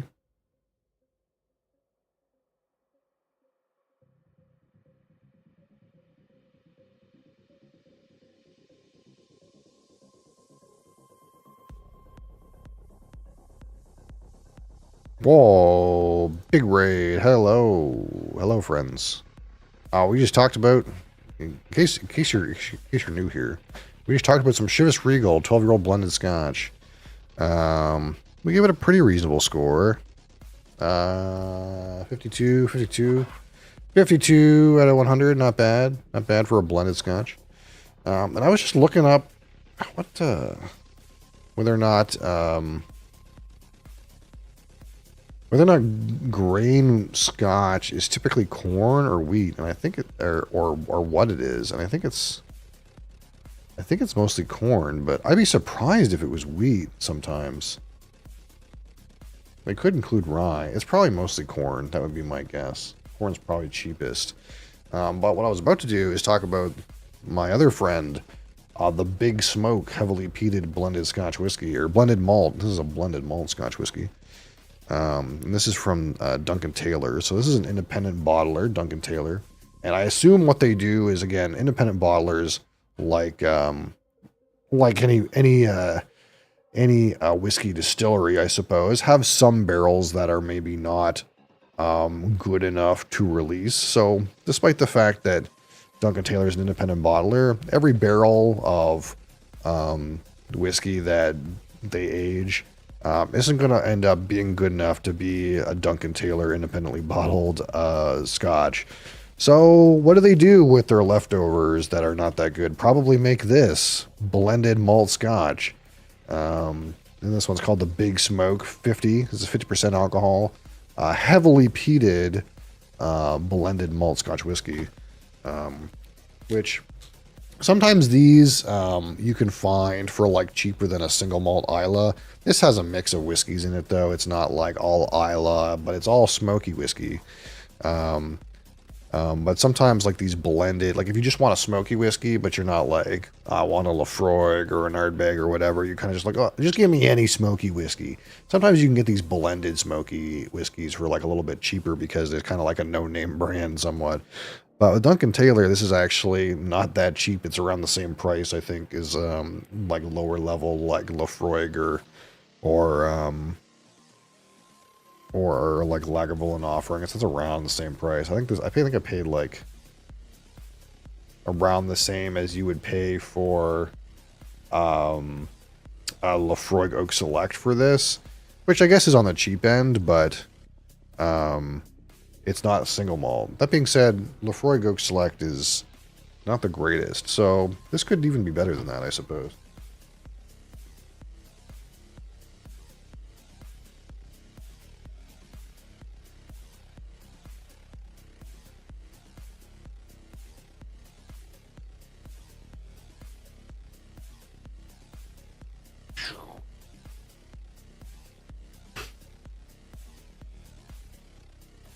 Let me pull up the specs on this real quick. I don't remember what I wrote about it. You're trying to get his attention. He's looking the other way today. The Big Smoke. The Big Smoke 50. Yeah, the Big Smoke 50, a Duncan Taylor, again, Duncan Taylor product, blended malt Scotch whiskey. It is 50% ABV, 100 proof, non-chill filtered, and of natural color. We like that.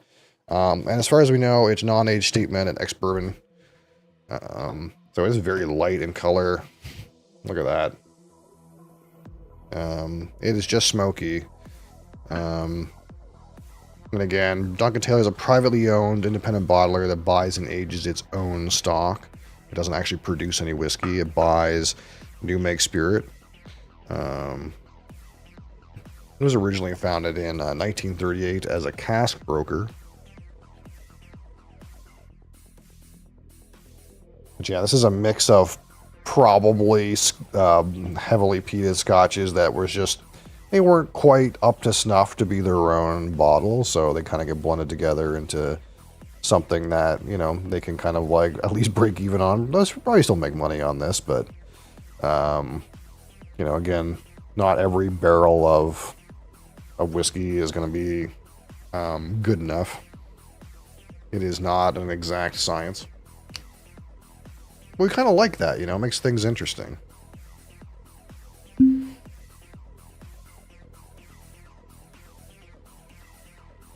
It also means that if you just want a smoky one, hey, you got spooked. Sometimes you just have a smoky one.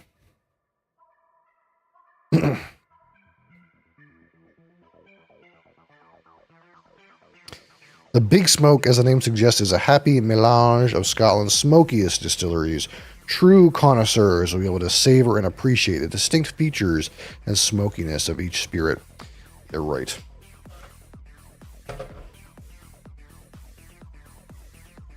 Look at that. Look at the coloration on that. That's how you know we're playing with a non-age statement natural color. This is probably like mix of like 7, 8 year old scotch.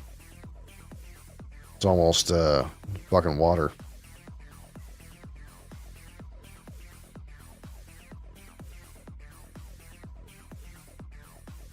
You got to run? Alright. We have a great day. Thanks for the raid. Thanks for stopping in. Thanks for being here. Thanks for your support too the other day. I appreciate it. I know you like the more clear spirits. This one ain't brown. Oh, it's got like, yeah, man, it is smoky, but it's got like a nuttiness. Like smoked peanuts.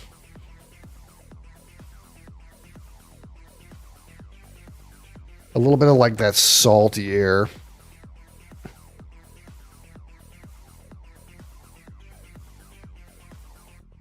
Not quite getting much of a fruit note out of this, at least not right away. Again, it's a blend, so sometimes that blend will have a hard time producing a concentrated fruit note if the esters of all the different whiskeys are like, you know, kind of misaligned, I suppose. A little bit of a sweet component. It's almost like I got the sweetness of the fruit, but like not the tanginess of the fruit, if that makes any sense. It feels like the sweet component is associated with a fruit note, but like a fruit sweetness, but yeah, it's kind of interesting. The smoke for me is like coming across like someone smoking peanuts or like a nut component, which is kind of weird.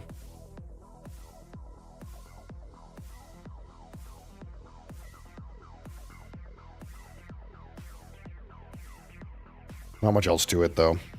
All right, the Big Smoke on palate. Slanchiva.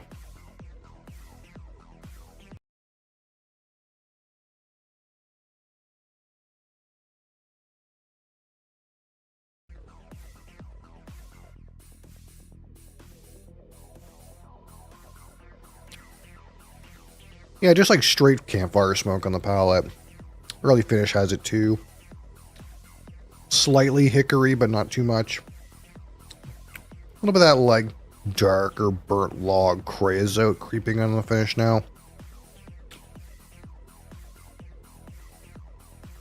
You get a slight bit of that like slightly sweet grass, kind of slightly green, a sweet note on the palate too. Honestly, the one thing about this is kind of like getting a little bit of a weird kind of green, sweet and green note. Like, how would I describe it? Again, like a sweet grass or like dandelion stems or something like that. Kind of a vegetal sweetness.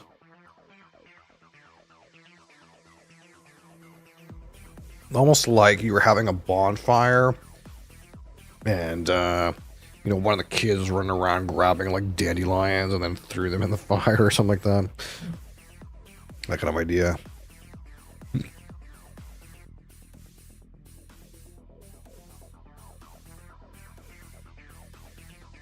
Not quite like getting close enough to that protein. It's like it's close. It's not quite protein. It's almost like just a salty air or brininess. Along with that like campfire note. With that slightly vegetal sweet component.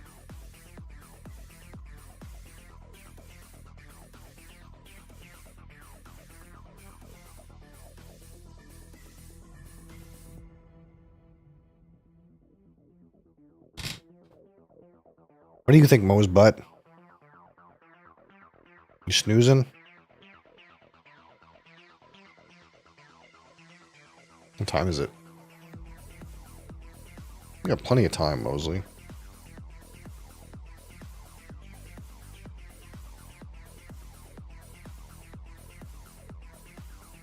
Do you need some tummy love? You're creeping away from me. Come here, you. Ooh. Oh, what? Oh, yeah.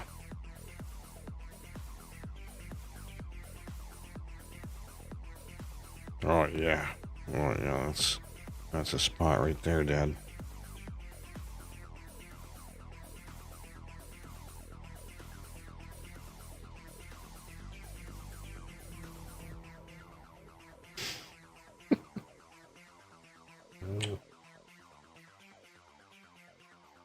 Look at this tummy slut.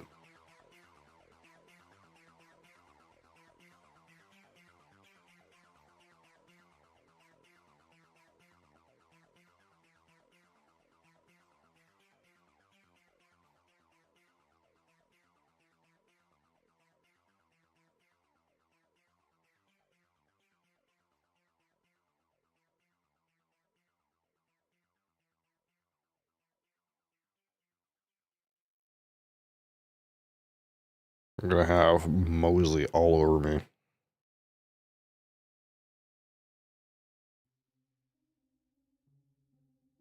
My goodness.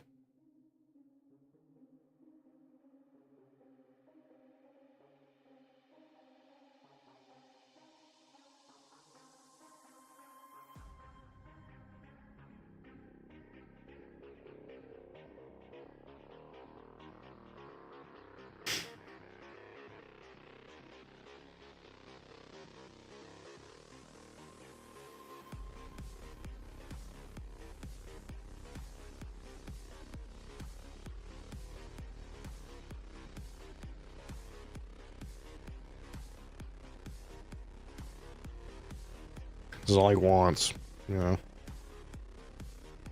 This is the reason he comes up and be's annoying. He's trying to get this moment.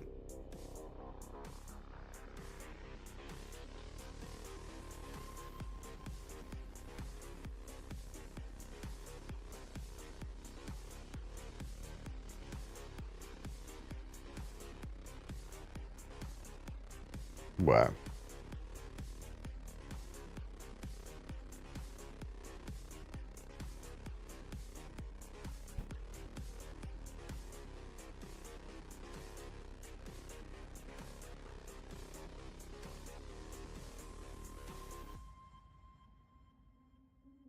Dude, Mosey, the microphone's full of fur. We're gonna have to take care of that. Just so that you can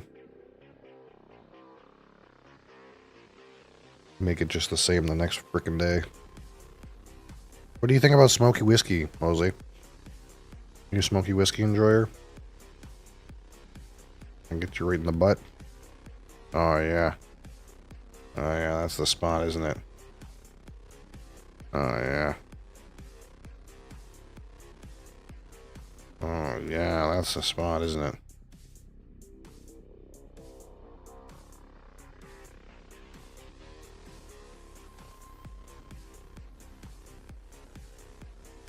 So what's on the docket, Mosley? Board games tomorrow. More board games tomorrow. If anyone wants to play board games, anyone who wants to join can join. We'll play some BGA tomorrow. Again, I prefer the few games that that we're trying to learn. What is that, like? Zool, Splendor, Castle Burgundy, Arc Nova, Wingspan, Heat, Great Western Trail, White Castle. I mean, that sounds good. Trying to get some of that in tomorrow. I need to get some reps in on Great Western Trail, I think.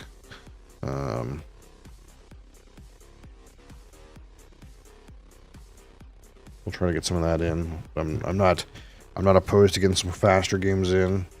Everyone loves a good game of Heat. That game's pretty fun.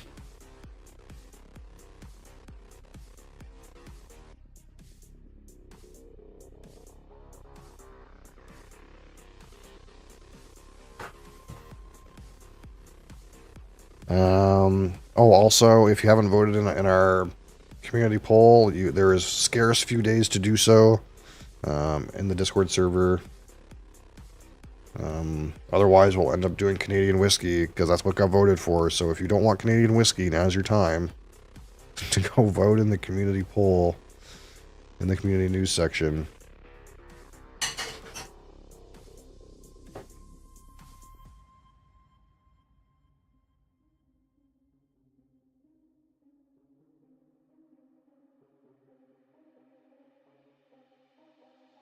And of course, if you've just recently received one of the many gift subs that have gone around,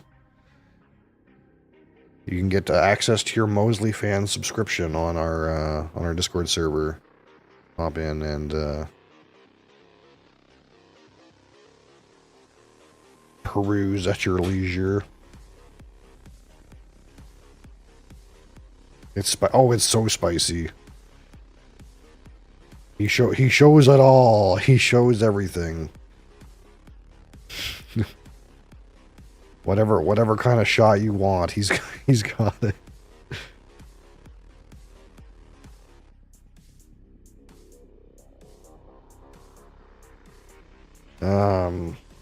Look at this. Look. That's what happens.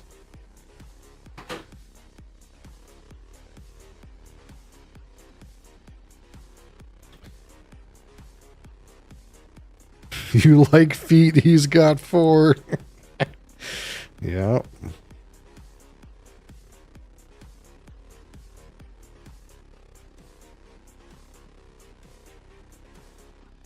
Yeah, you got some good poses on there, you freaking goofball.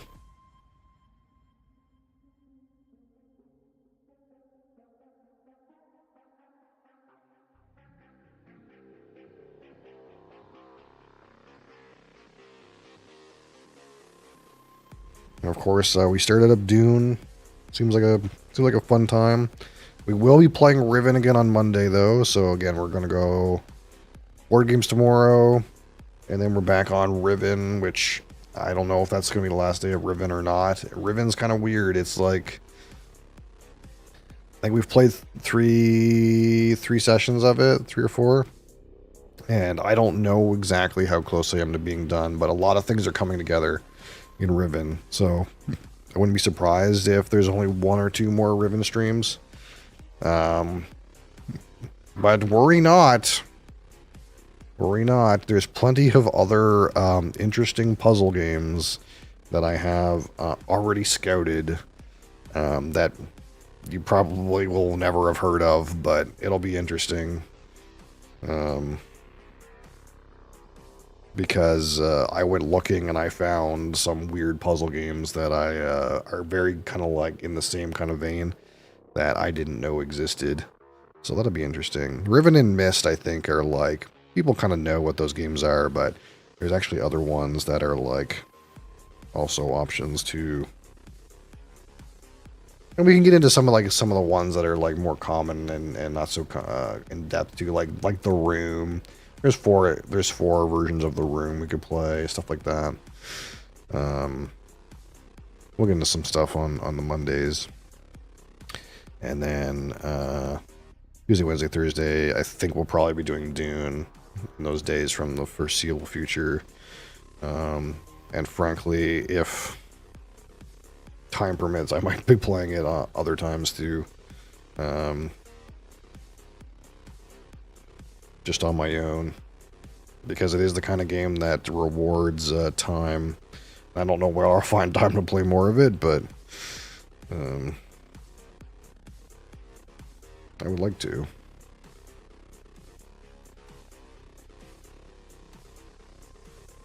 But really, I should be spending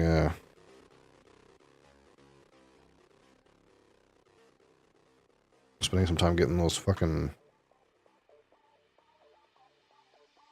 reviews on Discord.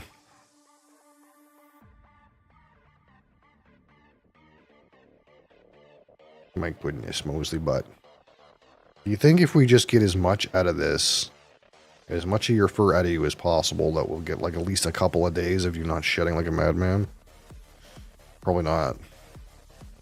Considering next week it's supposed to be like fucking mid-30s Celsius, which is just disgusting.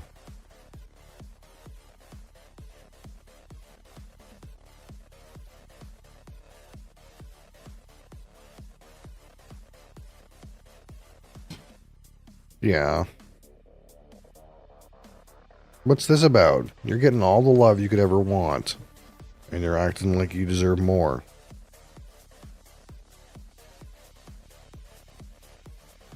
Is it because I stopped touching you? Spoiled child.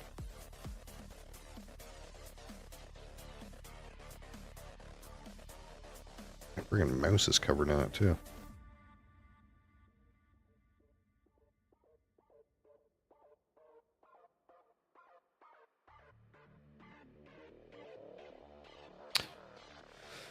All right. Well, I think that's it for us today. Thank you guys for being here. I appreciate you for being here. Thank you for the random subs and bits and everything recently. Really appreciate it. More than anything, I just enjoy you guys' presence being here. That's what's most important to me. Hope you guys want to play some board games tomorrow. If not, pop in the Discord, say hi. I'm always on the Discord, so if you guys want to chat about some shit, you know, just post something in there. I'm always around. What is wrong with your claw, buddy? It's full of friggin' crap.